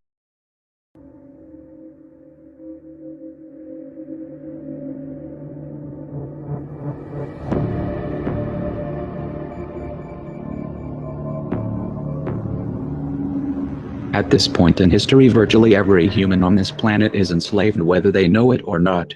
This is not the crude and primitive slavery of ancient times. It does not rely on whips and shackles to keep the oppressed in their place. These tools have been rendered obsolete by much more sophisticated methods. That most of the enslaved are unaware of their condition and would in fact argue fiercely that they are free is a testament to the effectiveness of these invisible chains.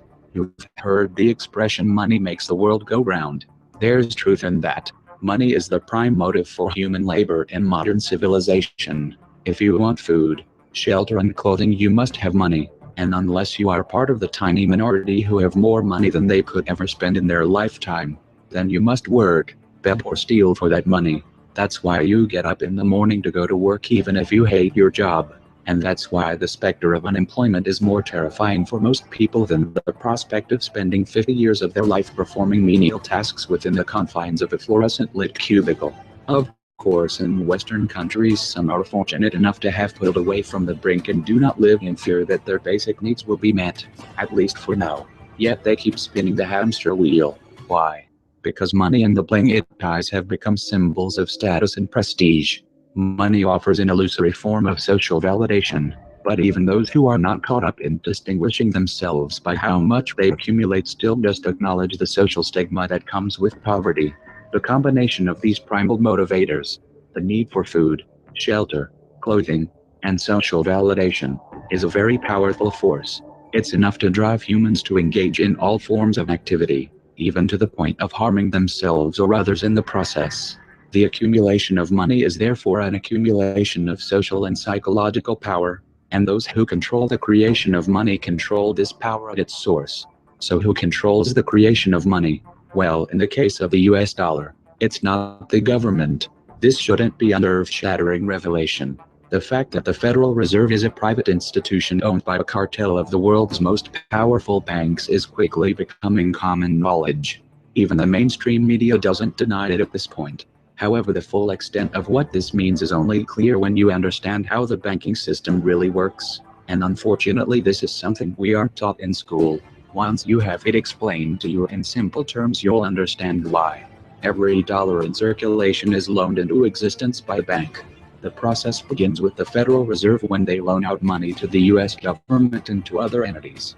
You've probably heard this talked about before, especially in regards to the interest rate on these loans, which the Federal Reserve raises and lowers depending on economic conditions. But what is never talked about in the mainstream is the fact that the Fed isn't actually loaning out money that they have. They are merely typing those dollars into existence on a computer. You may be inclined to believe that this money is based on some physical backing like gold, but you would be mistaken. The Federal Reserve hasn't owned any gold since the 1930s. When the Federal Reserve loans money to the US government, gives the Federal Reserve government bonds in exchange. These bonds are simply written promises to pay back the money that was loaned to the taxation. So to be clear here, the government is taking out a loan from a bank that is creating the money out of thin air, and they're expecting you, the taxpayer, to cover that loan. The absurdity of this arrangement is even more obvious when you realize that up until 1913 the US government created its own money, and had no need for a bank to play the part of a middleman. That new money loaned out by the Federal Reserve enters circulation through banks, accumulates in banks, and in the end the banks end up holding all of the cards, but not necessarily for the reasons you may imagine. Contrary to popular belief, the majority of money in circulation isn't actually created by the Federal Reserve, but rather by the ordinary banks that businesses and individuals use for their checking, savings, and mortgages. How is this possible? Well, like the Federal Reserve, ordinary banks are allowed to loan out money they don't have. There are of course restrictions. Banks are only allowed to loan 10 times the amount that they have. So if Wells Fargo has $1,000, they can loan you $10,000, and they expect you to pay back that $10,000 plus interest.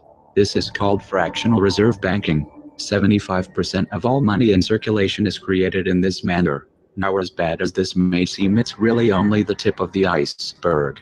Most banks structure payment plans so that for many years you are paying almost nothing but interest and only start paying down the principal gradually.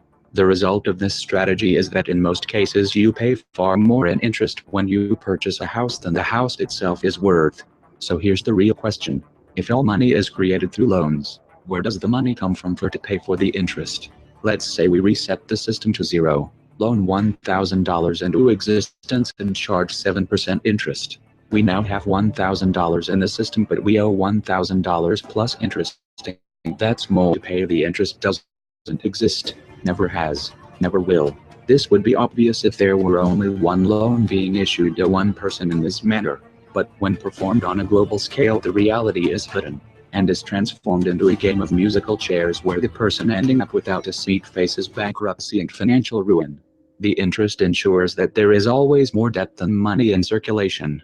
Because every dollar in existence is tied to a debt, this creates an unseen force that draws those dollars back to the banks. Like gravity attracts a physical object to Earth, the catch here is that it is the work of the people that moves that money. Every hour that you work to pay back a loan or to keep the government from throwing you in jail over income taxes is an hour worked for the banks. The total receipts from personal income taxes just barely covers the interest on the national debt. And even the principal on that debt all ends up back in the hands of the banks. Once you understand that the money that the banks loans out isn't actually an asset, but is in fact a piece of legal fiction, it should be clear that you are working for these banks for free. This is a cleverly disguised form of slavery. If you manage to maintain your monthly payments, then you are a successful slave, and you are allowed to keep the material comforts that come with that status. But if for some reason you fail to make your monthly payments and the bank or the IRS comes takes your house, your car and anything else you have of value, if somehow even with this enormous financial advantage the banks still manage to get themselves into trouble, you the taxpayer will be forced to bail them out, no matter what the banks win. To say the game is rigged is an understatement. You might be inclined to think that if you live outside the United States and don't use dollars, then this situation has no bearing on your life. But you would be wrong. The dollar is both a world reserve currency and the only currency in which oil is sold on the global markets. This is often referred to as the petrodollar status. This means that wherever you live, whether your country is an oil exporter or an oil importer, you are affected. If your country is an oil importer, you are affected by the fact that in order to keep your country running, you have to acquire dollars. To acquire those dollars, you have to send goods and services to the United States or to someone else who did. You too are a slave to the bankers.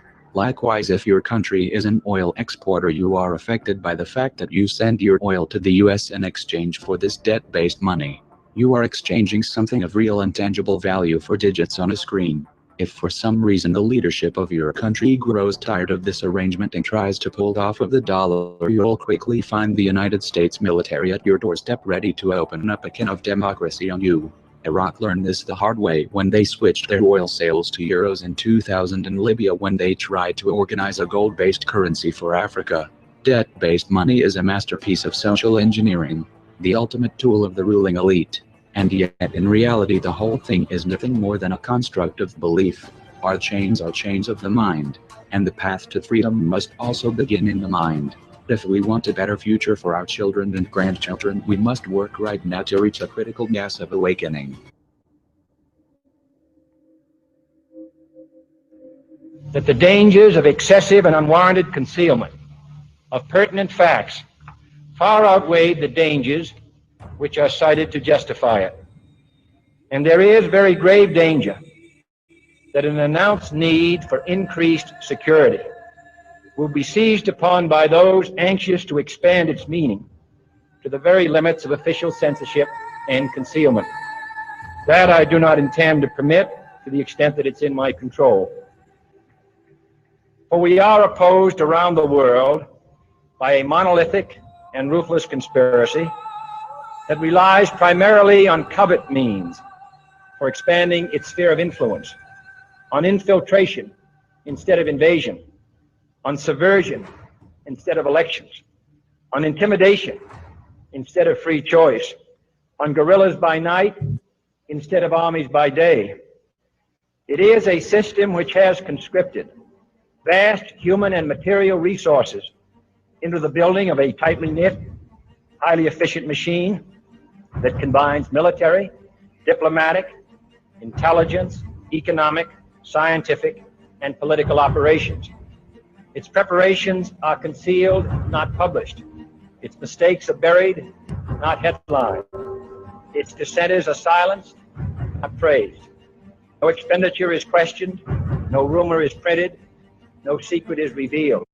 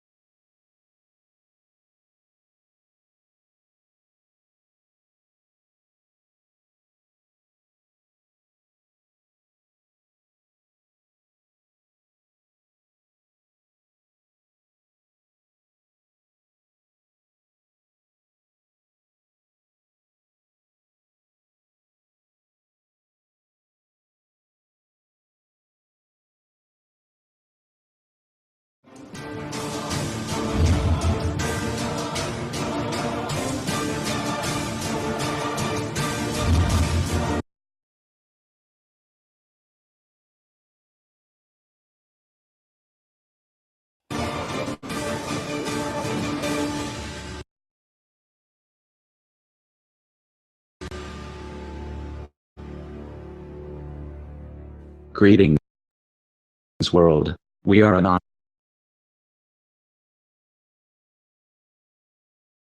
anonymous. For years, a war has been raging within the urban streets of the United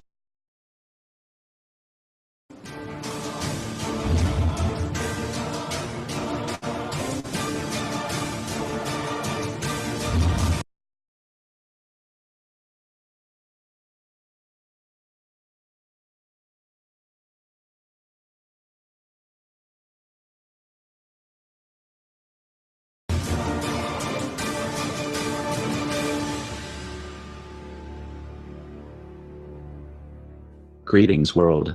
We are anonymous. For years, a war has been raging within the urban streets of the United States. It was not until the events of Ferguson and Baltimore, when this war ceased. Before we speak any further, we are not declaring war against the Crips, the Bloods or any other gang, nor are we asking them, or you, to do X. This message is aimed at those who have not been informed of a truce between the Bloods and the Crips. We are here to send a message of reason to those who have not heard of the Crips and Bloods standing shoulder to shoulder with the common man in the streets of Baltimore and Ferguson.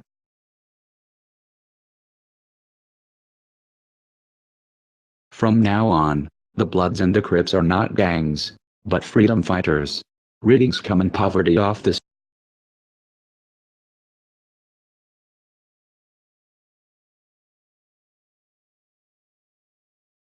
streets. They now claim to serve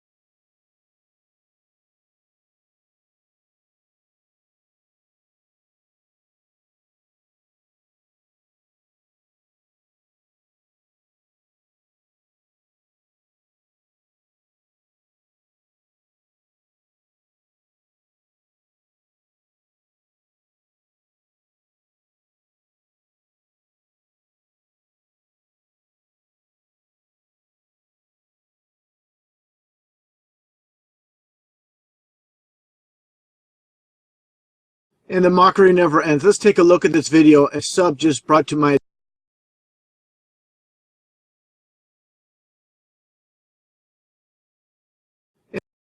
let's take a look at this video. A sub just brought to my attention with these crisis actors waiting in. And the mockery never ends. Let's take a look at this video. A sub just brought to my attention with these crisis actors waiting in.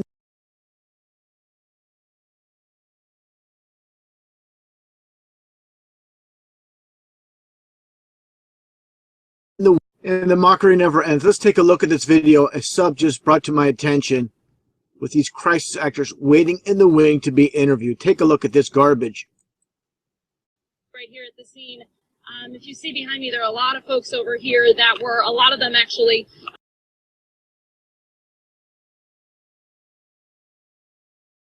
in the middle of the protest when this happened. And then everyone's kind of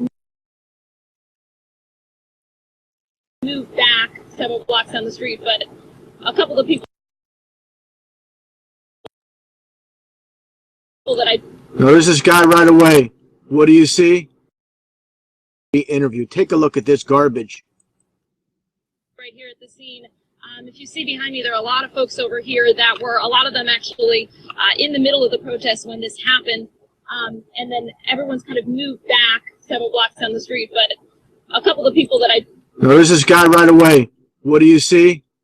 Everyone's favorite crisis actor, Chris Hansen from Orlando. Give me a break.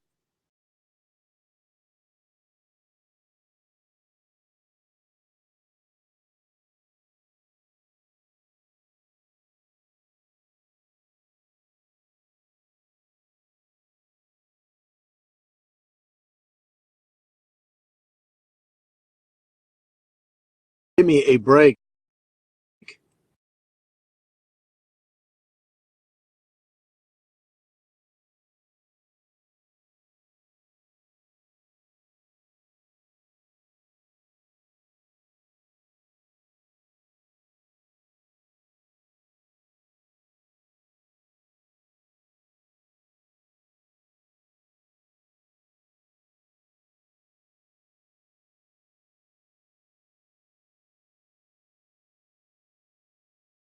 And the mockery never ends. Let's take a look at this video a sub just brought to my attention with these crisis actors waiting in the wing to be interviewed. Take a look at this garbage. Right here at the scene. If you see behind me, there are a lot of folks over here that were, or a lot of them actually,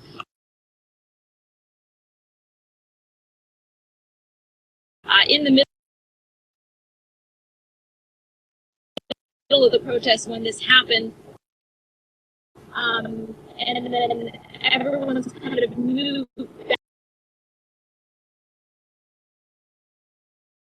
Brought to my attention with these crisis actors waiting in the wing to be interviewed. Take a look at this garbage. Right here at the scene. If you see behind me, there are a lot of folks over here that were, a lot of them actually, in the middle of the protest when this happened. And then everyone's kind of moved back several blocks on the street, but a couple of people that I... There's this guy right away. What do you see? Everyone's favorite crisis actor, Chris Hansen from Orlando. Give me a break. The only difference, this one's about 10 times smaller. Let's continue with the video.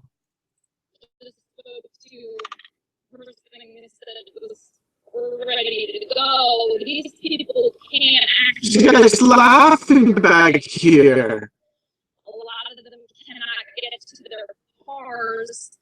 They may come down here to the protest, and they're not able to get away from there right now.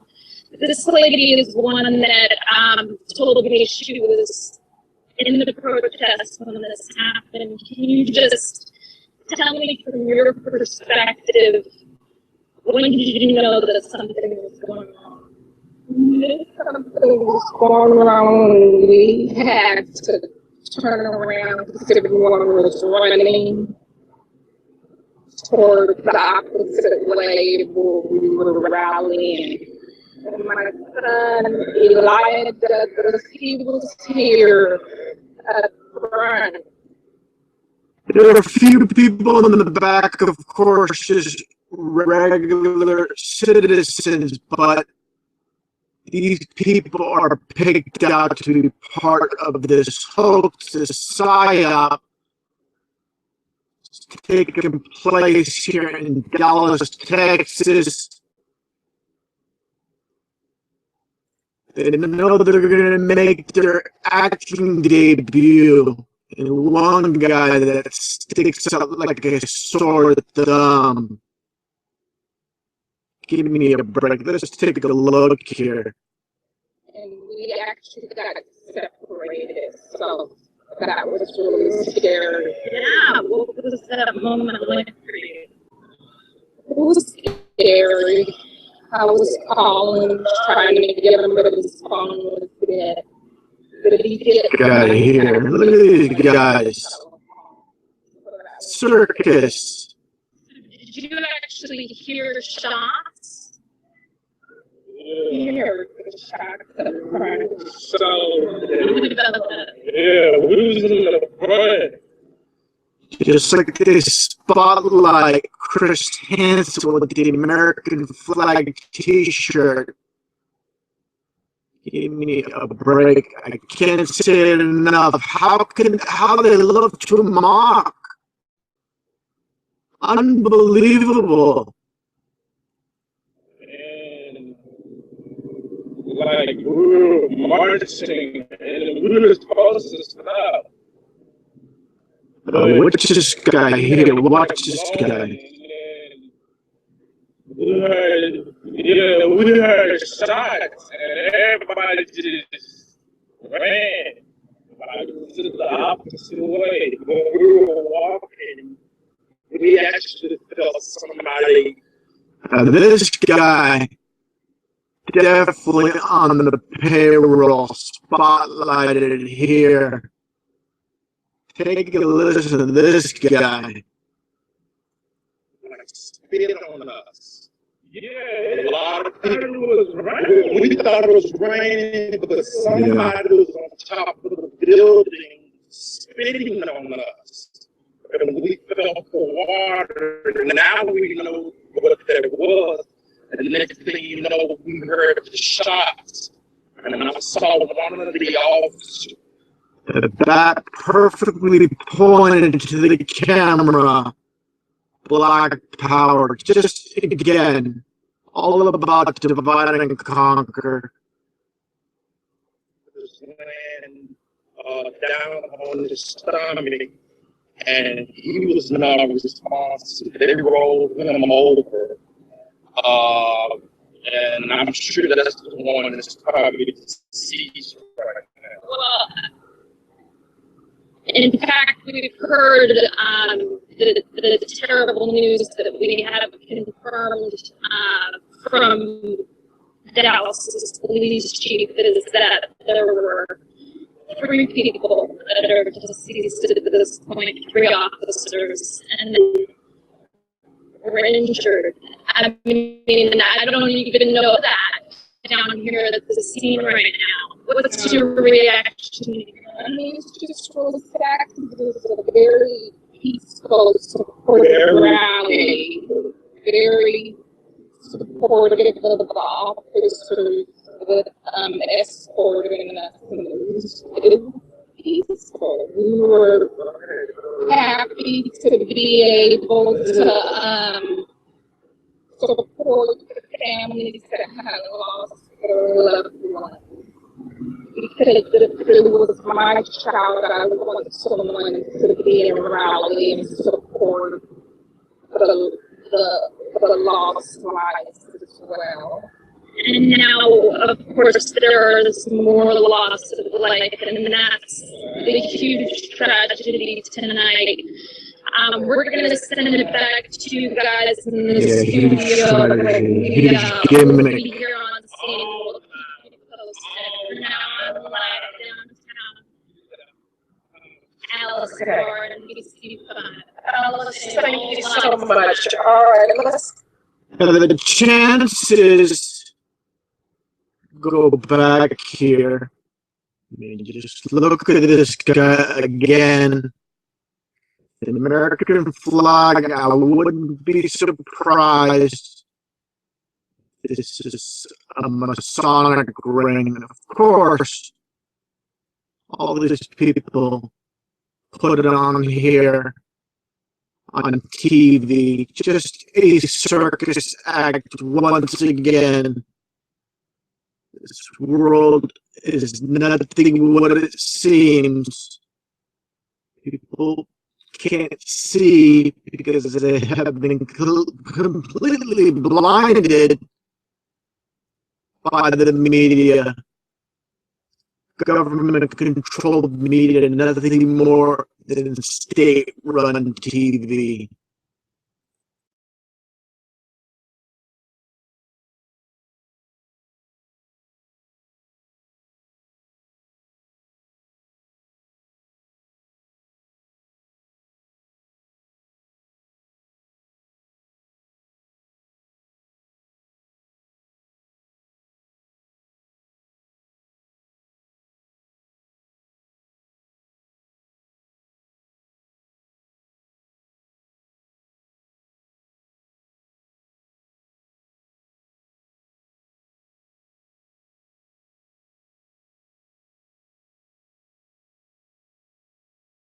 Over the years, I've been making a lot of videos covering the hoaxes and setups in the media. What you see on TV is nothing more than a movie, all part of their agenda to divide and conquer, hate, fear. All this equals control. Dividing us is the main weapon of the so-called elite. Keeps the eyes off them. And just take a look at this photo of the supposed assassination of Martin Luther King in Memphis, Tennessee. Just look at this photo alone. It looks fabricated because that's what it is. You see Martin Luther King on the ground. His leg is up, 3 people pointing. This is obviously a staged photo. 3 people pointing at the same time. That's supposedly where the shooter was located. You see these people casually, they're just milling around, standing around here at the bottom. It just doesn't add up. People act like they're in panic mode, trying to point out someone on top of the building. You know, in a real life situation, you know, a shooting just occurred, you'd be ducking for cover. You don't know what's taking place, if there's another shooter or what's going on. I'm just taking a closer look at the 3 pointing up towards the rooftop. To me, 3 people pointing, it's almost like 3 sevens. I don't really cover this much with the 7, 7, 7. Definitely a cultic. Here's a classic case right here. And you see Martin Luther King on the ground. You see a guy looking up, just his leg up like this, just doesn't pass the smell test for me. Body to be completely limp on the ground, not like this. This is someone that's still alive. A closer look here. Again, this image here, you can see these people again. Supposed dramatic incident happening.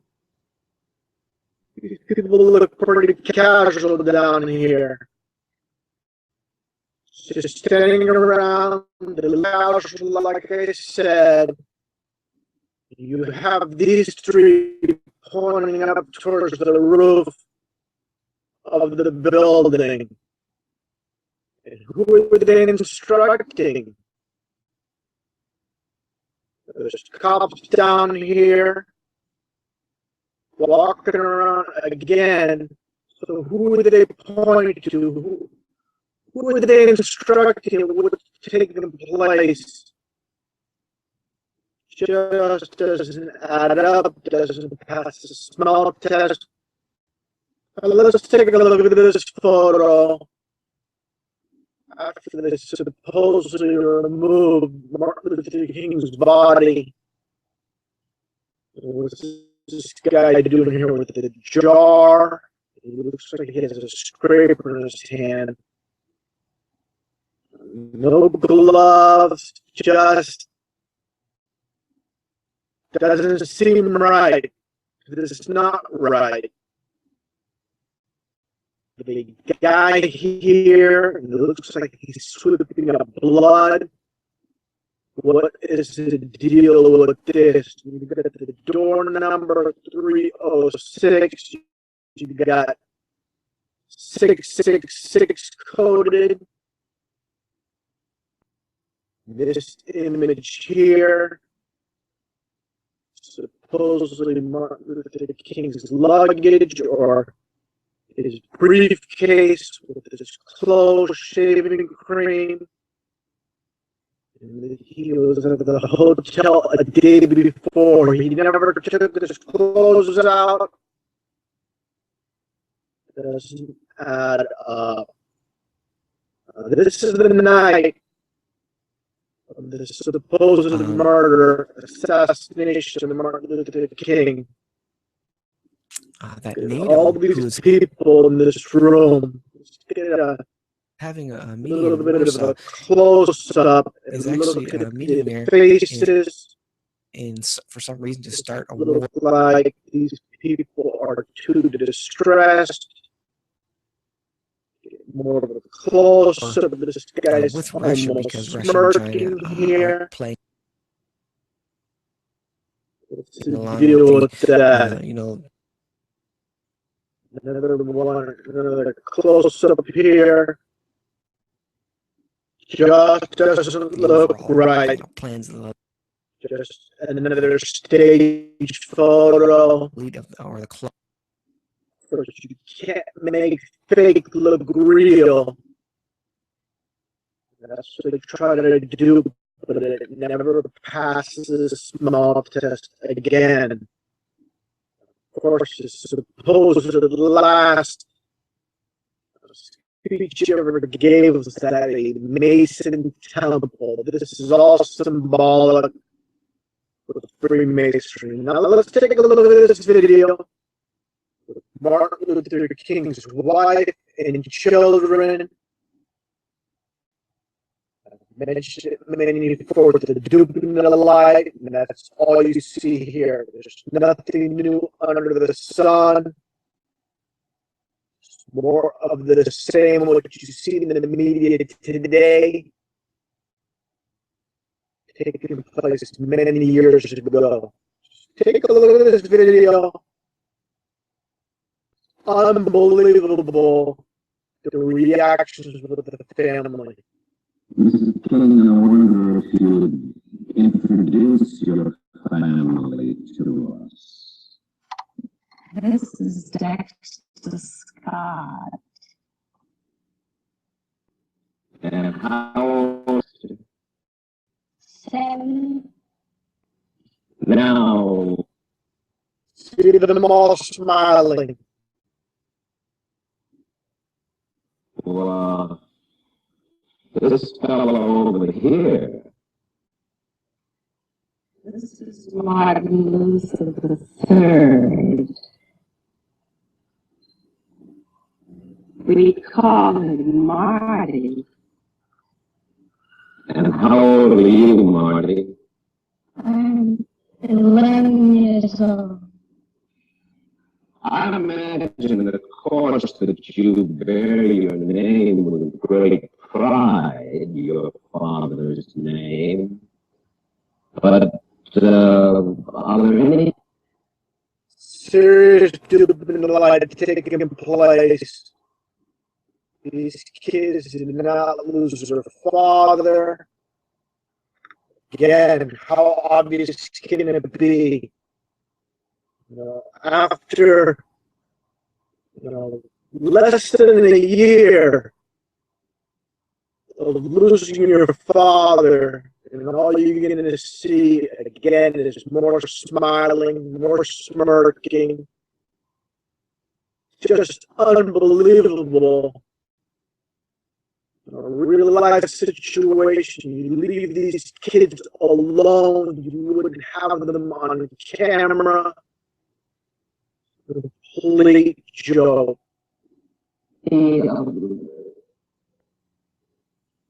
ever any difficulties because you are Martin Luther King? Well, sometimes There are difficulties, but most of the times they are because, well, I guess, well, most of the times there aren't any difficulties, but sometimes there are. What kind of thing? Well, like sometimes people tell me, ask me my father's name, and sometimes they tease me about my name and things like that. Mm-hmm. But mostly, Most of the time, nobody teases me anything. have you decided what you're going to do when you grow up? I want to be a preacher like my father. You do. And Yeah. Losing your father doesn't seem so traumatic. Doesn't seem so heart-wrenching on TV. Why is that? Again, watch TV. Sandy Hook, the Boston bombing. You see stuff like this. You know, people believe what they see on TV. They don't question anything. When they see this, to them it becomes normal behavior, which is not. this is money. Yes. And what are you expecting for Christmas, honey? A bicycle, Mm-hmm. a ruin, Mm-hmm. a doll. To your left is Yolanda. Yolanda Denise. We call her Yoki. How old are you? I'm 13. And where do you go to school and what grade are you? I go to Grady High School and I'm in the 9th grade. Again, you know, all the kids smiling, nobody in tears, talking about their father. Again, this is just months after supposed killing of their father. Dragging him on TV just to pull the heartstrings, to keep the hate alive. A lot of blacks will be watching this, just pouring anger over the supposed murder of their leader. How obvious can it be for those that are awake? Again, this is nothing but a hoax. Okay, As much as you're 13, you're the oldest one of the family. Do you have special responsibilities? Well, since I'm the oldest and all, I have to watch after Marty and Dexter and Bunny, and they aren't really that much trouble. And when Mother goes out of town, we have to, I have to look after them. And it's not really I must say they are handsome and healthy and pretty happy looking bunch of children. Yeah, no kidding, they look happy because they know that their dad is still alive and well. I'm not saying Martin Luther King is still alive today, but he definitely did not die on April 4th, 1968. And Yogi especially. I imagine that she must have been a real consolation at the time of the tragedy. Yes, she was, Mike. She was really so much of a consolation to me because of the way she accepted this. With so much understanding and so much courage, and it was so reassuring to me.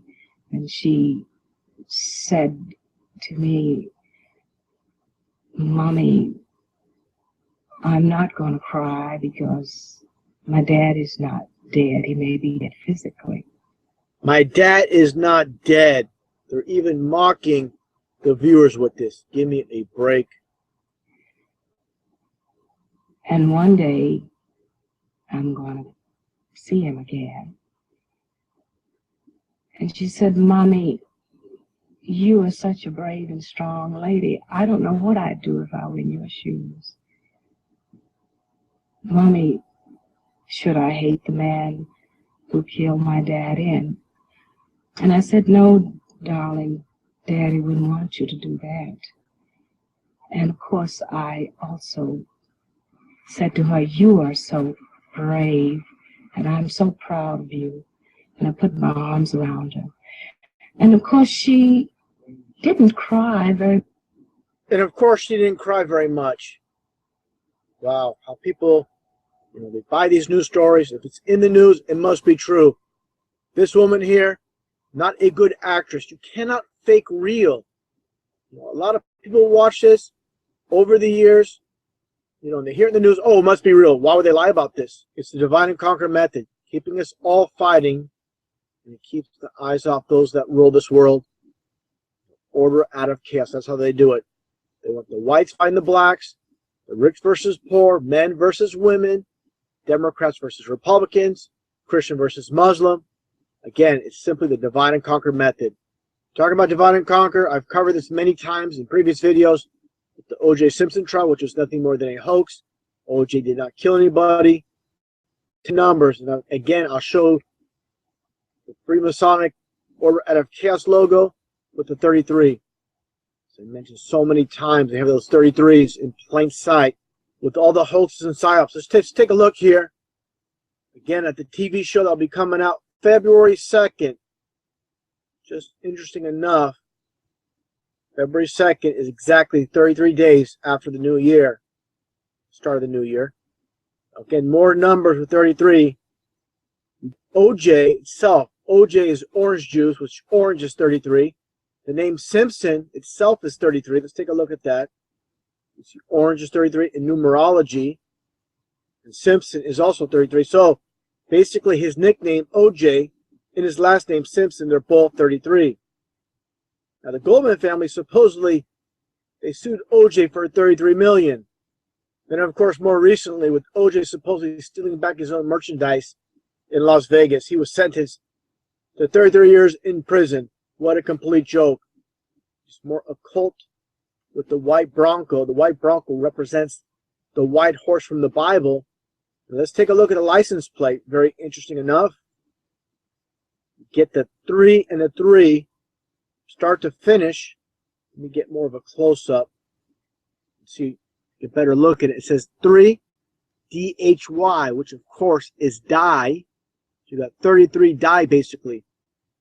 Now let's take a look at the players on the world stage when it came to the O.J. Simpson trial. Of course, this is Robert Kardashian and his well-known daughter Kim, Khloe, and Kourtney all together. This is, of course, before he passed away. People will get a better picture of how Kim made it. Became so famous on the world stage in Hollywood. You would not make it on top of this world unless you are connected or you're a Freemason or connected to one. And of course, the first initials of all the daughters starts with the K, so you get K, which is 11 in the alphabet, so you get KKK, which is 33, with the highest degree in Freemasonry. Now, taking a look at קי데ᖘ끼ᕮ with his acting debut in the spotlight. He did prior movies, B-grade movies, but again, he has acting experience, perfect for the role in this trial. Taking a look, of course, at Marcia Clark, the prosecutor in the O.J. Simpson hoax. This is her role in a movie called Pretty Little Liars. How fitting. Just so happens, Christopher Darden, of course, in Hollywood as well, being an actor. One hot summer night, this is after, of course, the trial, absolutely 100% guilty, power of attorney. Interesting enough, it's not listed here, but he was in Jim Carrey's movie titled Liar, Liar. How fitting. And here you have Gil Garcetti, of course. This is during the time of the trial itself, that hoax. And here he is today, making movies in Hollywood. What an amazing coincidence. Everybody involved with that phony sham OJ trial during Hollywood. Now let's take a look at the occult with these deceivers. Here's Gil Garcetti doing the sign of silence. If anybody knows about Freemasonry, you'll know what this is about. All the puppets in the game, they do it. Let's take a look here.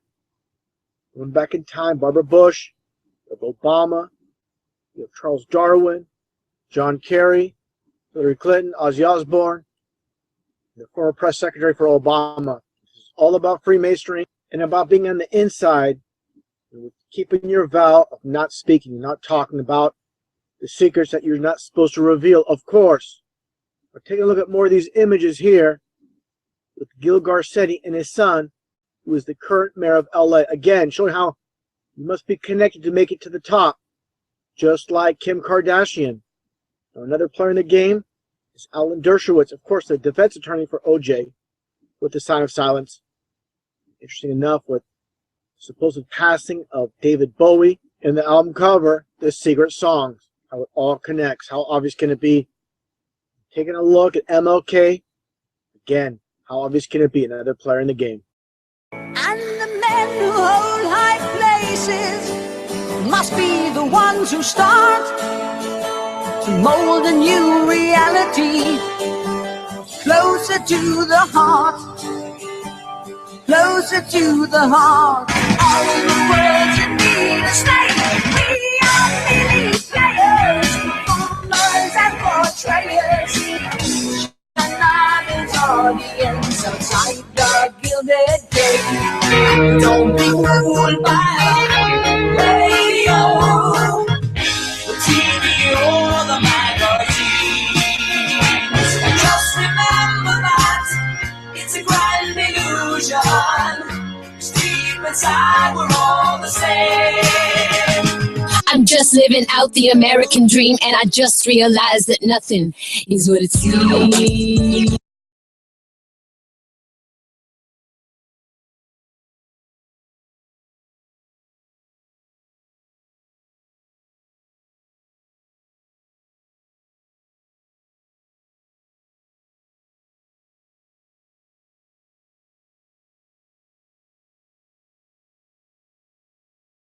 I just saw this on CNN's website, this ridiculous comparison with Ted Cruz to one of the band members of Stryper. They look nothing alike. This is just free publicity for Stryper, who are nothing more than sellouts, just like them all. You have the mainstream secular music and the supposed Christian music. It's like if the right hand doesn't get you, the left hand will, and that's how they do it. First off, let's take a listen to this clip here on CNN. That I found pretty interesting. Resembles is of Michael back when he was 22. The two do share the same religion. Stryper. Yeah, the same religion of Satanism. All Freemasons. There's a Christian heavy metal band. This is not the first time. They love duality. Split screen with these women, just like the movie Twins. This reminds me of. Cruz has been accused of being a twin. When it's just now watch this here, what the lead singer of Stryper does. Michael suggests one of the band's classics could serve as the crew's campaign song. Rival Donald Trump in mind. As he says, to hell with the devil, he throws up the 666 hand sign. So I guess to hell with the devil is literal. For those that don't know, this is all about the cult of 666, just like all the puppets do in the game. So what's the difference with Stryper and all these mainstream artists, David Lee Roth, 666 hand sign, just like the Pope did, Madonna, Aerosmith, this woman here on SNL, just a little clever way of doing the same thing. Peter Gabriel with the poster, just a little tricky way of doing the same exact thing. Now just a little demonstration with the Pope in front of Congress doing the same exact thing. He puts a 666 hand sign up when he mentions God, but of course, it states in the Bible in Corinthians 4:4, Satan is the God of this world. So the devil and their God is one and the same. Take a look. On the other, the figure of Moses leads us directly to God. There you go. Same exact thing. God, the devil, again, their God and the devil are one and the same. And just taking a look at one of their music videos for the song called Free, just more occult symbolism right in plain sight. Take a look. Does right there. Every little thing they do, there's a reason. One arm up, his right, his left arm down. This is Baphomet, you see here. And I'll explain this. They've done before, but this all means the right hand up, left hand down. This is all from the Bible. It states in Matthew, when Jesus returns, where all nations shall be gathered, they'll be separated from one another, as a shepherd divideth his sheep from the goats. And he shall set the sheep on his right hand, but the goats on the left. So there you go. You understand what's taking place. The right hand is for the sheep going to heaven, and the left hand for the goats going towards hell. So that's basically what this represents. The sheep go above and the goats below. Continue the video here a little bit more. So play it from the start again, just a short clip. Continue on with more occult hidden in plain sight. Another hand position again. They speak with, not with words, but with hand signs and symbols, just like the Greek god Hippocrates. See him doing the sign of silence. This is what it's all about. Other ones: Barbara Bush, Obama, Darwin, John Kerry, Clinton, Ozzy Osbourne, Obama's former press secretary, all doing the sign of silence. All about the occult. Just taking a look at Stryper here on Wikipedia. First thing I noticed, supposedly from Orange County. Some of the band members here: Michael Sweet, Robert Sweet, Tim Gaines, and I find this very interesting with Oz Fox. We'll look into that in a second. First off, let's take a look at this image here they have on Wikipedia. What do you see? Two pyramids within the pyramids, and three crosses above, and you have the rainbow colors basically. Getting back to the band members' names, seems like Michael Sweet and Robert Sweet, that's their real name. Tim Gaines. One name caught my attention was Oz Fox. Let's take a closer look at who he is and what he's all about. Okay, it states here, get a better shot here. He was born Richard Alfonso Martinez. How do you come up with the name Oz Fox? Reading through this, and basically it says his high school friends called him Oz in honor of Ozzy Osbourne. But there's no mention why they call him Fox. And I'll explain that. What it all comes down to is Fox, as I mentioned many times, is 666 in Pythagorean numerology, just like Fox Film, Fox Theater, 20th Century Fox, Fox News. Well, it goes on. And also with Oz, the cult of Oz, is 77 as well. One thing I noticed also, they're from Orange County. Not sure if that's just a coincidence or not, but nonetheless, as I mentioned, Orange is 33 in numerology. Of course, the highest degree in the Scottish Rite of Freemasonry. this one CD cover with orange. Now, if you think this is all just a coincidence, let's take a look at this one video I found online. I find it pretty interesting. All relates to the occult of orange when it comes to 33. Let's play this video. You'll see what I'm talking about. There you go. They have an amp, orange. And of course, orange, new black, all about the occult of orange, like I said. Us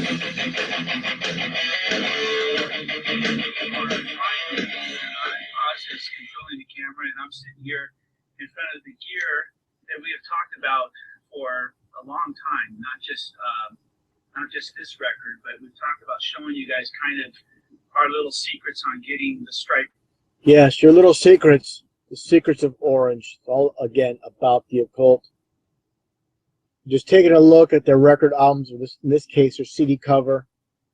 You can see the use of the pyramid. Same thing here with the upside-down pentagram. Always with the symbolism, the newest release with Second Coming. Of course, a mockery of Christ. Basically, a duality here with the two. It's supposed to be a D and a C. When you flip that D around, you get two C's for 33. This is how they love to mock Christ, hidden in plain sight. Also, the 777. This is the occult of Crowley. They'll present it as something good. That's what deceivers do. They shape 777 just like a pyramid. Like I said, it's the occult of Crowley. Aleister Crowley, a well-known Satanist. So, again, understand, when it comes to the music industry, we're all on the same team. These people pose as Christians, but they're not. They're far from. Like I said, if the right hand doesn't get you, the left hand will. This is how they do it. Nothing but deception when it comes to Hollywood and the music industry.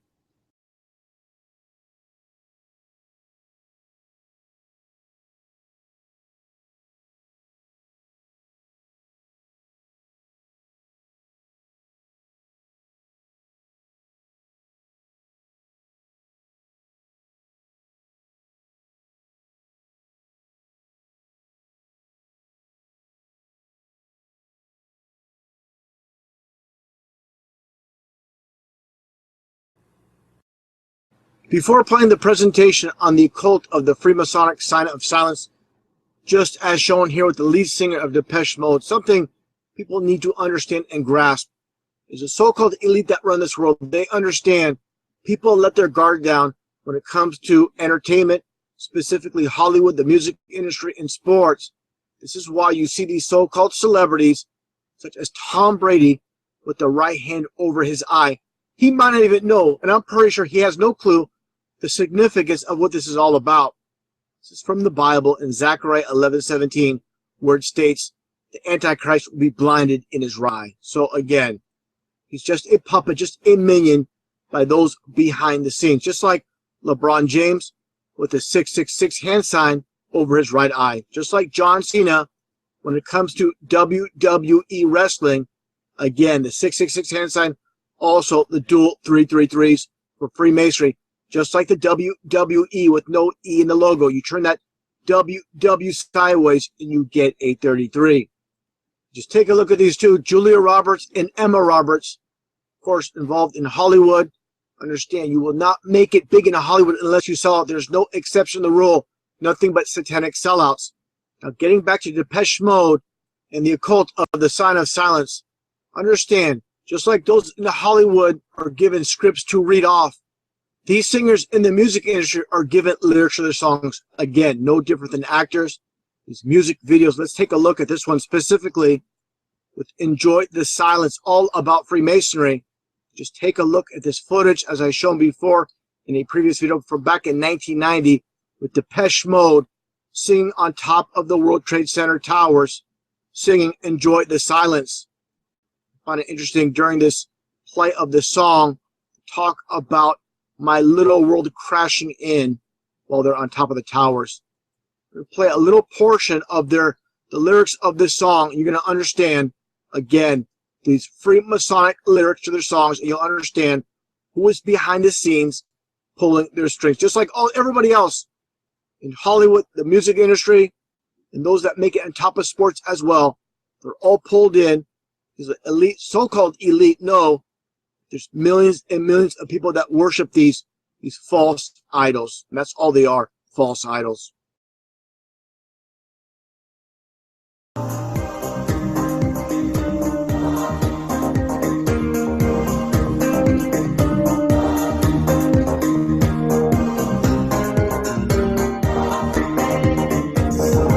Come crashing into my little world, painful to me, it's right through me. Words are very unnecessary, they can only do harm. Words are meaningless and forgettable. Enjoy the silence.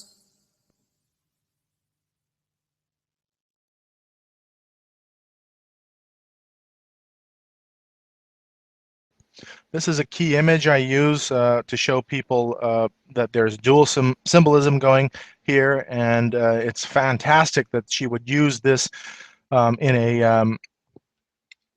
on an album cover, because you can understand that there's dual symbology going on, and I'll show you that symbology. This is 3 6s in the eye. So you can see that arrangement of 3 6s in the eye of Lucifer. So you understand 666 means Satan or Lucifer. The eye, distinguishing that eye, means Horus or Lucifer. And then here we have this sign of silence being used. And that sign of silence, you're going to find out right now. We'll go into that sign rather than the 666 sign. This is Osiris in the middle, Isis, and Horus. And you can see Horus puts the finger to the lips. Horus has a counterpart in Greece, which is Harpocrates. And you can see the finger going to the lip in that case. You can also see similarities between the adornment of these gods as well. Harpocrates or Horus, note the serpent and other symbols and figures around him. Notice also the finger to his mouth and the harp-shaped object on his head. The comedian Harpo Marx imitated this deity, and there is Harpo Marx, and he's doing the sign of Horus or Lucifer or Harpocrates. That's why he's named Harpo. It just so happens that Oprah Winfrey has her studios called Harpo. There's dual symbolism here. Harpo refers to Harpocrates, I believe, and therefore Lucifer. Oprah is Harpo backwards, so you have now this dual symbology. They love to do things front and backwards. Backward masking in Satanism is key, so it was very well thought about of Harpo Studios. So you can see here, silence, the sign of silence. Here's a 2-finger method, and I'll show you how they do it with variants of that. I believe this is African. I'm not sure there, but here we have Horus, Egyptian god. Oh, this is Osiris doing that sign. So we have different gods doing the same sign, but it all references that a satanic trinity and these gods that have multiple disguises or manifestations. In Freemasonry, you have now the signs of silence. So now you have a reference to secret societies keeping silent about things, so that dual symbolism of keeping silent and the signs of Horus and Lucifer. Journal of the Masonic Society, now you can see the sign being done. Here's Harpocrates as a sculpture, sign of silence. You have a Masonic lodge in Oklahoma City. Now this is key as well, because you see now the Aeon, and the Aeon of Horus, or the Age of Horus. And you see Horus in the background, the hawk shape, and now you see this sign of silence, finger to the mouth.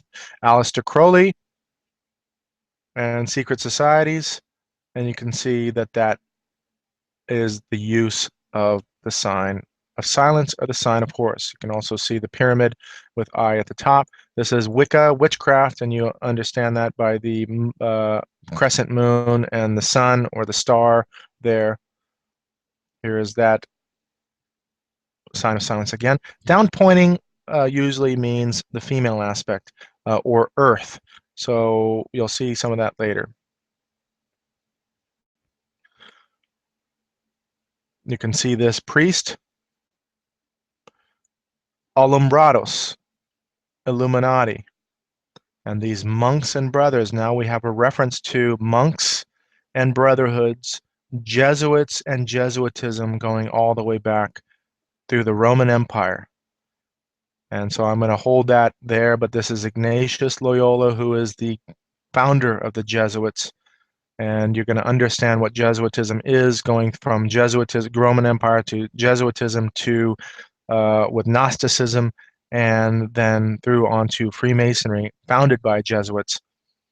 And we have Benedictus, and you see the sign of silence being used.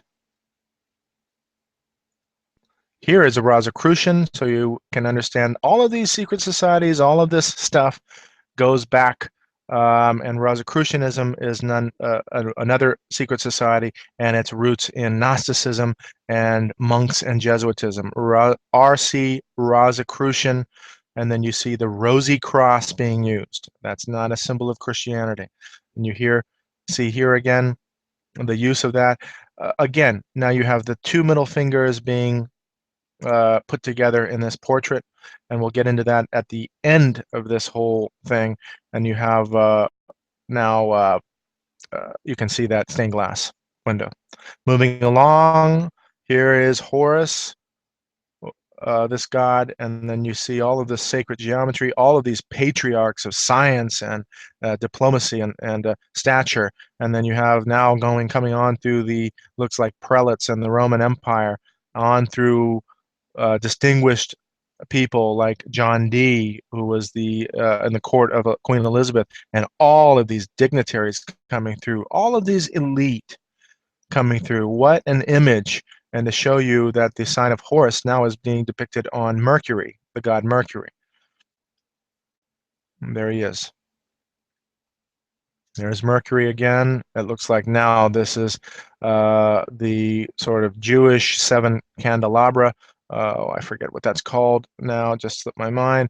But just to show you that there is a counterfeit going on, and they use the symbols of these things to twist your brain into thinking that it's all part of the same thing. And so I want you to understand that there's counterfeit going on, and please understand that concept fully as we move along.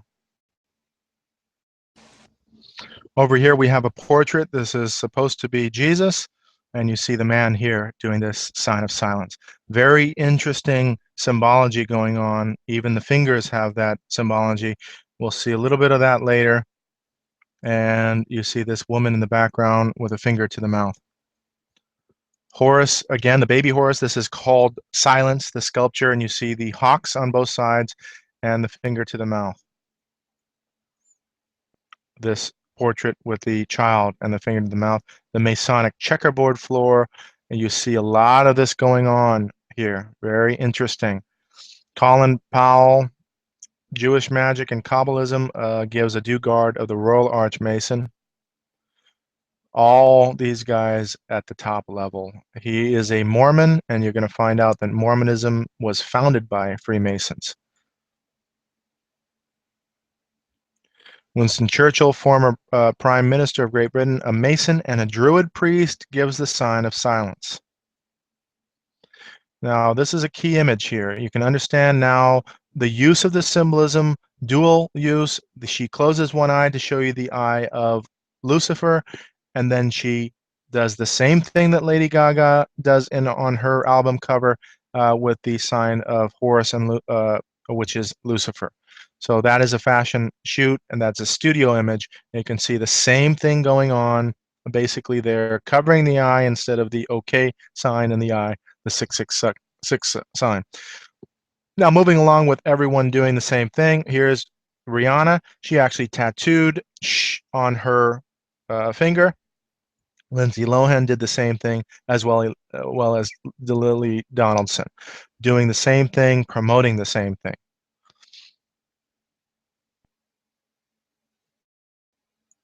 And now you can see them all doing it.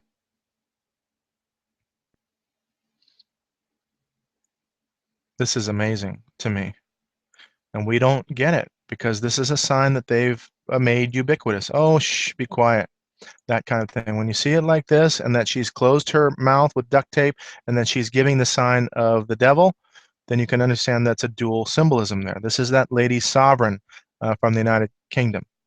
Now, again, here's the studio shot of a young Michael Jackson. He does everything as well as this sign. So you understand that that is a deliberate sign of Horus, aka Lucifer. You saw that two-finger symbolism up previously on this plate. And you can see Selena, Fergie, they all are doing it. Now, I can't say that this is probably, you know, like it's not a studio shot, so I don't want to say that he didn't do that and was caught there. But I'm telling you that they deliberately catch these artists doing these symbols just to show that allegiance. And when you see studio shots like this, you can understand that this is exactly what they're doing. So let's be reasonable about this, but I'm telling you, it's in the 90th percentile that this is what they're doing. And you saw Johnny Depp doing the other signs as well. David Bowie, disciple of Aleister Crowley, of course, he's going to do all of this. And we got to understand the full range of what they're doing. You see all of these artists, these puppets, these ministers for the religion. Blink 182, he's doing it, a variant of that, which is actually, I think, the right way, which is the finger on the mouth in that fashion. I just picked that up just by looking at what movies were out there, and Ben Stiller was there. Madonna. This is a, look at this. Now you can see covering the eye, and she's doing the sign of Horus. Eye of Lucifer, sign of silence of Lucifer. Amazing to me. You can pick this out if you just know the symbols and what they mean. Don't be naive to this world. Understand that there is a doctrine of religion being perpetrated on mankind, completely perpetrated on mankind. Any which way you can do that, silent mode, however creative you can be. And there is a famous actress here in a Japanese magazine. Now look at this. Here's the silence and the devil's sign. So you can understand that's satanic sign, dual symbolism there. And look at this. This is an American Idol, Ryan Lambert. He wears Aleister Crowley's t-shirt, as did the Jonas brother, and he does the sign. Very clear, again, that what they're doing. This is that band My Chemical Romance. You remember the lightning bolt in the eye t-shirt from My Chemical Romance, and they do the same thing. They're all about symbology, and we're simply ignorant to it. Please inform yourself, educate yourself, because I believe that your soul is at stake. As a matter of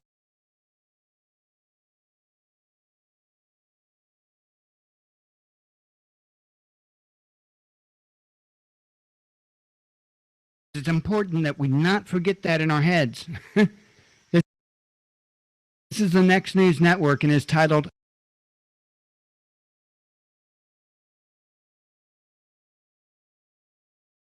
"They're going to do this, they're going to do that." Wait a minute. I thought you just said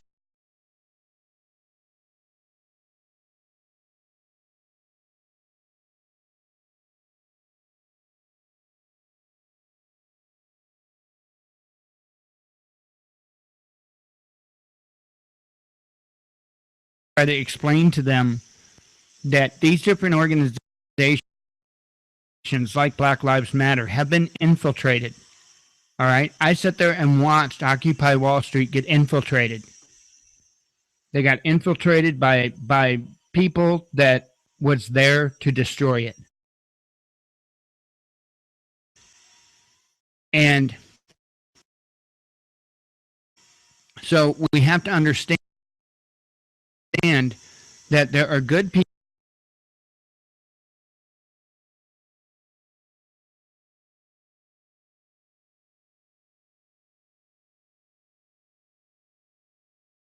people behind Black Lives Matter that are being overrun.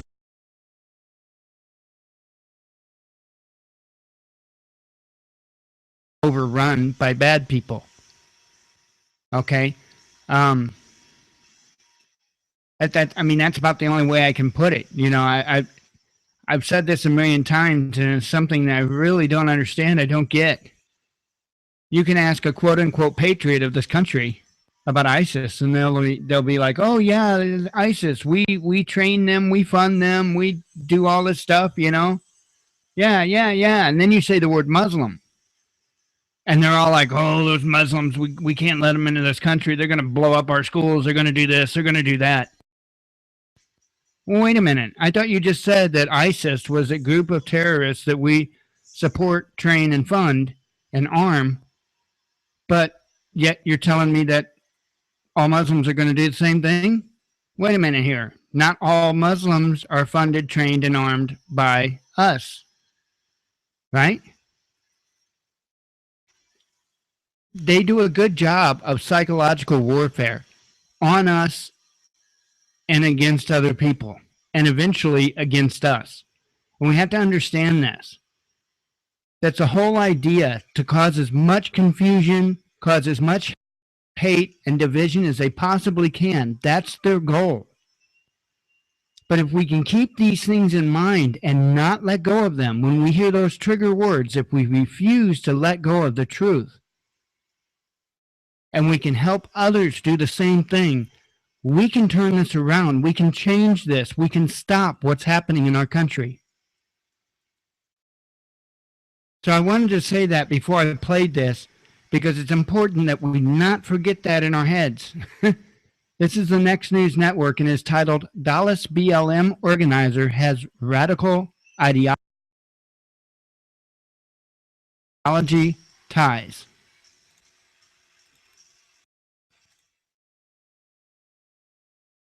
The Next News Network is sponsored in part by GetTheTea.com, a powerful detox tea to support your health.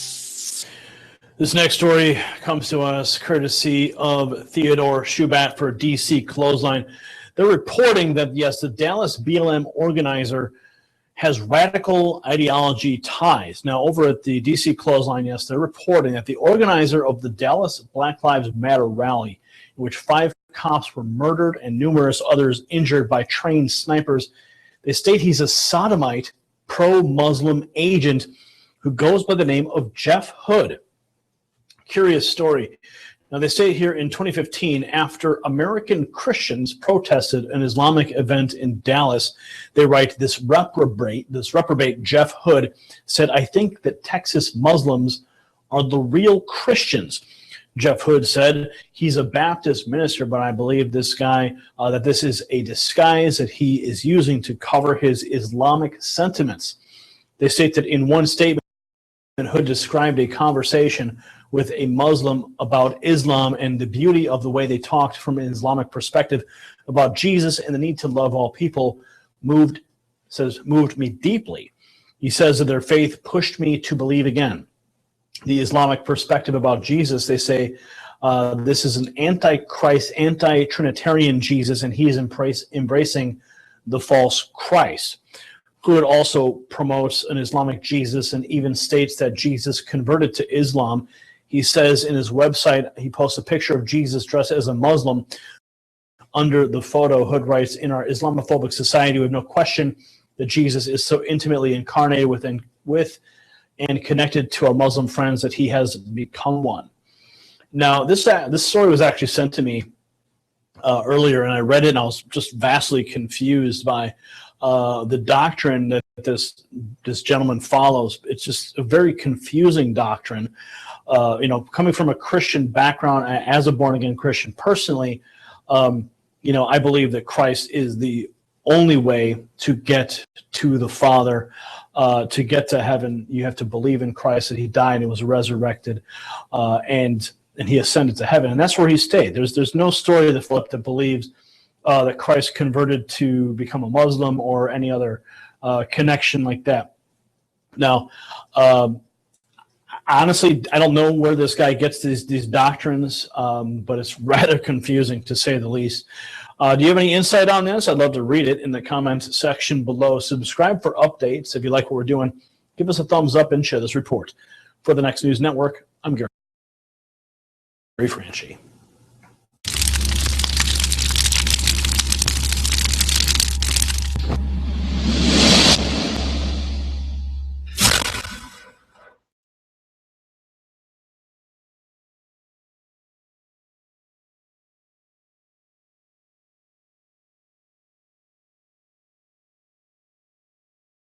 Alrighty, let me get you another video. We know about that story with the TSA. All right, let's see what Monograph's got to say about Dallas. This is titled Dallas, the Inside Job.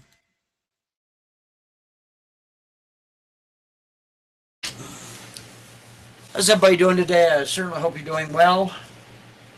Now, again, I'm going to state this as my opinion. I'm not stating it as fact, just stating it as my opinion.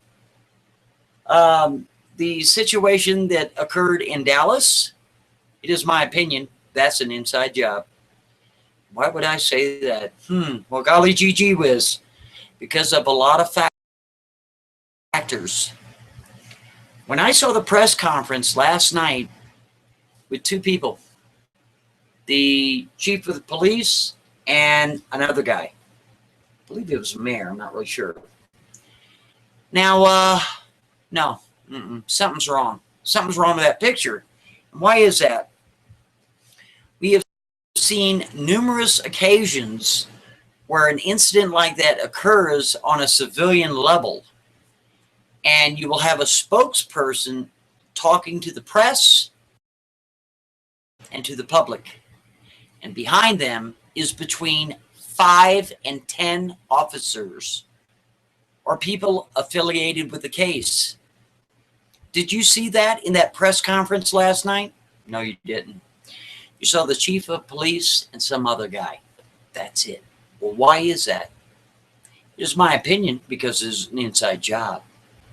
But you see, this hasn't happened just once. This has happened twice. Because you see, last year in 2015, I believe it was in June, there was another incident where supposedly a van drove up to the Dallas Police Department and opened right on the police department itself. And who came out and spoke with the press and to the public? One person. Well, who was that? Chief of police. That's very, very strange.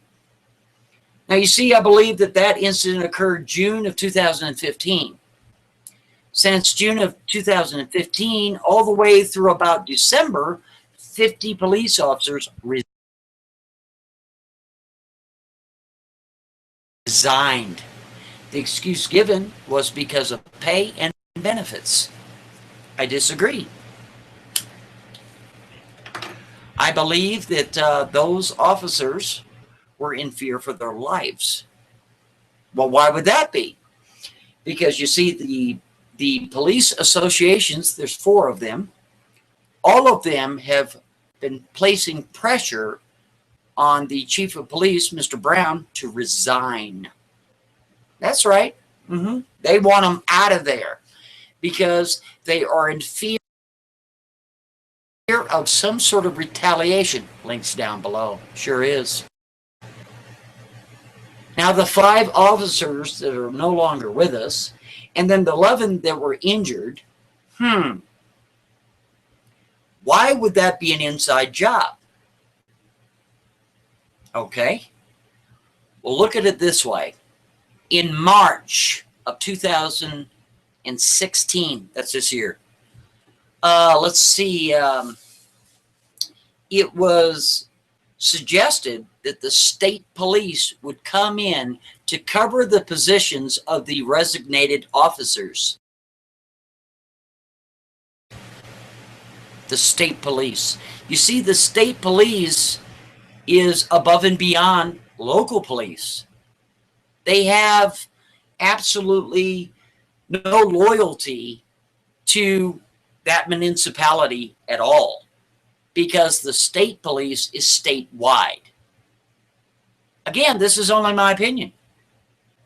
And the last thing that the chief of police would want is people to be running their mouth to the state police of what is happening in that department. Again, this is only my opinion. It is even more fascinating that on April 22nd of 2016, Chief of Police Mr. Brown was at the White House, and he spoke.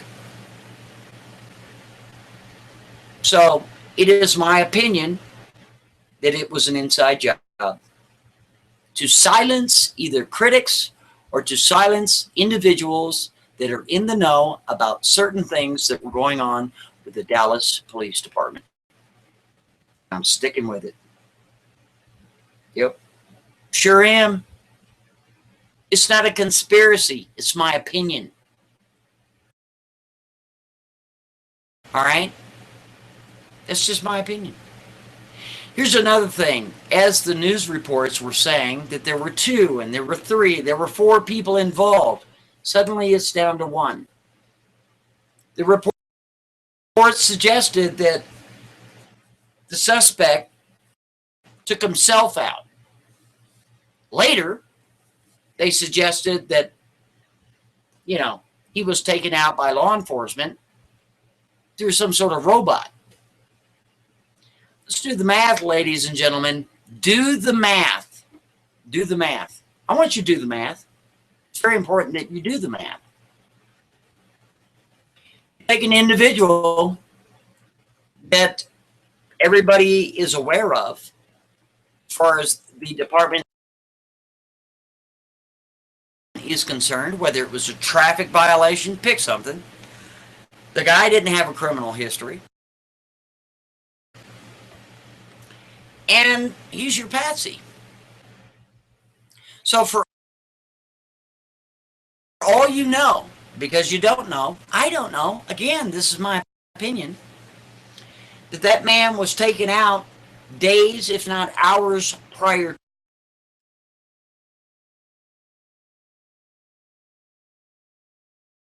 to, and then you bring in a robot,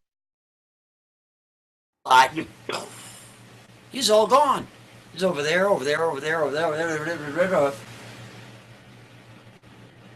You wait a very long time before we can collect everything and present it to who? County coroner. Right? Because you see, if a guy, according to the mainstream media, took himself out, an autopsy would tell you that quick how long he's been deceased. By the hour, within the hour. But I tell you what, if you do one of these things, well, guess what? You got to pick up the here, there, and it prolongs the evidence to get to the county coroner. Again, this is only my opinion. But I tell you what I'm going to do. I'm going to leave the links down below. Sure am. Yep. Inside job all day long. Consequently, what do you get because of it? You got all these people pointing the finger, doing the blame game. Well, it's Trump's fault. No, it's Obama's fault. No, it's this guy's fault. It's this fault. These guys are terrorists. No, they're not. Yes, they are. Whatever. You put so much pressure on the country to say, okay, that's it. We got to have all these controls put in place. Because it's an inside job, buddy. You got that? Anyway, that's a big ball of wax. Please chime in. Links are down below. There's 2 of them. I'm Monograph, and if you can't speak freely, you're simply not free. Have a good evening.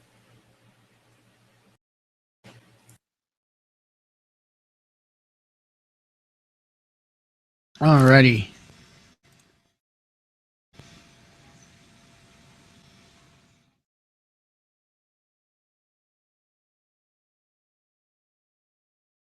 Okay, that sounds like an interesting I think I heard something about this the other day. Next News Network, it's titled China Finishes Building Alien Hunting Telescope.